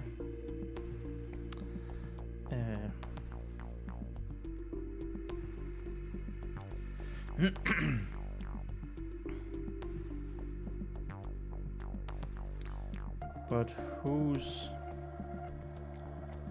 boy? I'm just gonna. I'm not ending the live stream, but I am going to take a quick break because it is almost past. It's almost past. Can we do it like this? 7 here in Denmark, and I need something to eat and I need a bit of a break to pee. So I'll be back in a couple of minutes. See you guys.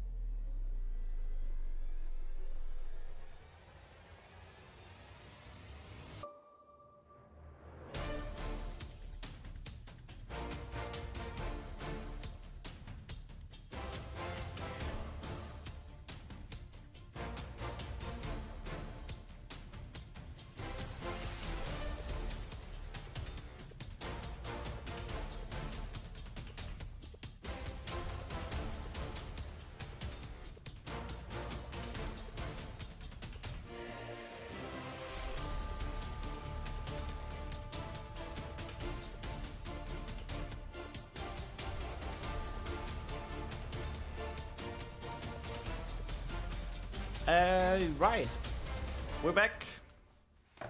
And that might have been a little bit longer than what I initially thought. Sorry about that. Well, I guess the quick break here can still be on while I just eat a little bit.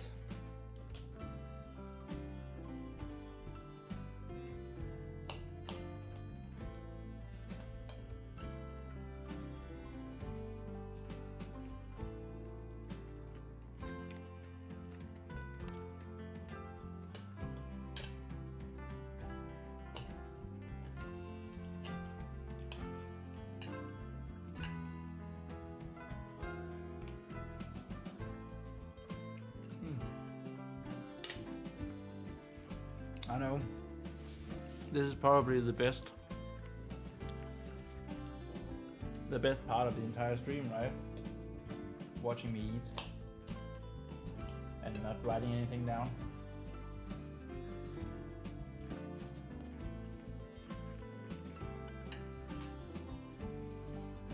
But you know, we need fuel.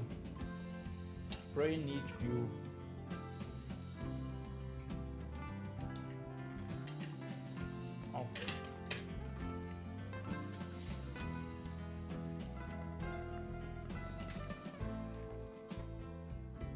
Probably good enough for now. Oops. What happened here? I'm pretty sure the fifth one was there, right? Yes. I'm almost certain. I am sure, actually. Yeah.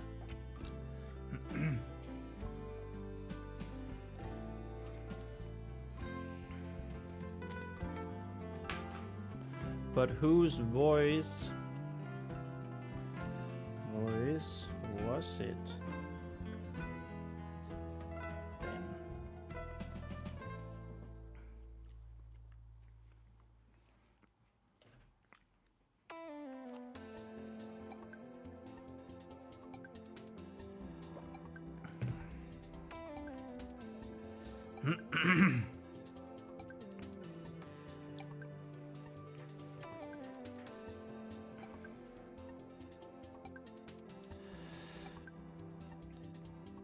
Vespa also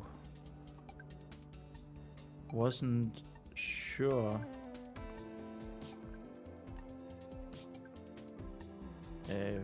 what it meant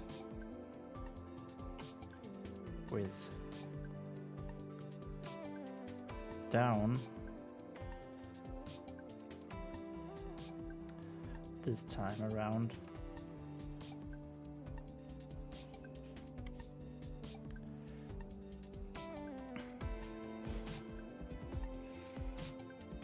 So she just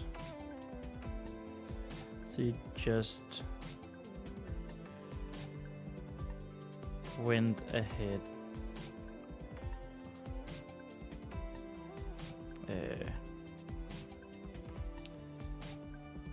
into the only open corridor, the only open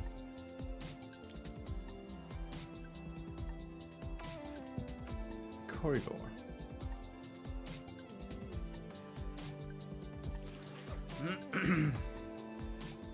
Oh yeah, that's true. I am the Batman. Bam. There you have it. So many things are being revealed on this stream. Actually, just realized something. Round 4.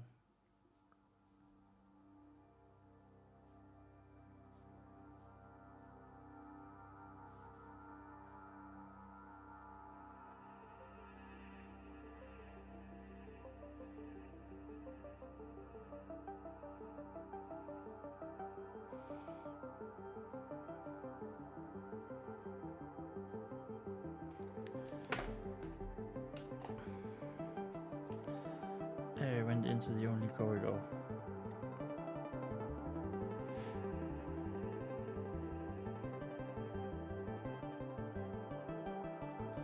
Maybe a stair. Maybe a staircase. Another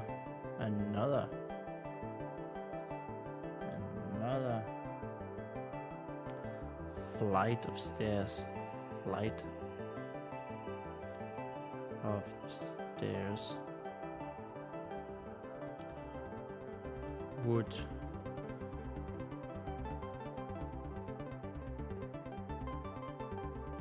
reveal itself.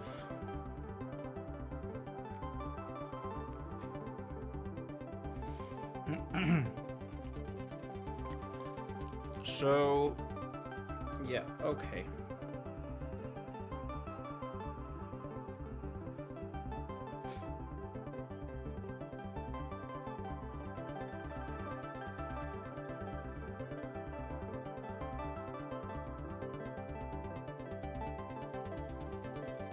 So Vesper here, she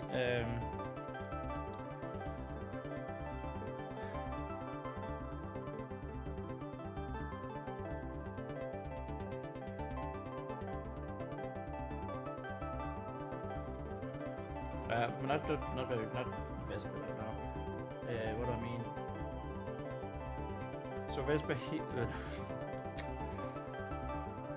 yeah, she's going to find the two cultists of Temple of the Drowned. That's what I wanted to say.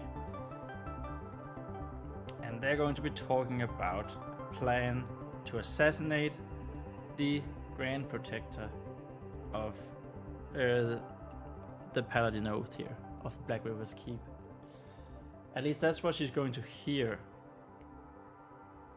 And then she needs to hear them talking about bringing back the flood. Or bringing the flood, not bringing back, bringing the flood, which will cleanse the world, and only the worthy will remain. That's the idea.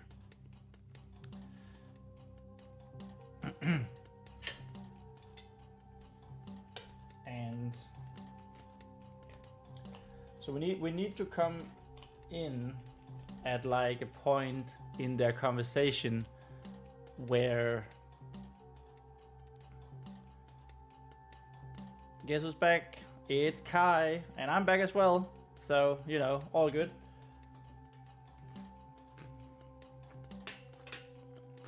But yeah, we need to come into the conversation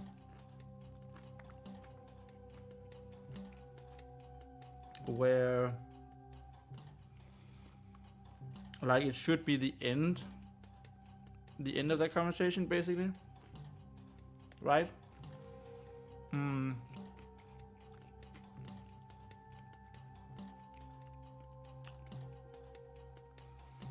And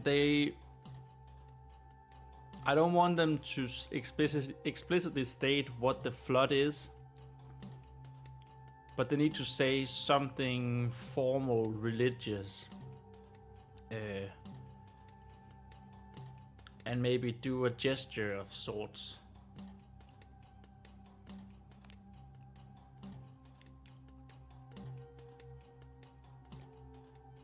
To signify that, you know, the end of the conversation.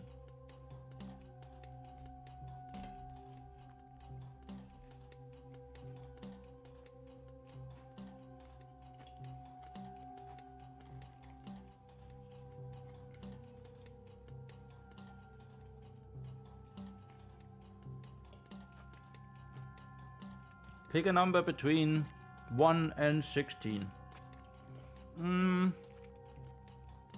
Let's see. What have we said before? Let's go 3.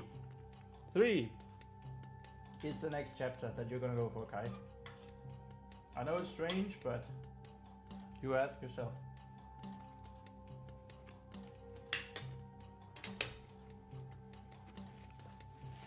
Also, I'm apparently not very good at picking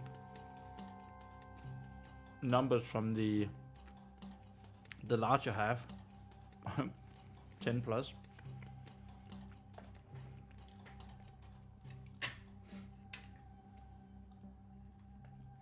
3 is chapter 8. Oh my god.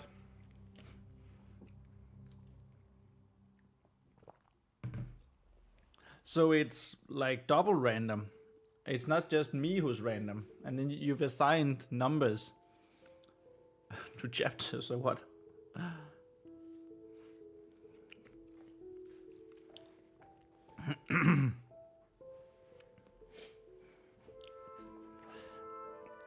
Okay, Vespa here. She's gonna start narrating again. She's not that scared anymore. At least not yet.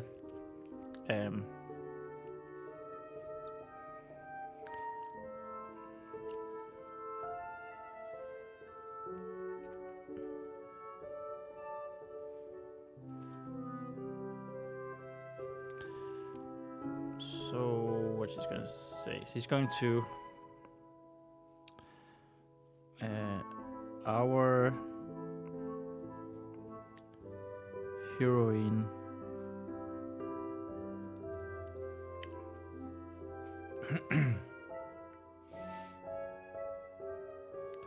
was close now.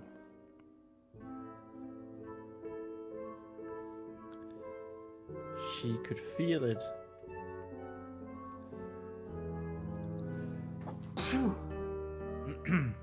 She could feel it in her heroic bones.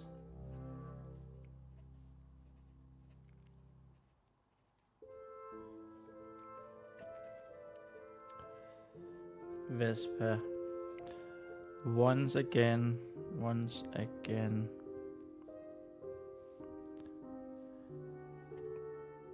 started to narrate.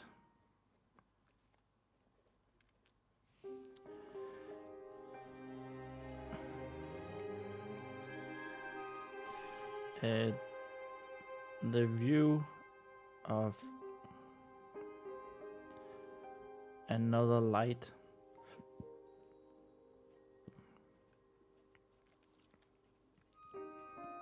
had given her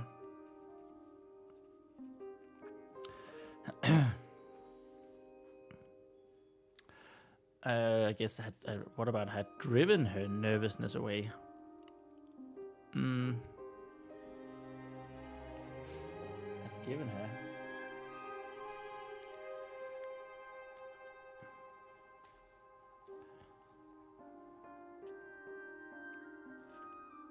Had driven her scaredness. Yeah, I like the word driven. Had driven her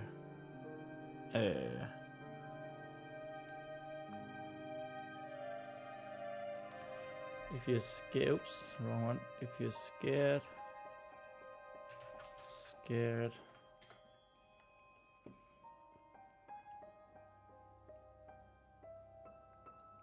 driving her fear away. Yeah, let's go with fear. That's good. Bless you. Thank you. Had driven her fear away.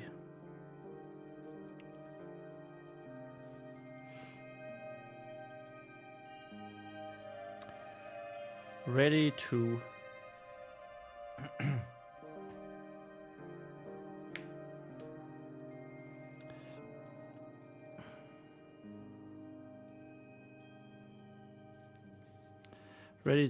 once more slay another dangerous and terrifying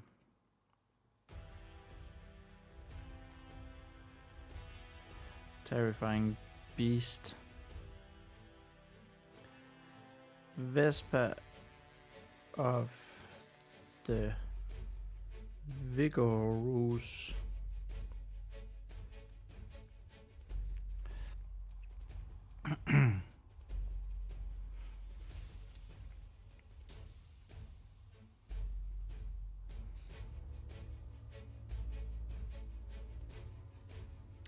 confidently. I want another word for confidently. Confidently. Ah, with conviction, yes.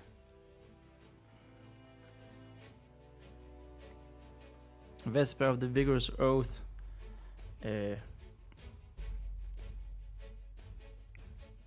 Made her way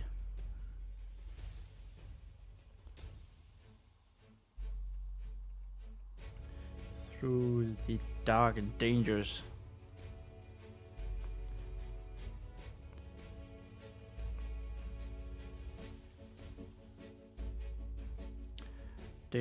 tunnels.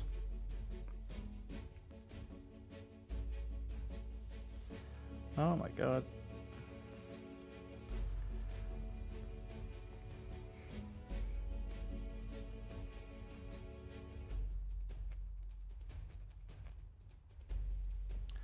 Dangerous tunnels.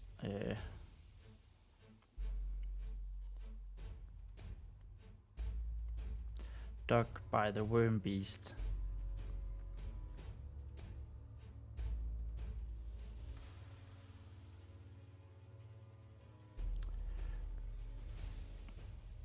Now nothing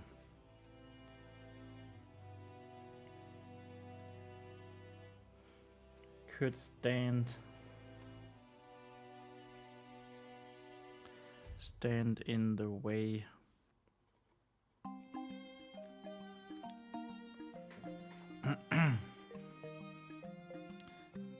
of her mission.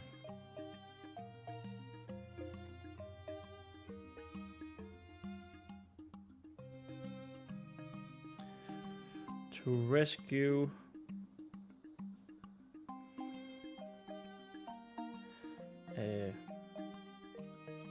the innocent boy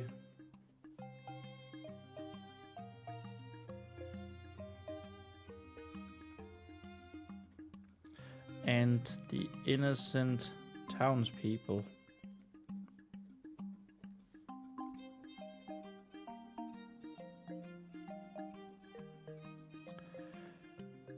At the same time.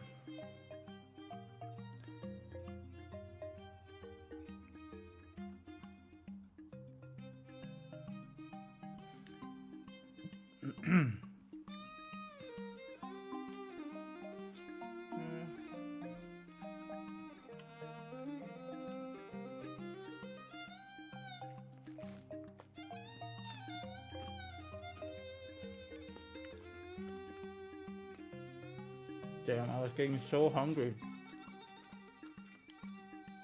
You wouldn't believe.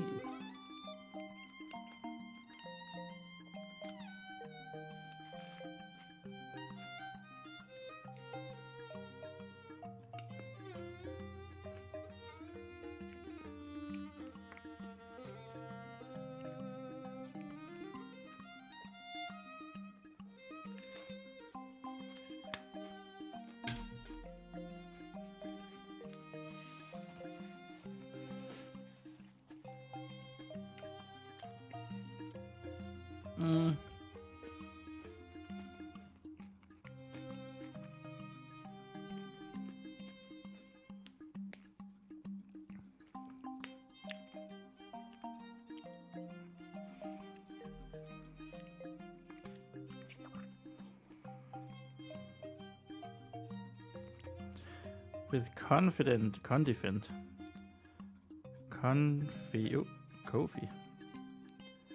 confident, spring in her step,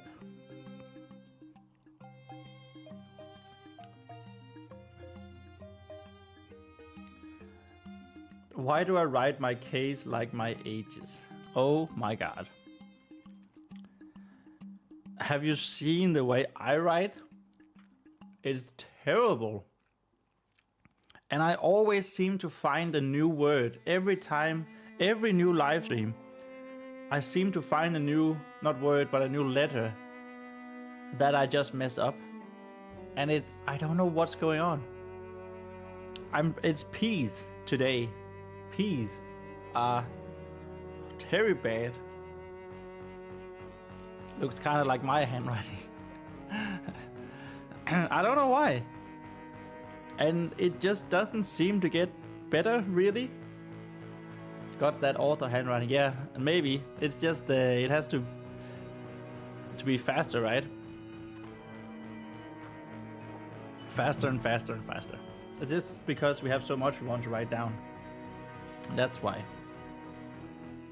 Confident spring in his step. Vespa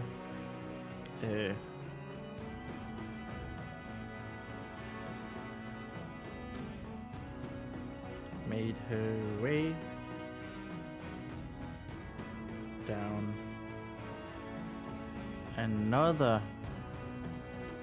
yet another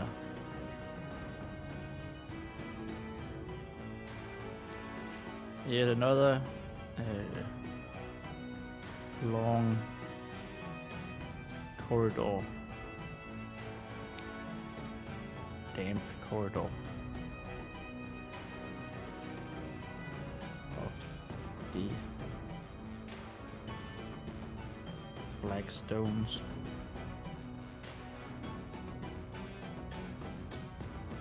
Also my E's, but honestly my E's has never been good for some reason. I have messed them up all the time. If you ever feel bad about your handwriting, just search authors with bad handwriting. Oh, I'm sure there's many of them. Like doctors as well, right? They're famous for having terrible handwriting. And no one really knows why.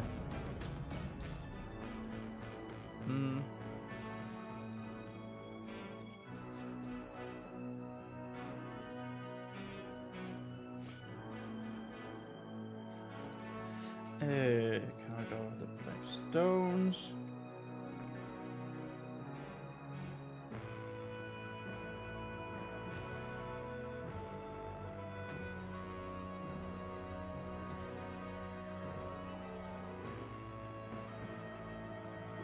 As she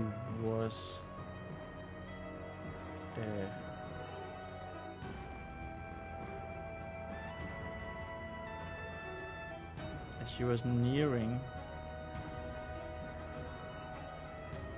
a corner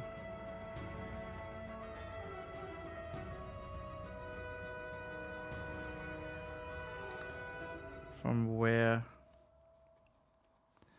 the other flickering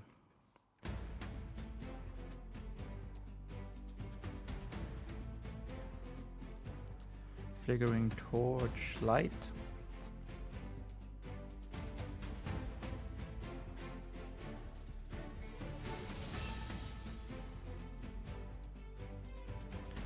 was coming from.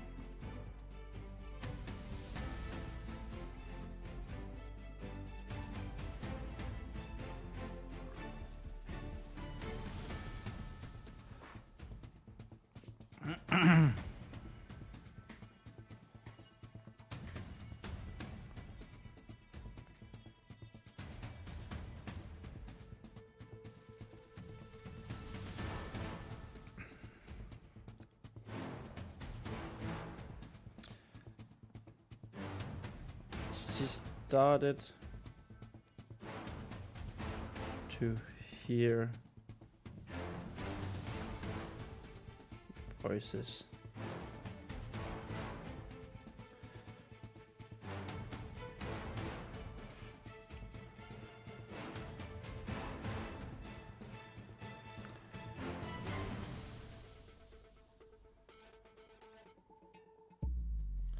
But it wasn't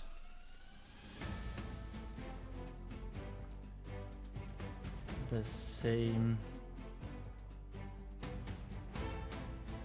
voice that came from out of nowhere,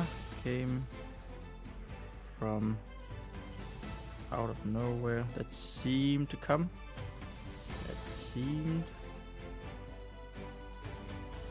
to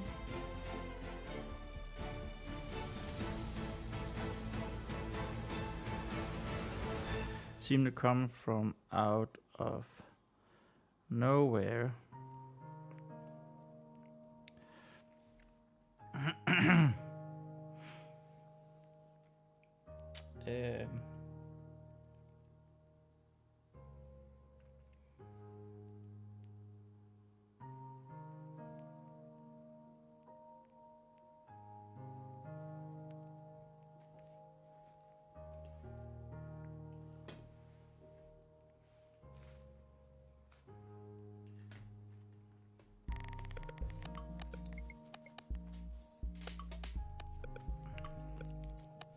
And told her to go down the stairs.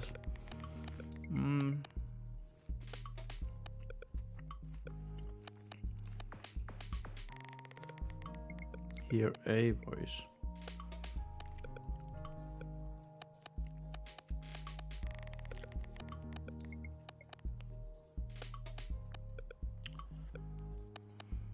The flight of stairs.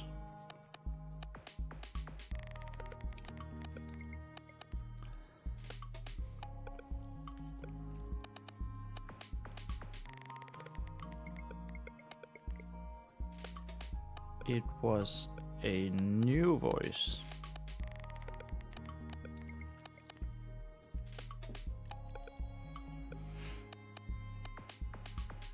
And this one coming from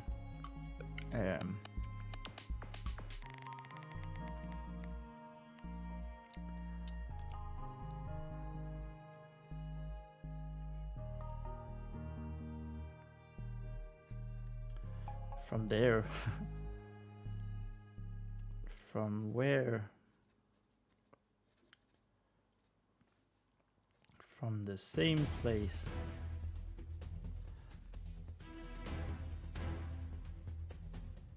Same place as the light.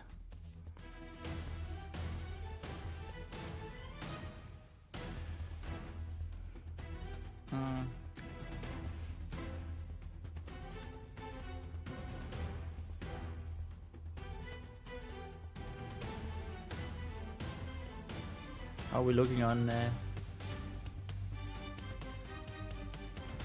ink? I think we're looking all right.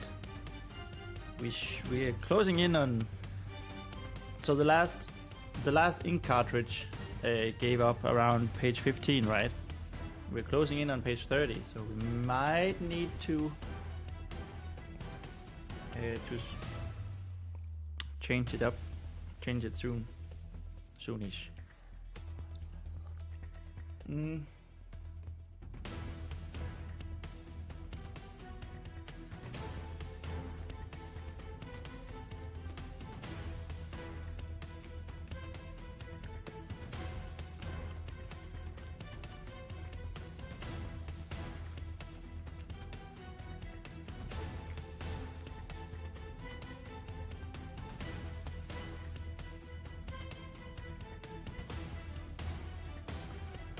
This one was coming from the same place as the light.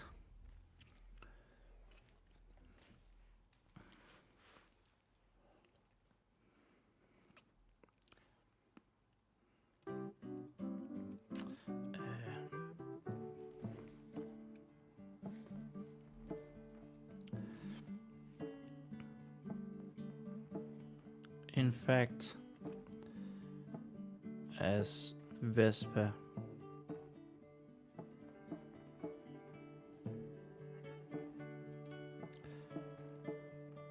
got closer, oh my god. As Vespa got closer,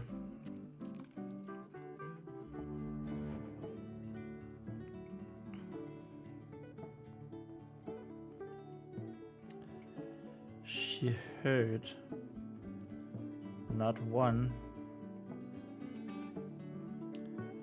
but two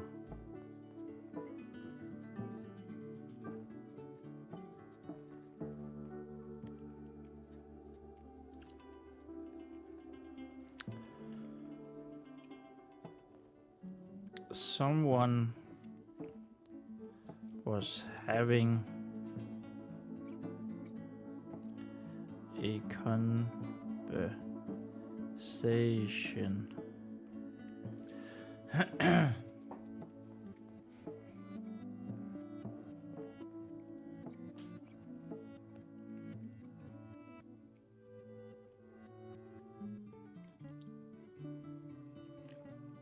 Someone was having a conversation.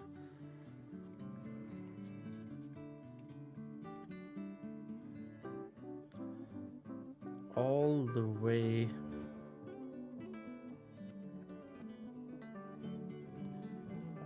down here.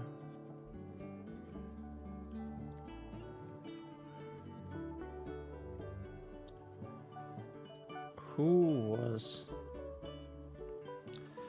Sire Brendan talking to?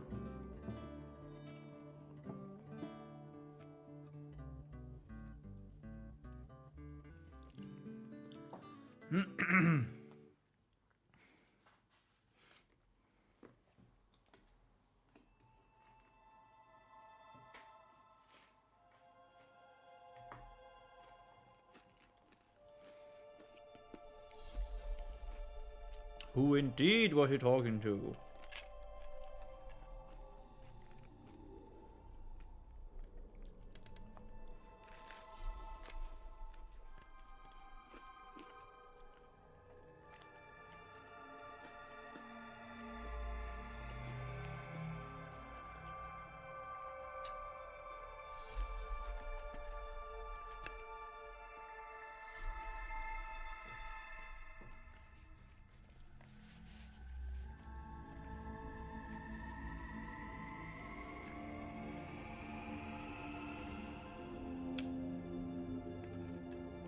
And why was he eating? Why was he eating all the time on his live stream?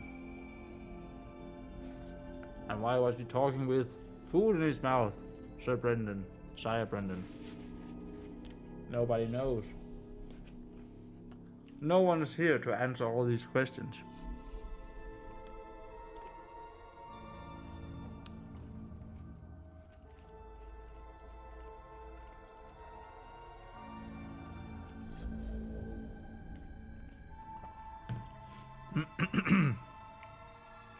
Right.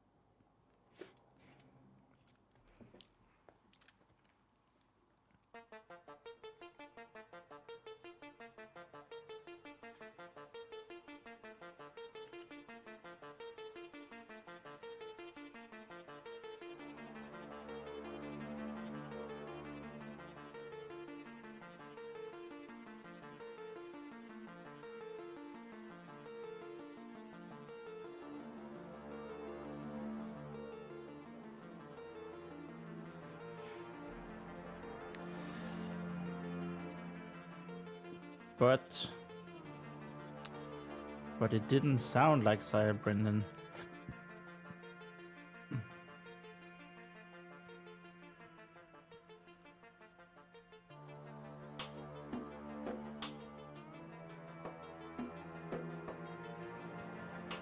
The son of the evening.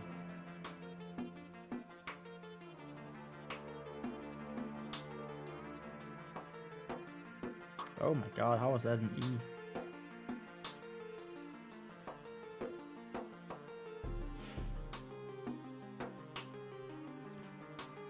Vespa realized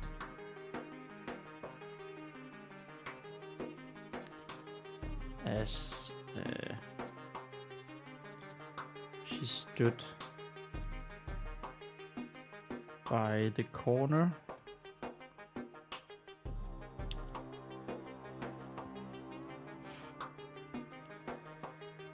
Kai says constant struggles of wanting a tea and being too lazy to make one, or in the zone with writing and I don't want to leave it so I don't lose my flow.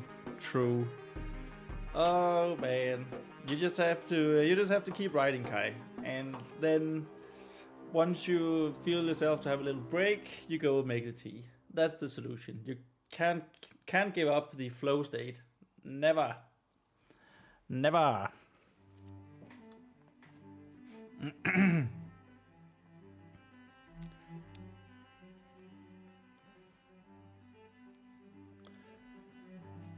Okay. I am losing my train of thought as well.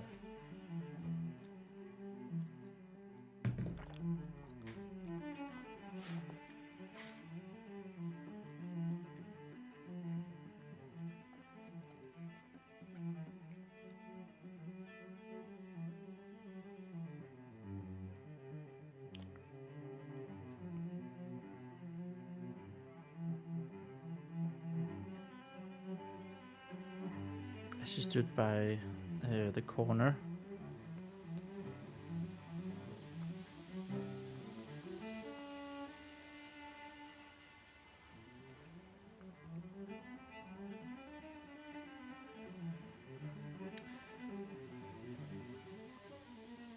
The floor had changed.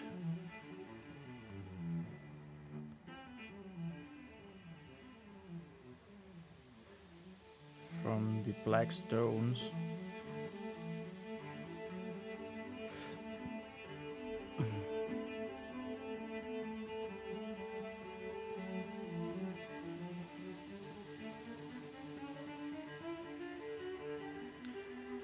to stamped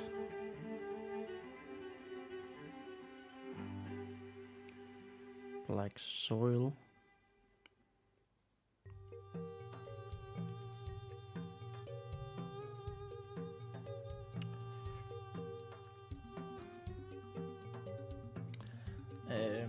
Not that it mattered a lot, a whole lot.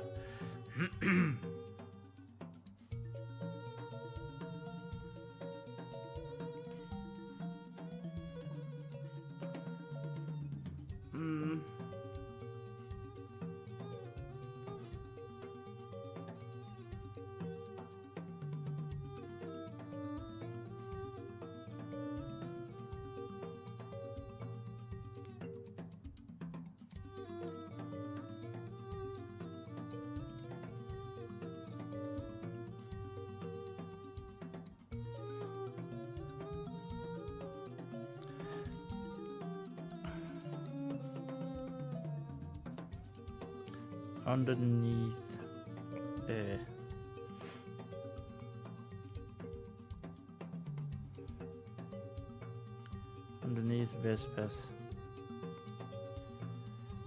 hide shoes,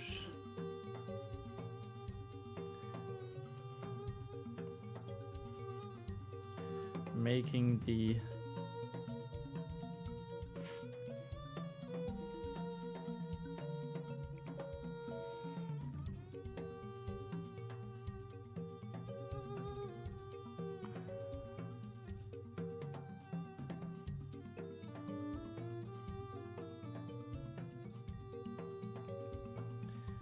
making her walk uneven, making her walk uneven.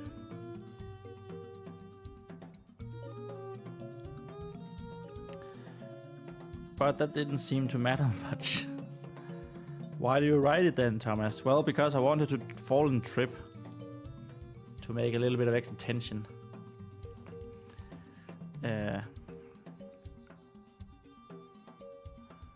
That's why.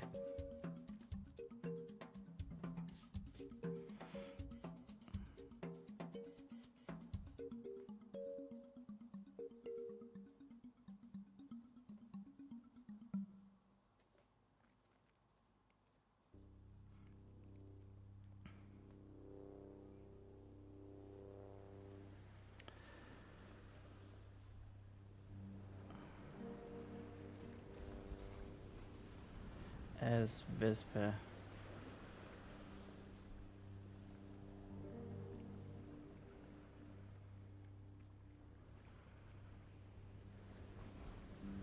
Slow down.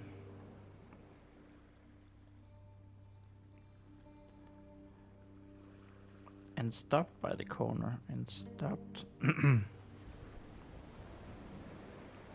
by the corner.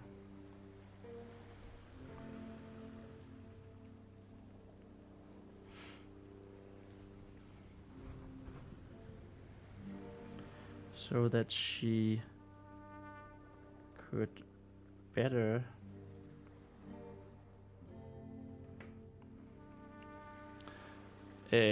recognize.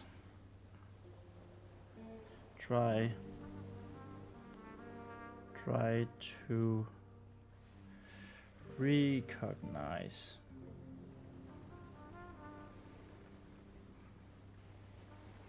who was talking.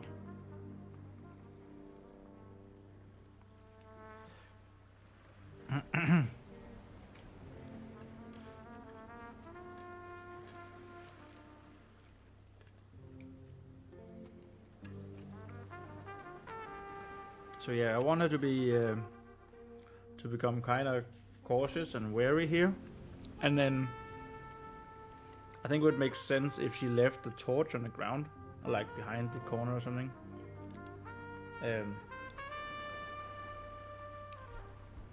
Just because it's so dark. Anyway, well, except for where these two dudes are standing.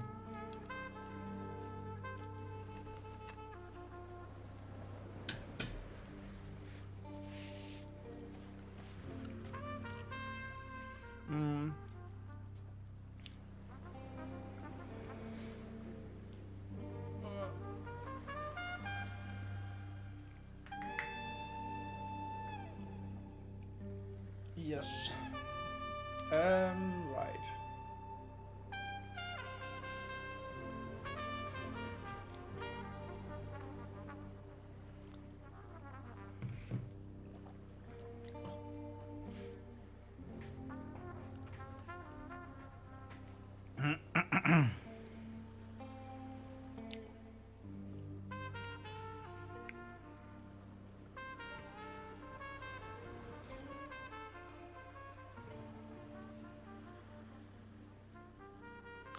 Vespa slowly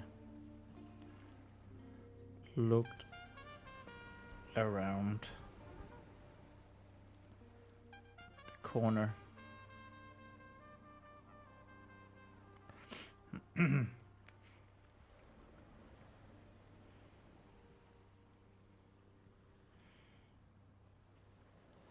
No one in sight.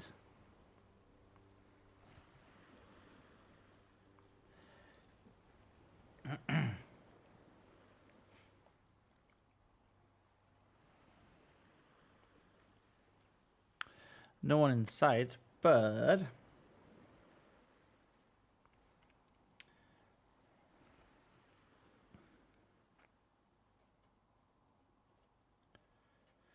the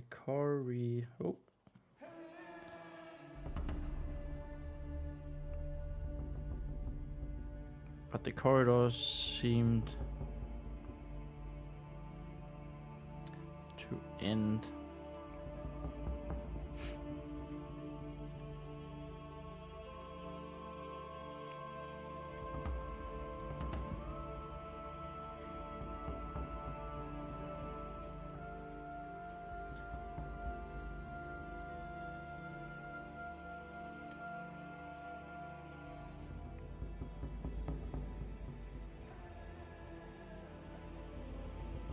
The corridor seemed to end in a rather well-lit room.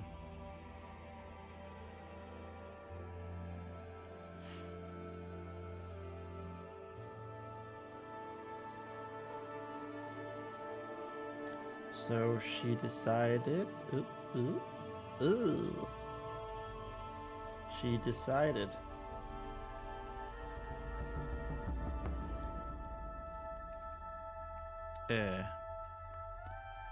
she decided to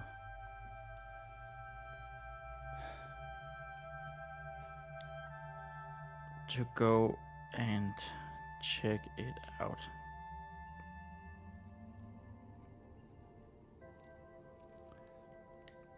Okay, you came back with the tea. It's probably alright. You need to feel good.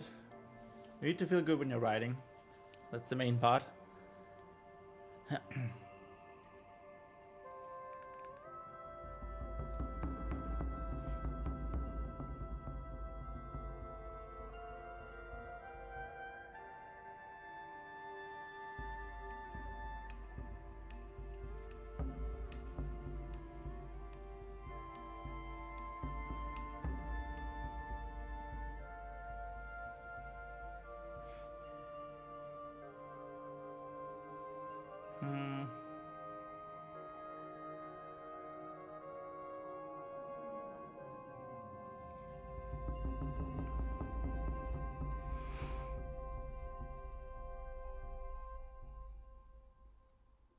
Leaving the torch behind around the corner.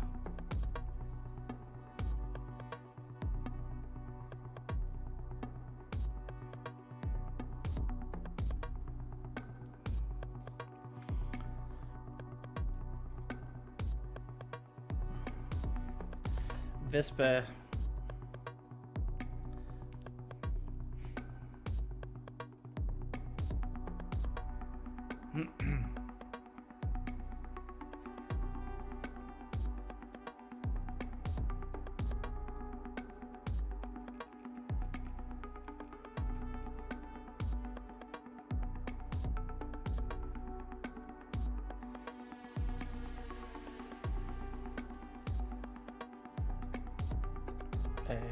snuck up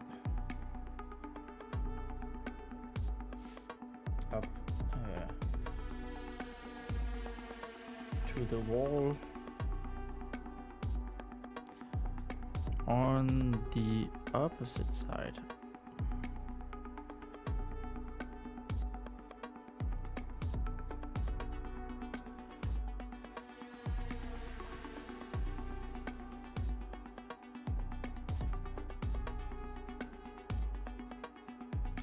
And slowly May began to make her way to the mysterious room.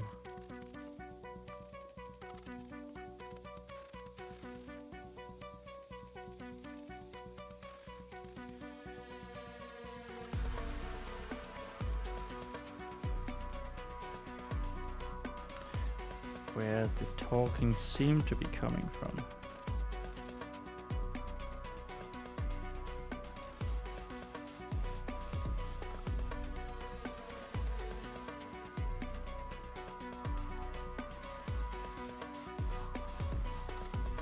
She still couldn't make out any words. She still was unable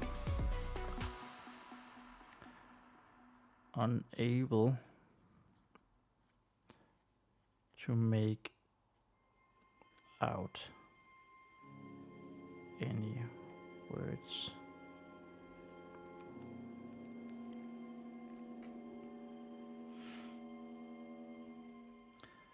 But they became more and more clear. They became more and more clear, more and more clear as she closed in.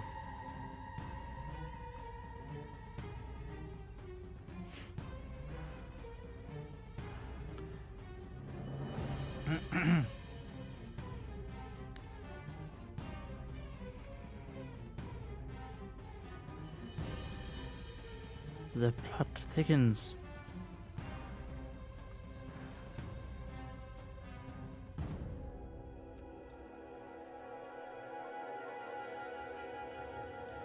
She whispered.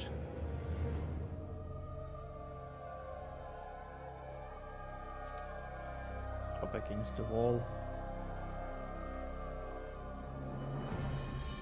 Oh my god, you guys can't see what I'm writing.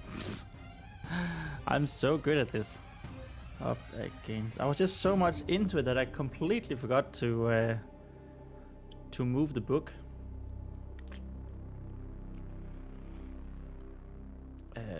She whispered, moving up against the wall.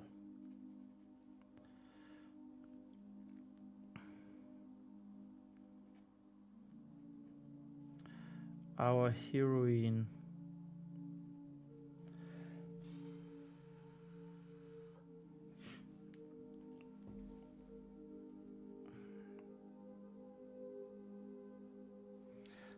that was page 24. Whoop, whoop, whoop, whoop, whoop. Let's go to page 25. 24 to 25. Yeah. Oh yeah. Let me just have a quick count of what we've done today. 1, 2, 3, 4, 5. And a little bit more than 5. Started down there.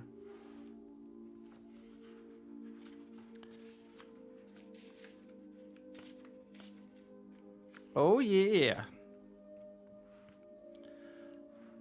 Our heroine expected the worst.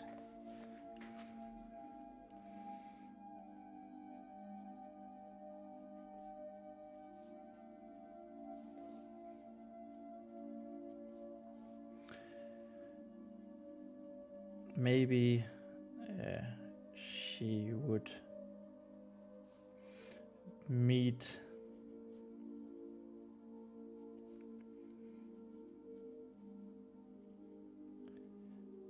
whoever was evil enough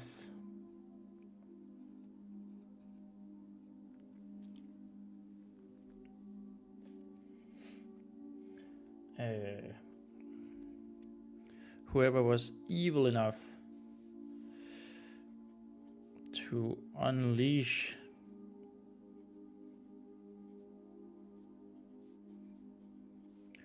the worm beast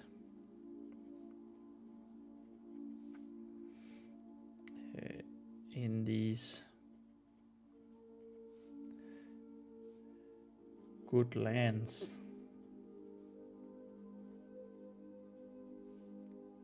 Actually, just full stop. Whoops, and not stop the whole thing.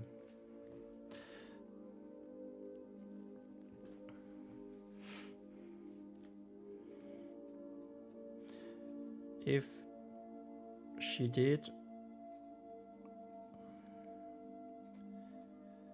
Vespa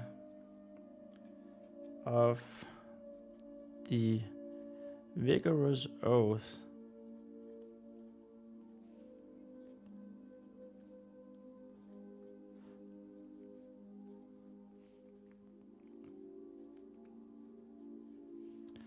would be ready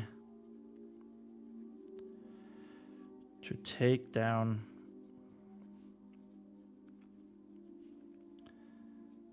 both him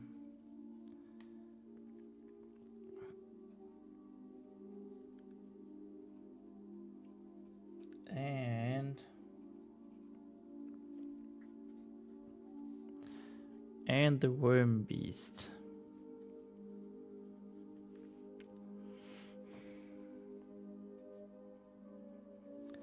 And save the day.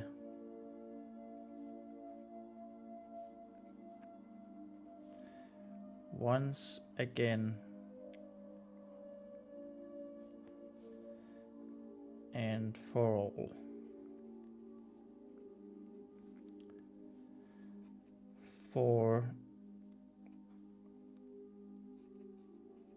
For the old woman.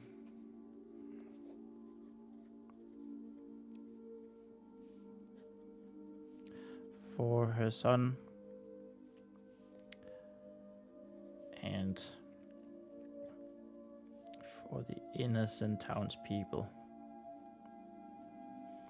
Innocent people of the town above. Of the town above.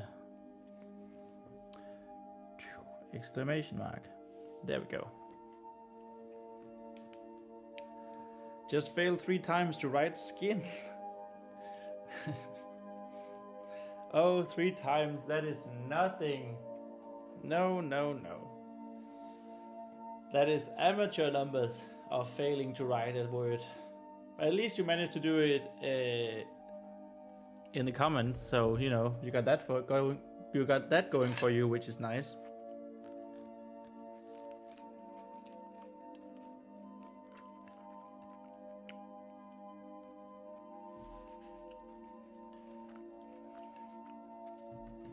So when is 6?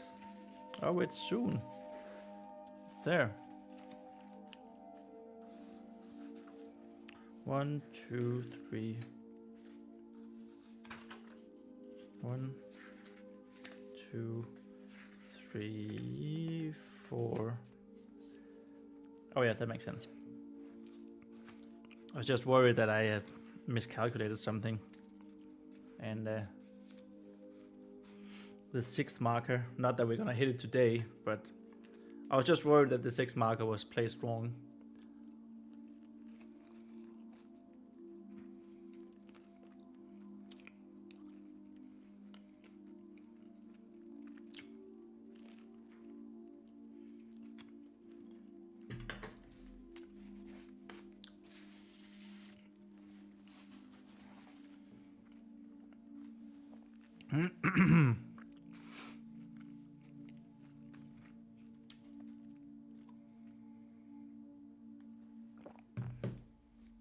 Let me just see something. So this is chapter 3. Oh yeah, chapter 4 is still the call to adventure. And then chapter 5 is after the catacombs. And then I need to work on this outside the stream. Work on the chapters and what's gonna happen.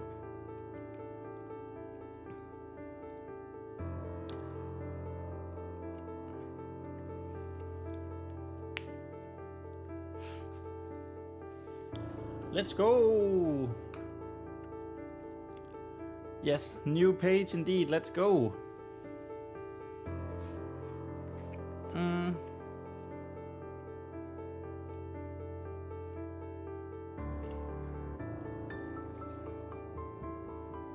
And we're already well on our way on this new page, page 25. Yeah. Oh yeah.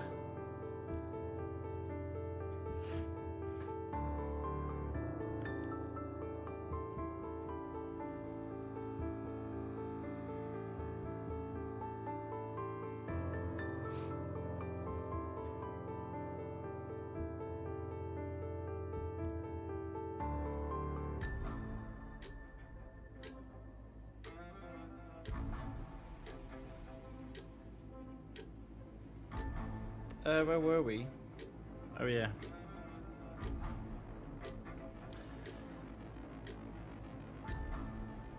She made sure, oops, not wait sure, she made sure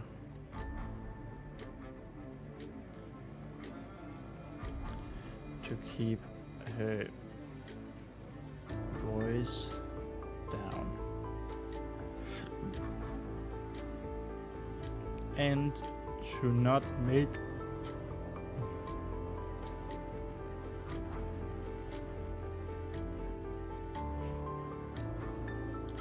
too much. That's supposed to be an O. Too much. Oh my freaking god, too much noise with her steps.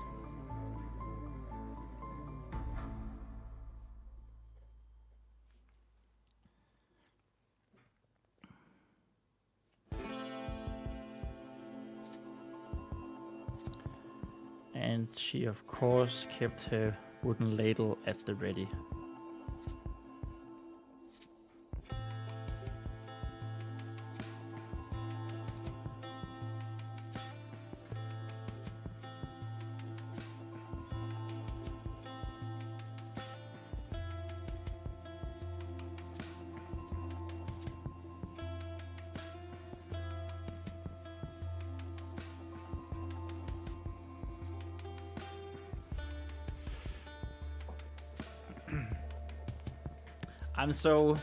I'm so happy that I found, like, that I thought of this little girl using a wooden ladle and, well, she doesn't have it right now, but a pot lid for a shield because she wants to be a paladin so much. I feel like that's just straight out of the Stick of Truth South Park video game. Where, you know, for example, Butters is the paladin. Can I not just give me the goddamn? He's a paladin and he's like using an actual hammer for his hammer. I just love this so much when kids use their imagination and are just having fun, but then to them it seems real. That's just chef's kiss. That's what I hope to gain by writing this. Oh yeah, hi Eleven.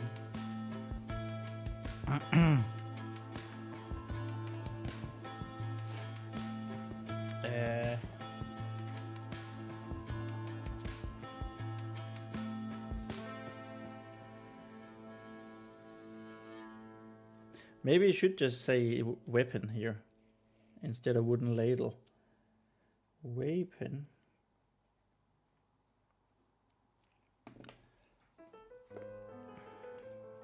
Uh-oh.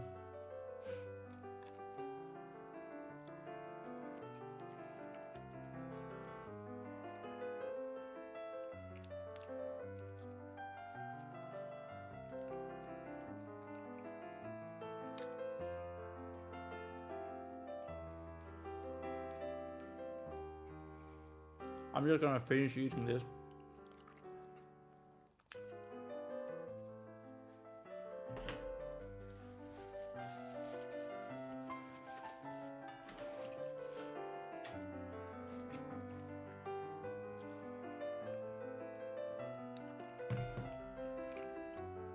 There we are.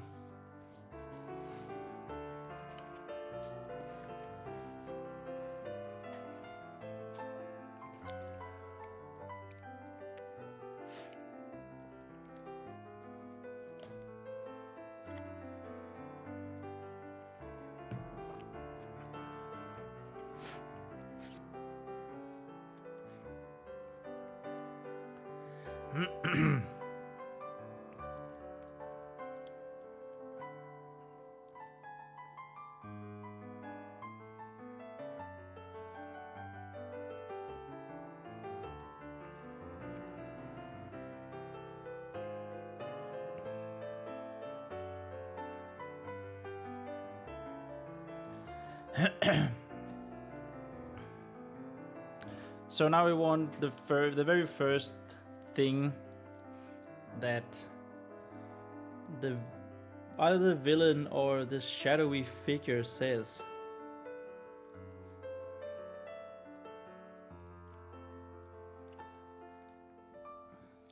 And what should that be?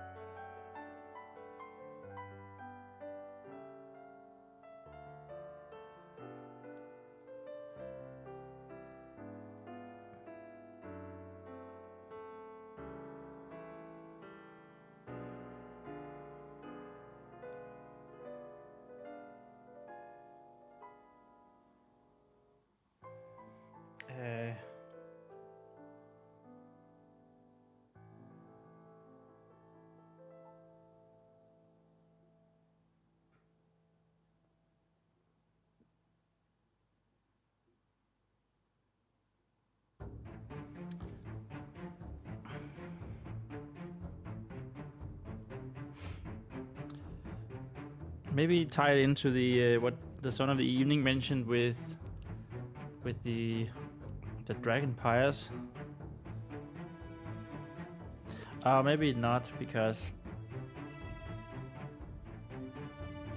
because we want Vesper to think that it's still Sir Brendan, even though she doesn't recognize his voice. One of them at least is.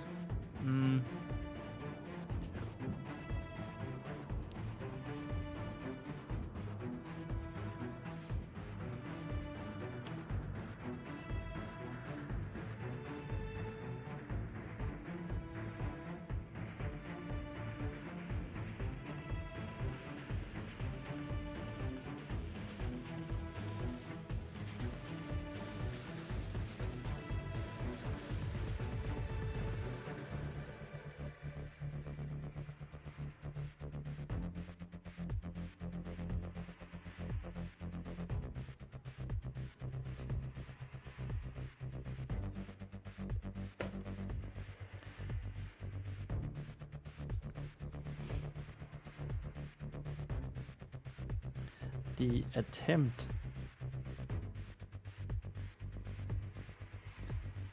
on the dragon pyres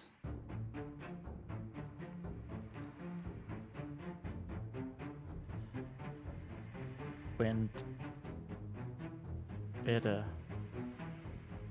than expected.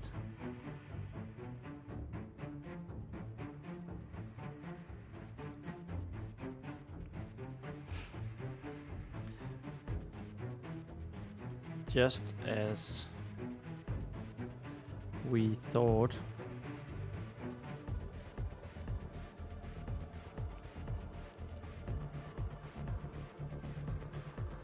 there is indeed much power here, indeed much power here.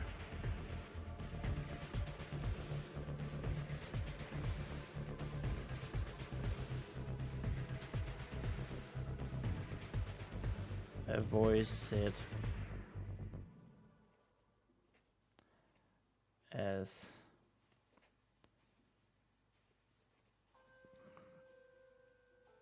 Vesper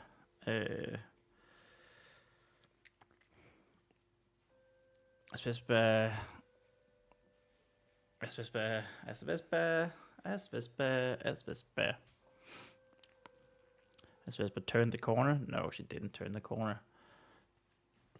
Not yet, at least.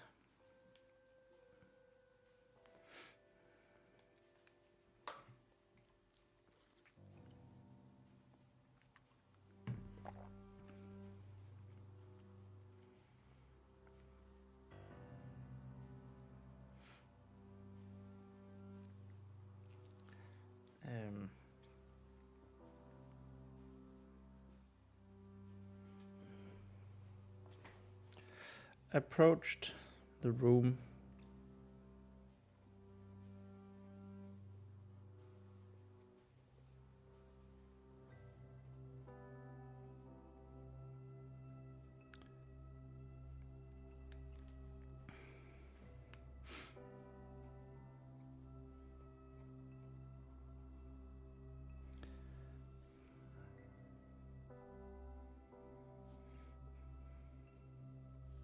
She still couldn't recognize the voice. Recognize who it was, though. Who it was, though.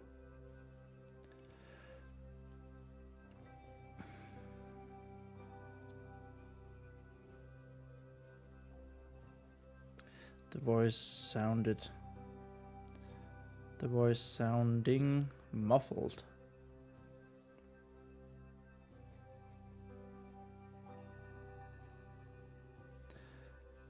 As if being spoken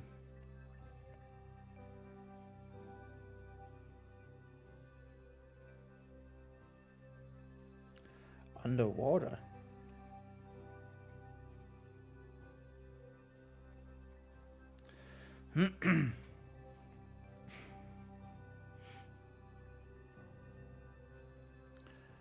Ooh.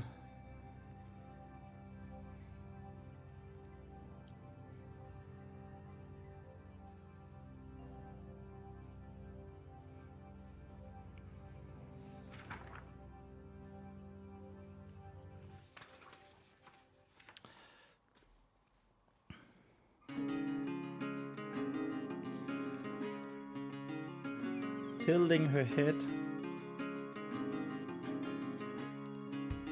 Her ever so slightly. Let's say a little. No, slightly it is. I feel like that's also becoming a crutch phrase. Ever so slightly. Crutch phrase.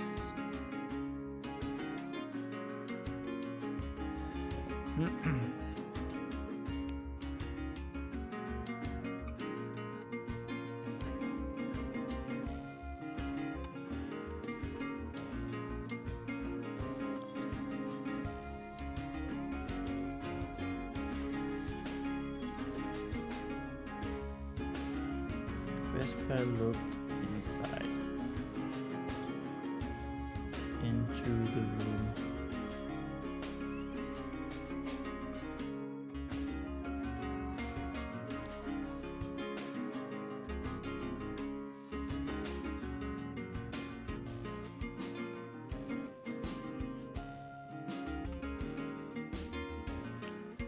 She looked into the room. You'll never believe what she saw. Nice little clickbait in my book. Oh, I'm out of water. Damn it.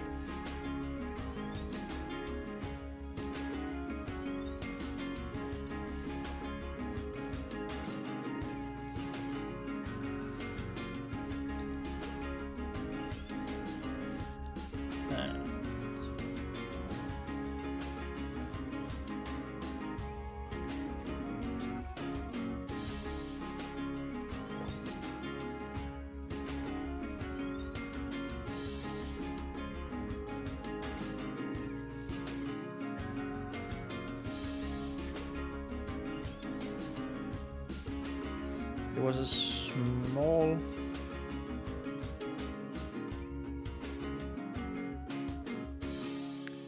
it was another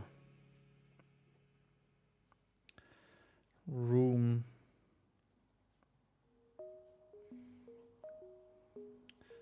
full of cells.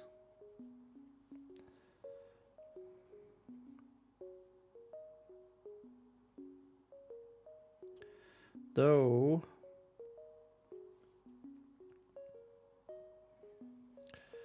not as many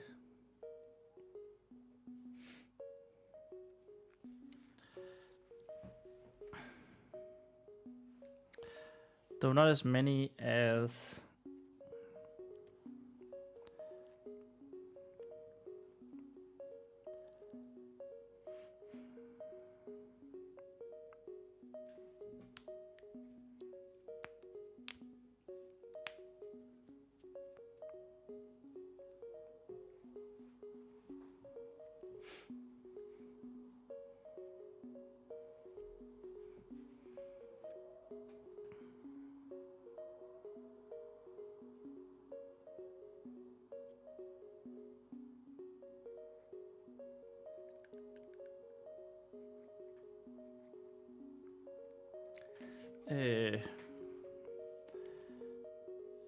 as the upper levels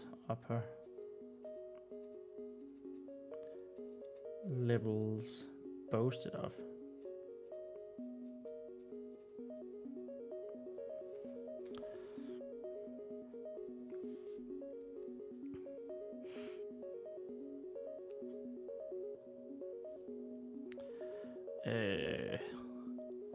The cell doors.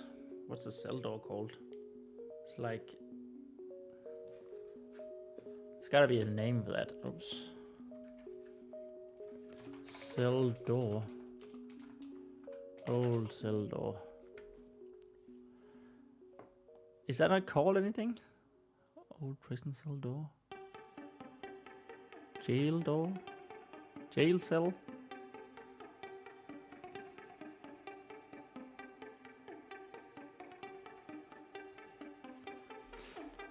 What is an old jail cell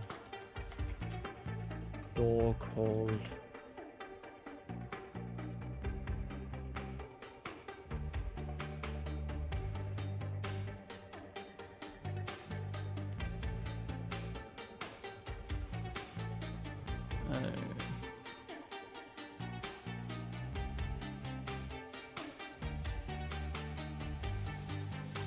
Is there really not a name for that? That feels weird.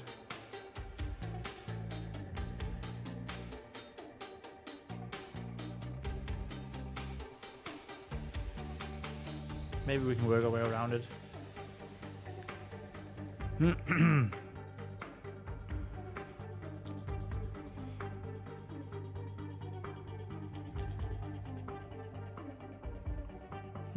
Maybe most of the solid cell doors. So they're not like jails. I don't know. Solid cell.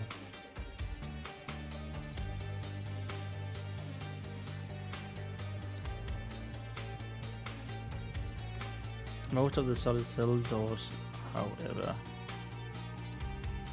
So this is like a prison for an older prison for like super bad people.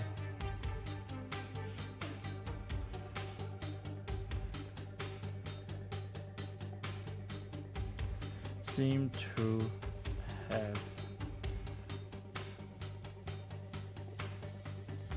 been either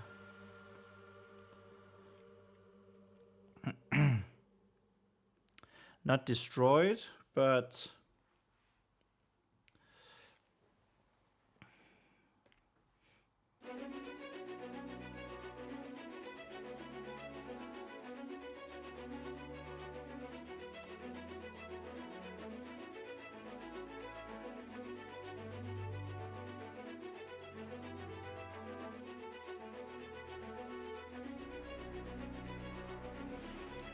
either ripped off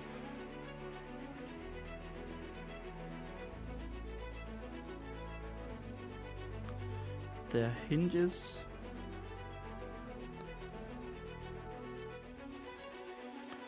or partly, let's go with destroyed.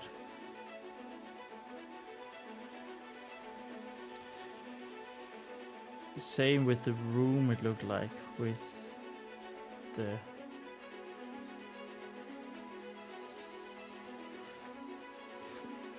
it looked like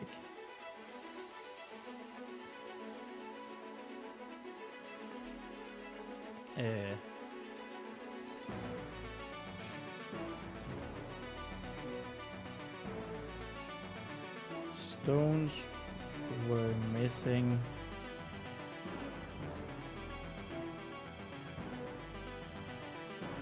from the black walls.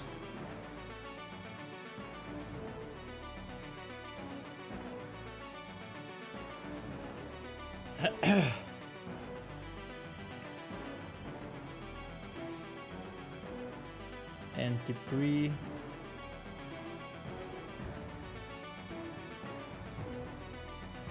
from the ceiling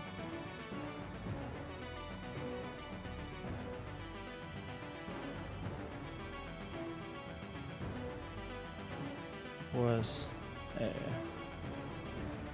laying scattered.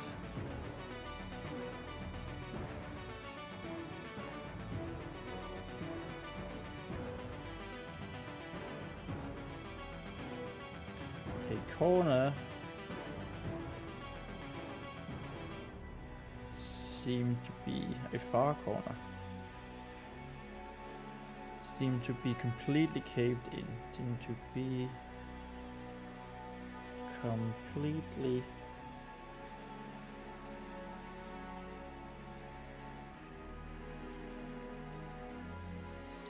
maybe this would mean that there was some sort of hey Kai, welcome back. Completely caved in.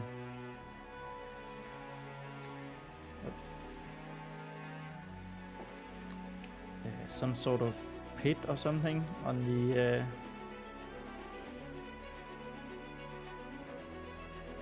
pit in the courtyard. The courtyard.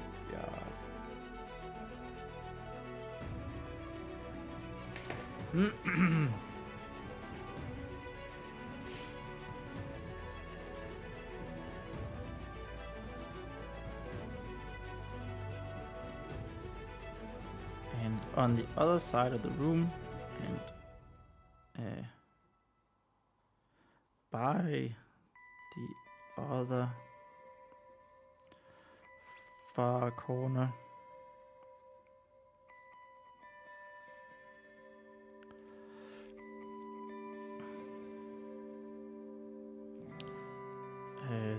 the blue hooded and cloaked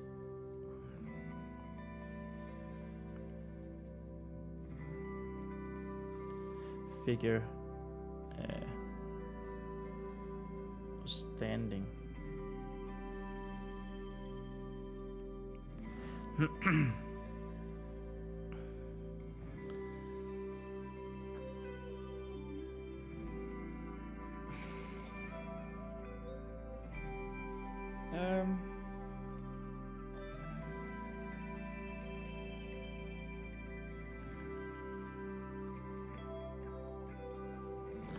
Okay, be right back. I just need to refill this.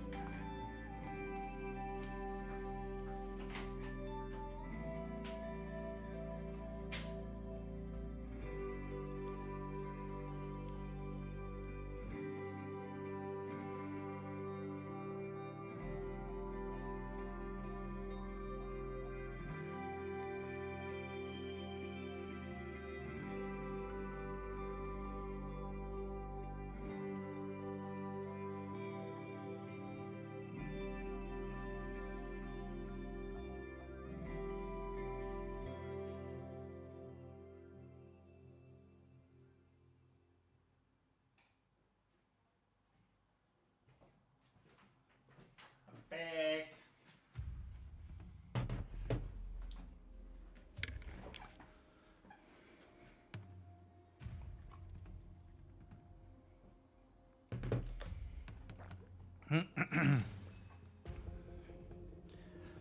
Okay, so what does he say?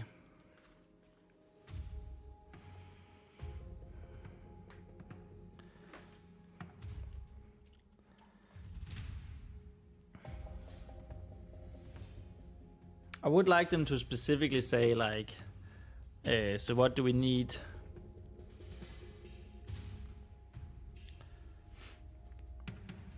Specifically say like, we need to sacrifice the Grand Protector who doesn't have a name. Maybe he does need a name now.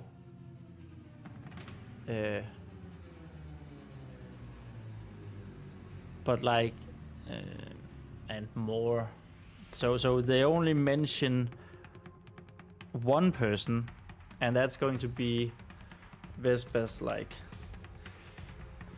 oh no, they're going to kill this one guy, but they also say like, and maybe more or something.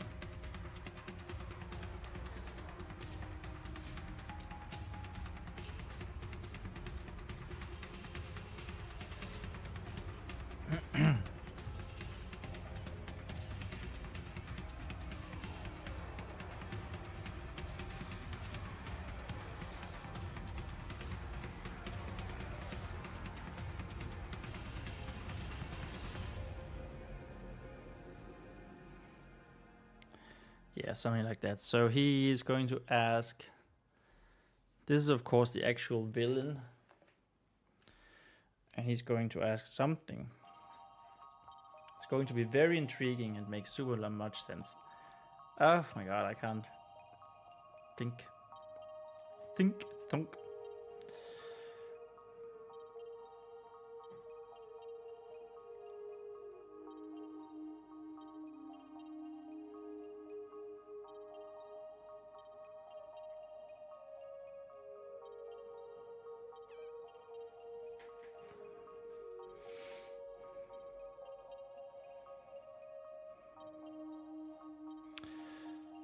So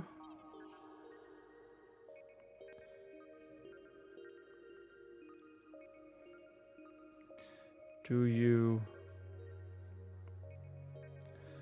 want me to make a move? Sounds like he's hitting on someone. Make the next move.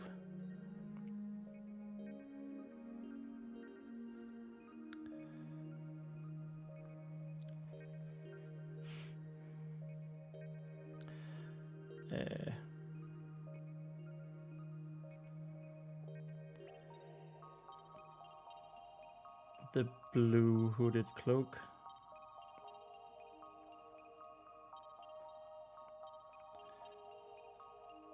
Cloak asked.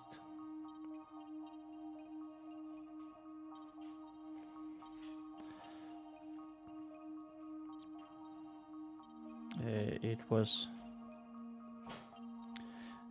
only then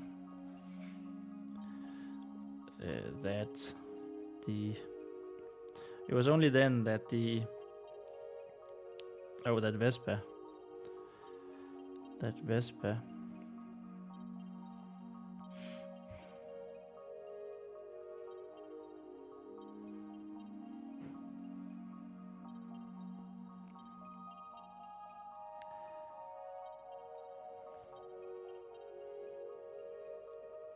Vespa saw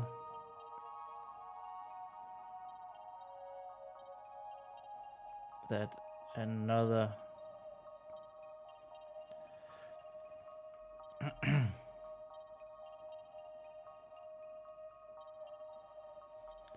oh, muffled voice here.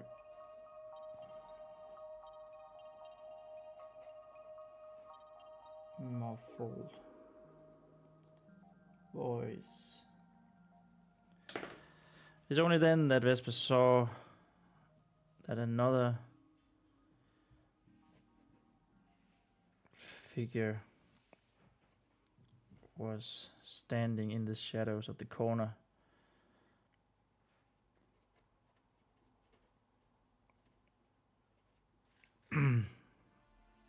In the shadows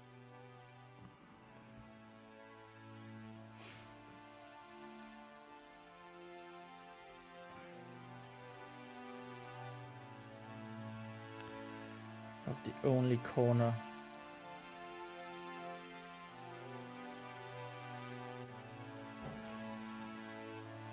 that wasn't lit. That wasn't lit at all.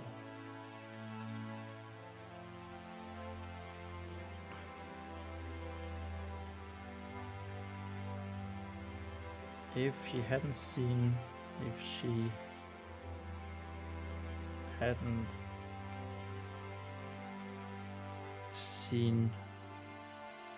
a hand moving,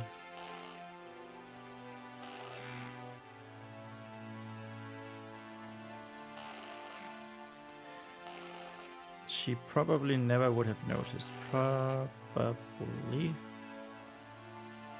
never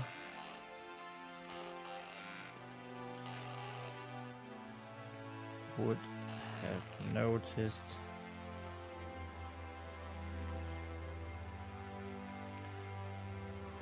whoever it was.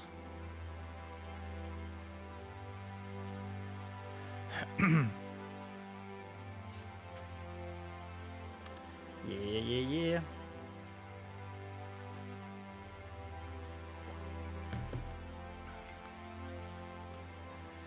Patience.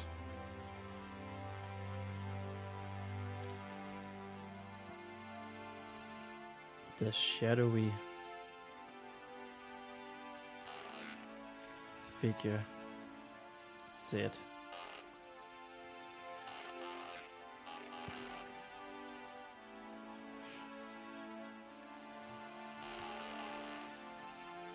Your time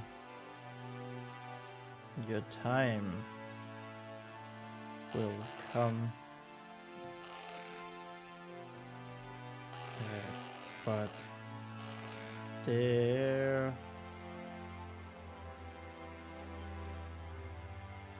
is still much to do. There's still much to do.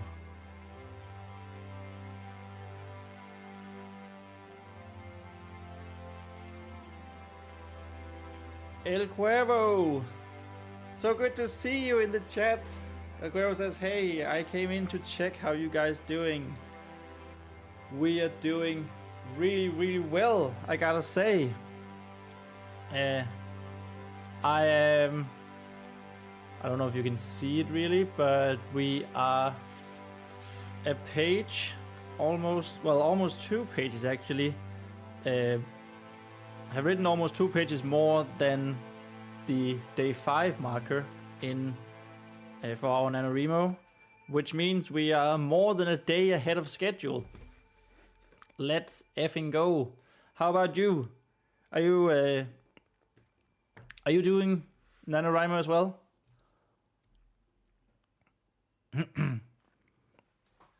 Oh, you were, right? So how are you doing with the NaNoWriMo?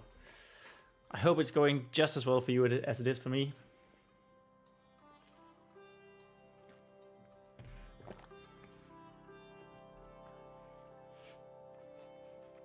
There's still much to do.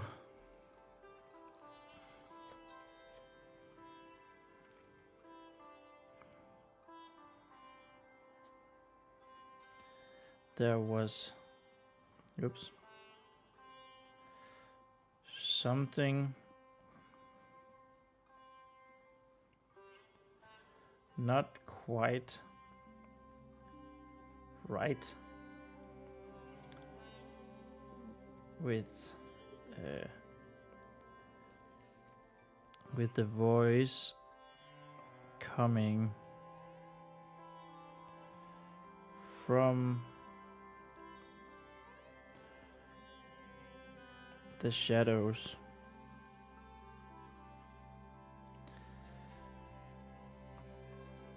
Besides it sounding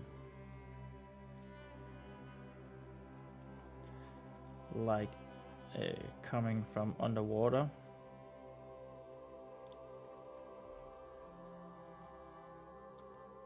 Underwater.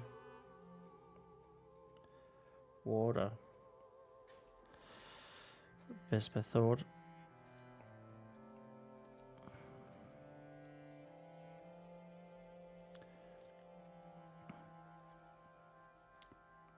But she couldn't quite place it.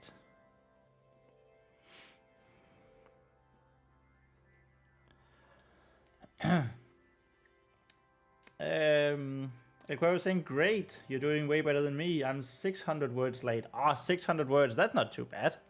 It's still in the beginning. Kai just said I had to hot glue my notebook back together. Kai, you gotta have the biggest problems in the world. You just want to write and everything seems to be falling apart. But I love it that you're not getting knocked out from it. You just keep on writing. That's the spirit. Cuervo says I had birthdays to attend. Yeah.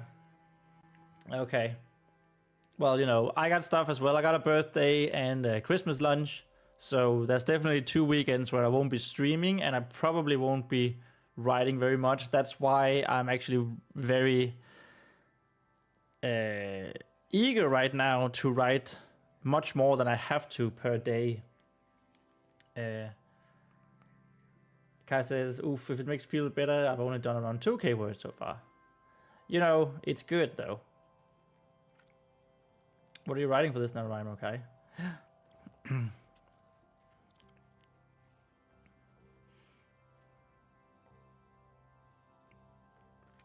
Christmas lunch in November.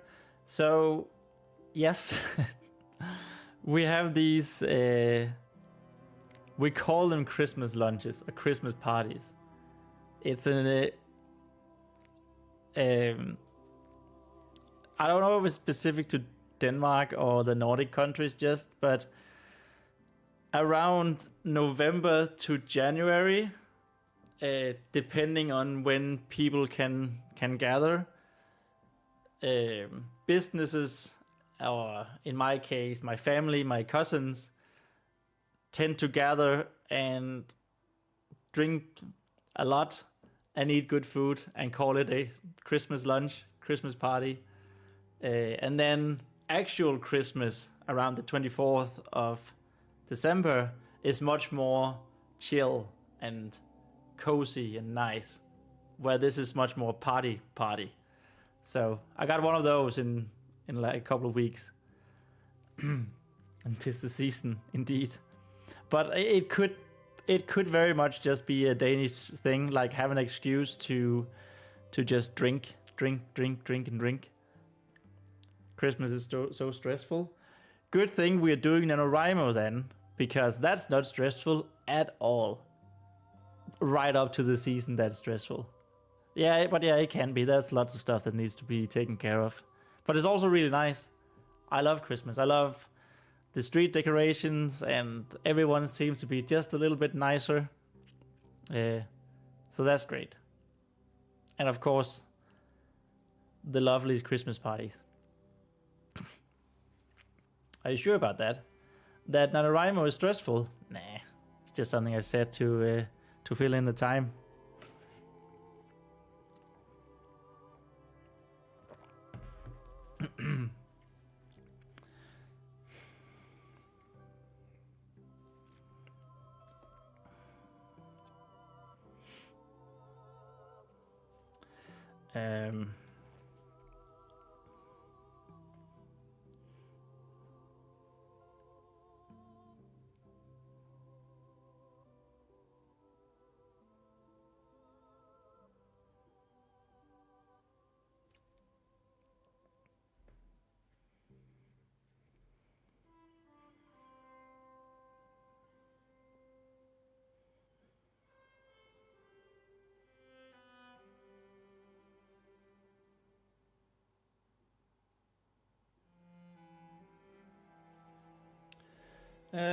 Okay, where were we?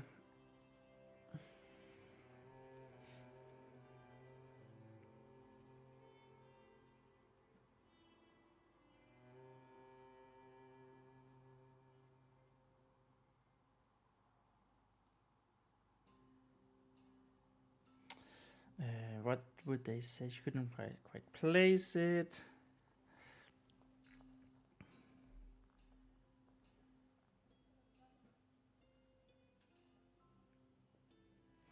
Maybe this should be not quite right. Maybe this should be weird, but let's just leave it for now. Weird.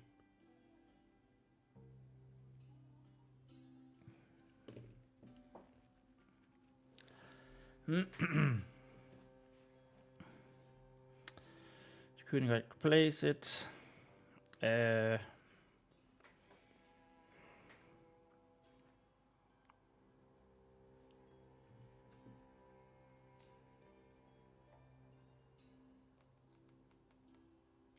Your time will come, but there's still much to do.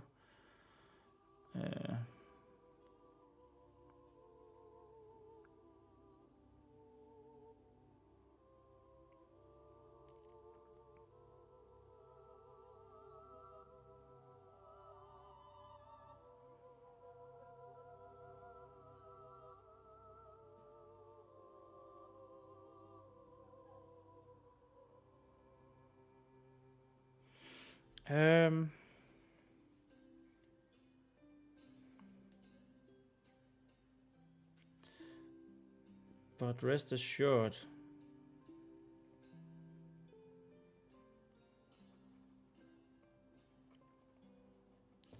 that things are moving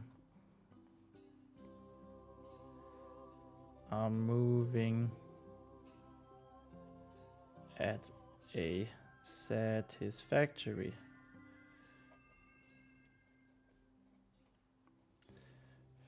pace.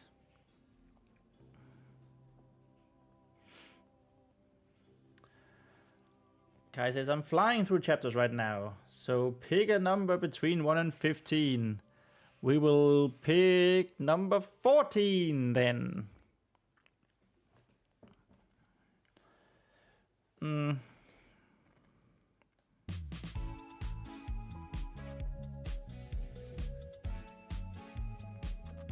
At a satisfactory pace, but rest assured that it's actually...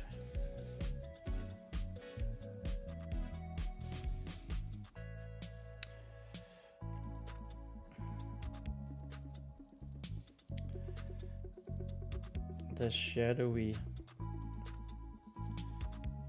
figure continued. Okay, that's chapter 21. Wow. That sounds like it's very much towards the end.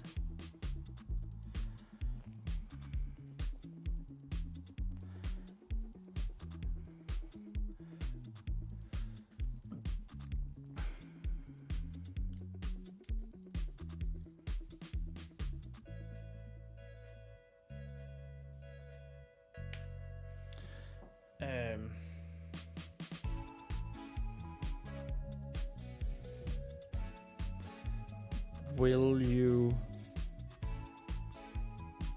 let me in on the details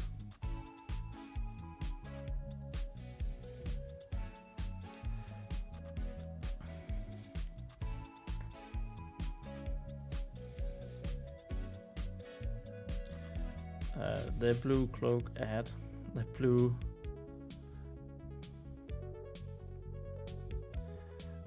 hooded cloak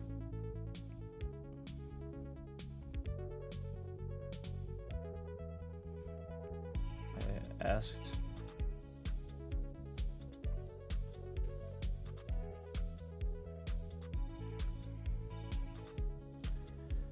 when the time is right.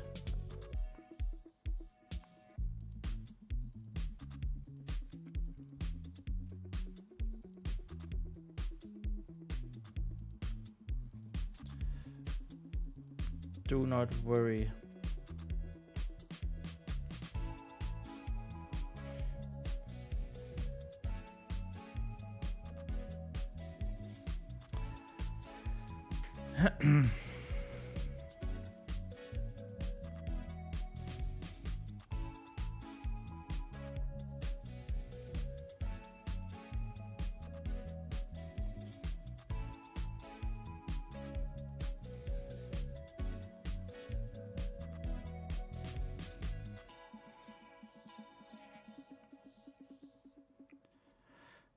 But when will I know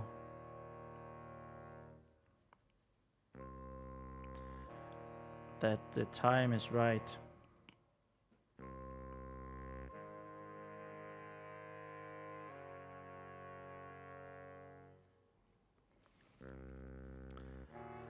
Vespa could hear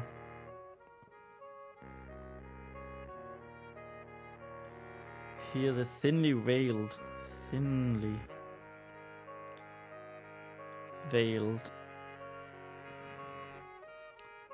oh my god, we're so close to the end of page 25. Could hear the thinly veiled frustration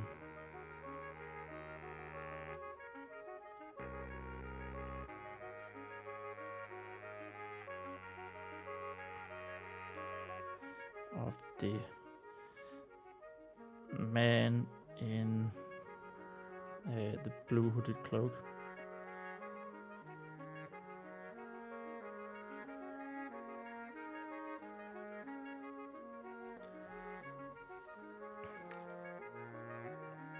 I have pen all over my hand. Oh, did you smudge it? Is it Smudge City? I'm also so excited for this chapter. Maybe your pen was excited for the chapter as well. Anyway.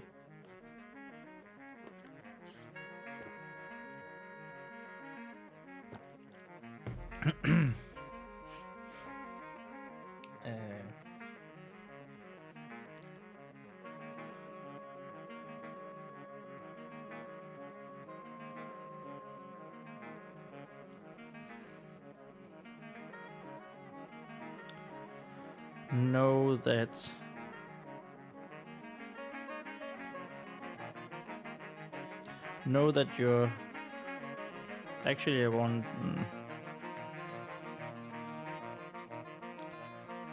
silence followed.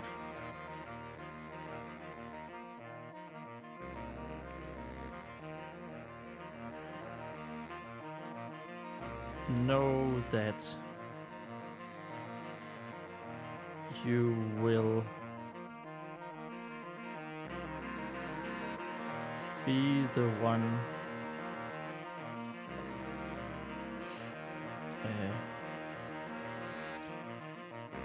to ensure the coming of the flood.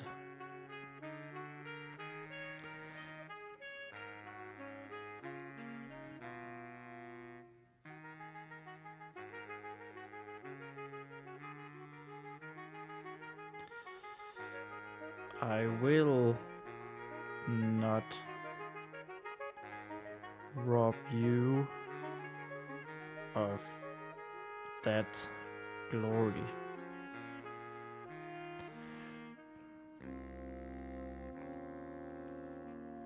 The shadowy figure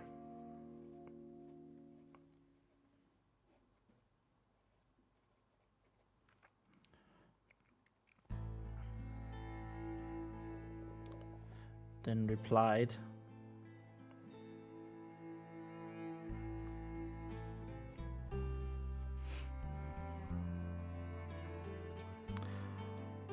that seemed to settle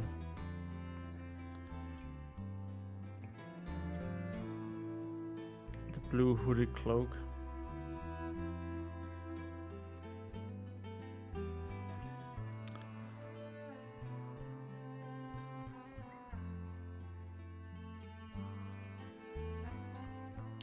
Don't actually know if I should say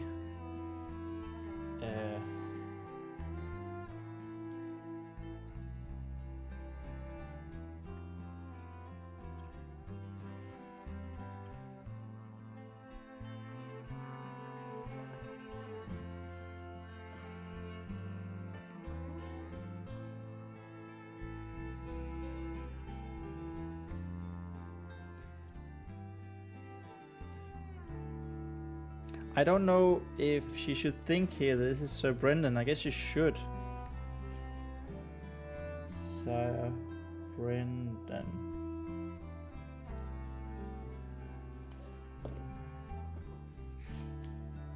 I mean, something like, it doesn't sound like him, but it looks like his cloak.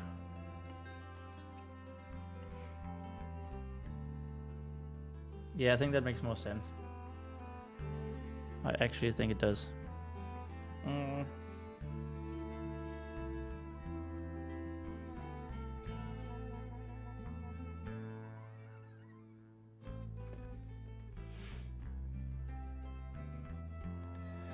But we need time. We need time to prepare the sacrifices. We need time to prepare the sacrifices.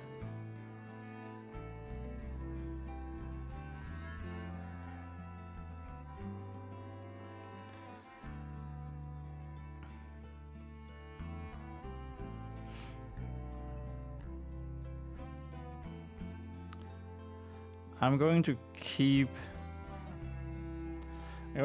saying blue hooded cloak.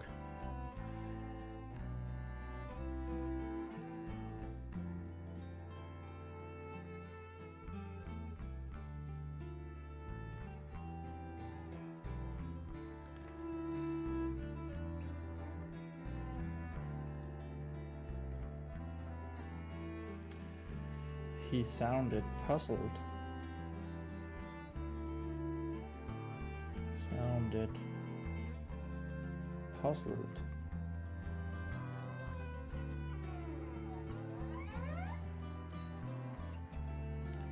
As if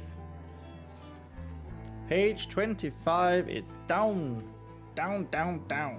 Let's go. It's down. 26. And we're way faster than we've been the other days. Well, isn't that cool? As if this was the first time.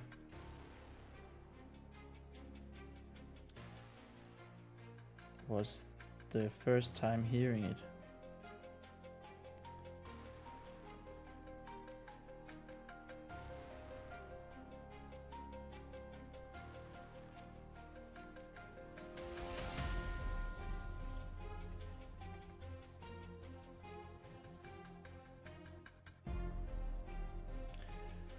Who will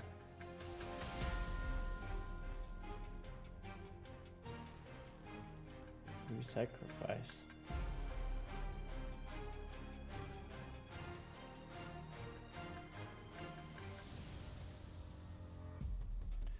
Another silence.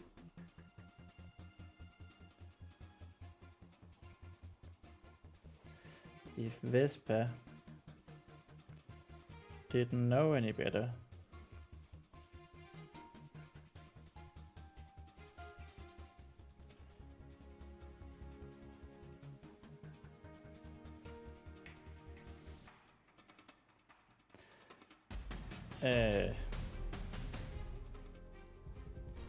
that seems like a weird. She doesn't know anything though.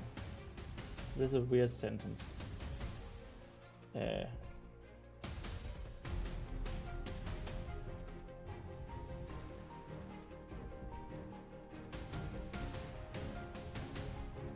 She would have thought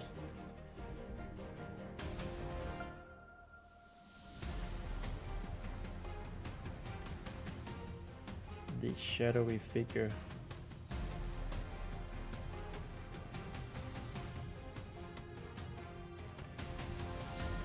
was smiling.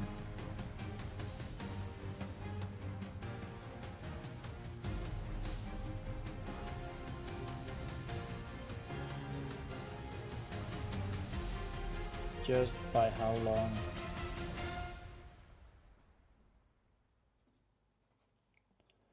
It took before the answer came.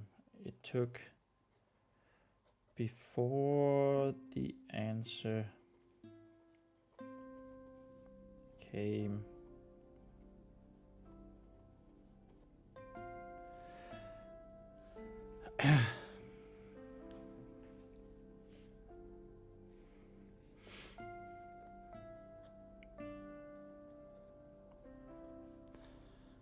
There's power in sacrifice.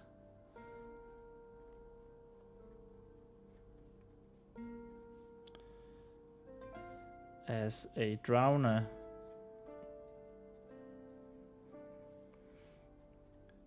you know that.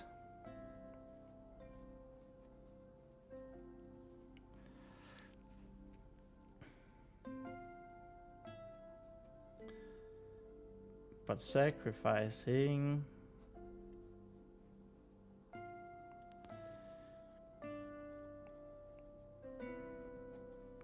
powerful beings,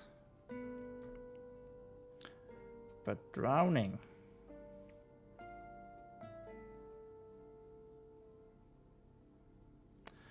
powerful beings.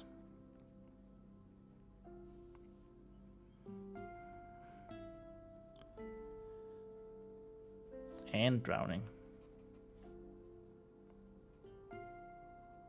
And drowning powerful beings means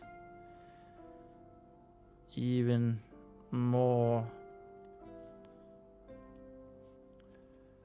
powerful sacrifices.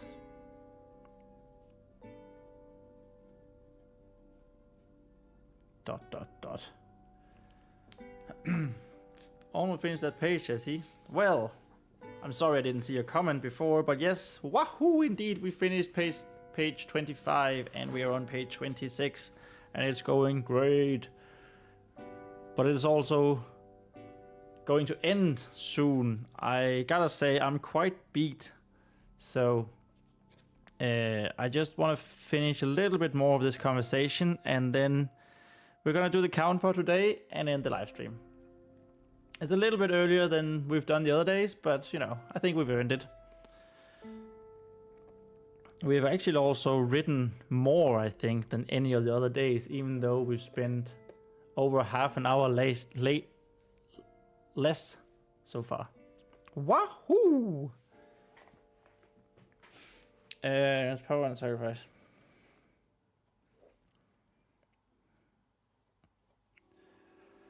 So who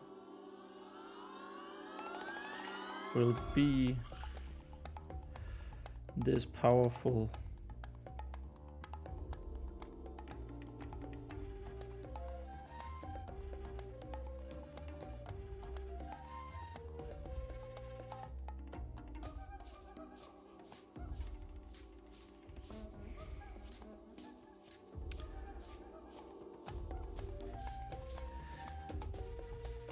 the Grand Protector?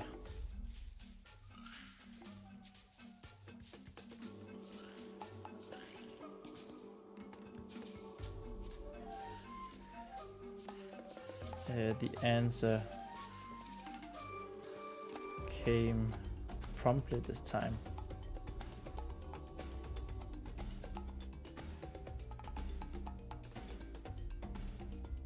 Promptly.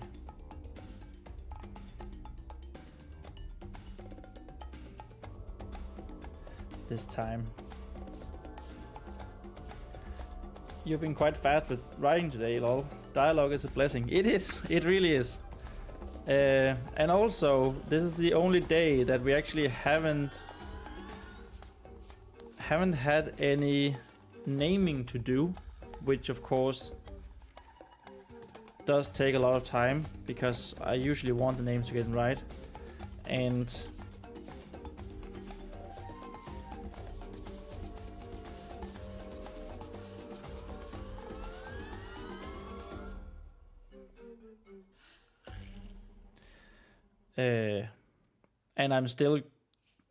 I'm gonna end right now, so I don't have to name the Grand Protector yet. Until then, we'll do it tomorrow. Vespa couldn't believe. She couldn't believe what she was hearing. But we will use that sentence.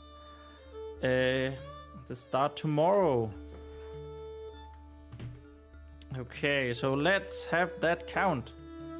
Let me just go like this, and then here, and that one. All right. So let's see. We have 1, 2, 3, 4, 5, 6 and something. Yeah. 6 pages and 1. Actually, where's my master sword? This feels like a master sword moment.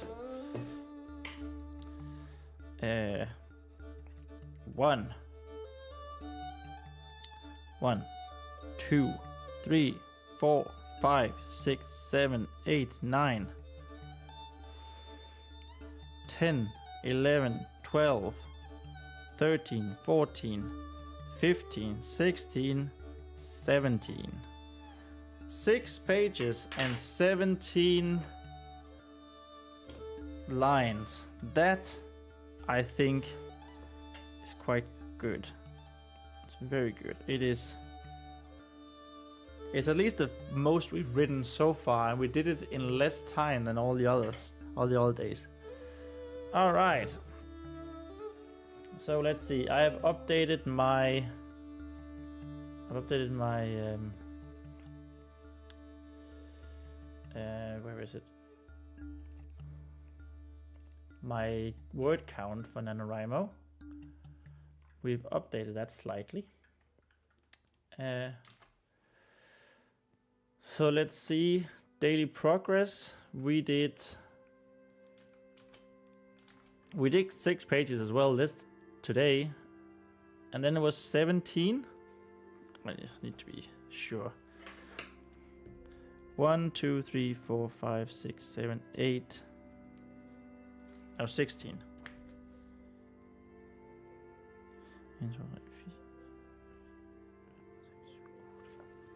And then, yeah, 16. 16, which gives us 2,000. Oh, you can't see it. Damn it. Oh, that was transition. There we go. There we have it. I've updated 2,328 words today, and if we accumulate that gives us, just make sure that it's true, gives us 9,000 words. We're almost at 10k. Woo-hoo. Yoo-hoo, indeed, Kai. So, let me just see, day 4. Day 4.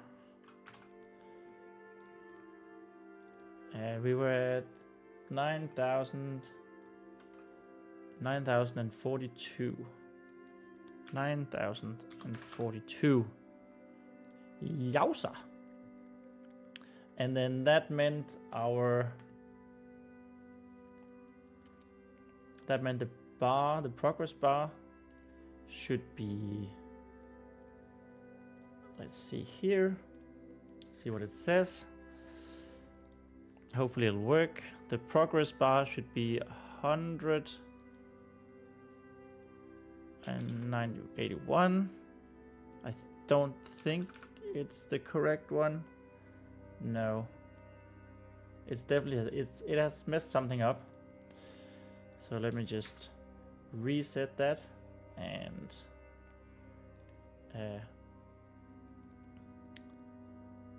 stupid goddamn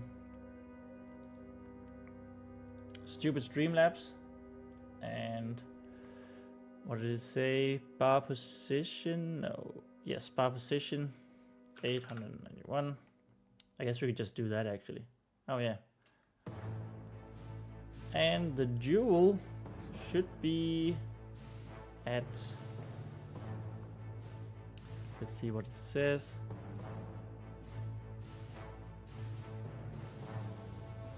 At 1,000. Is that true? That's not true, is it? Yes, it is. There we go. Well, it's almost right. Let's just go like this. There we have it. Oh my goodness. Doesn't that look amazing?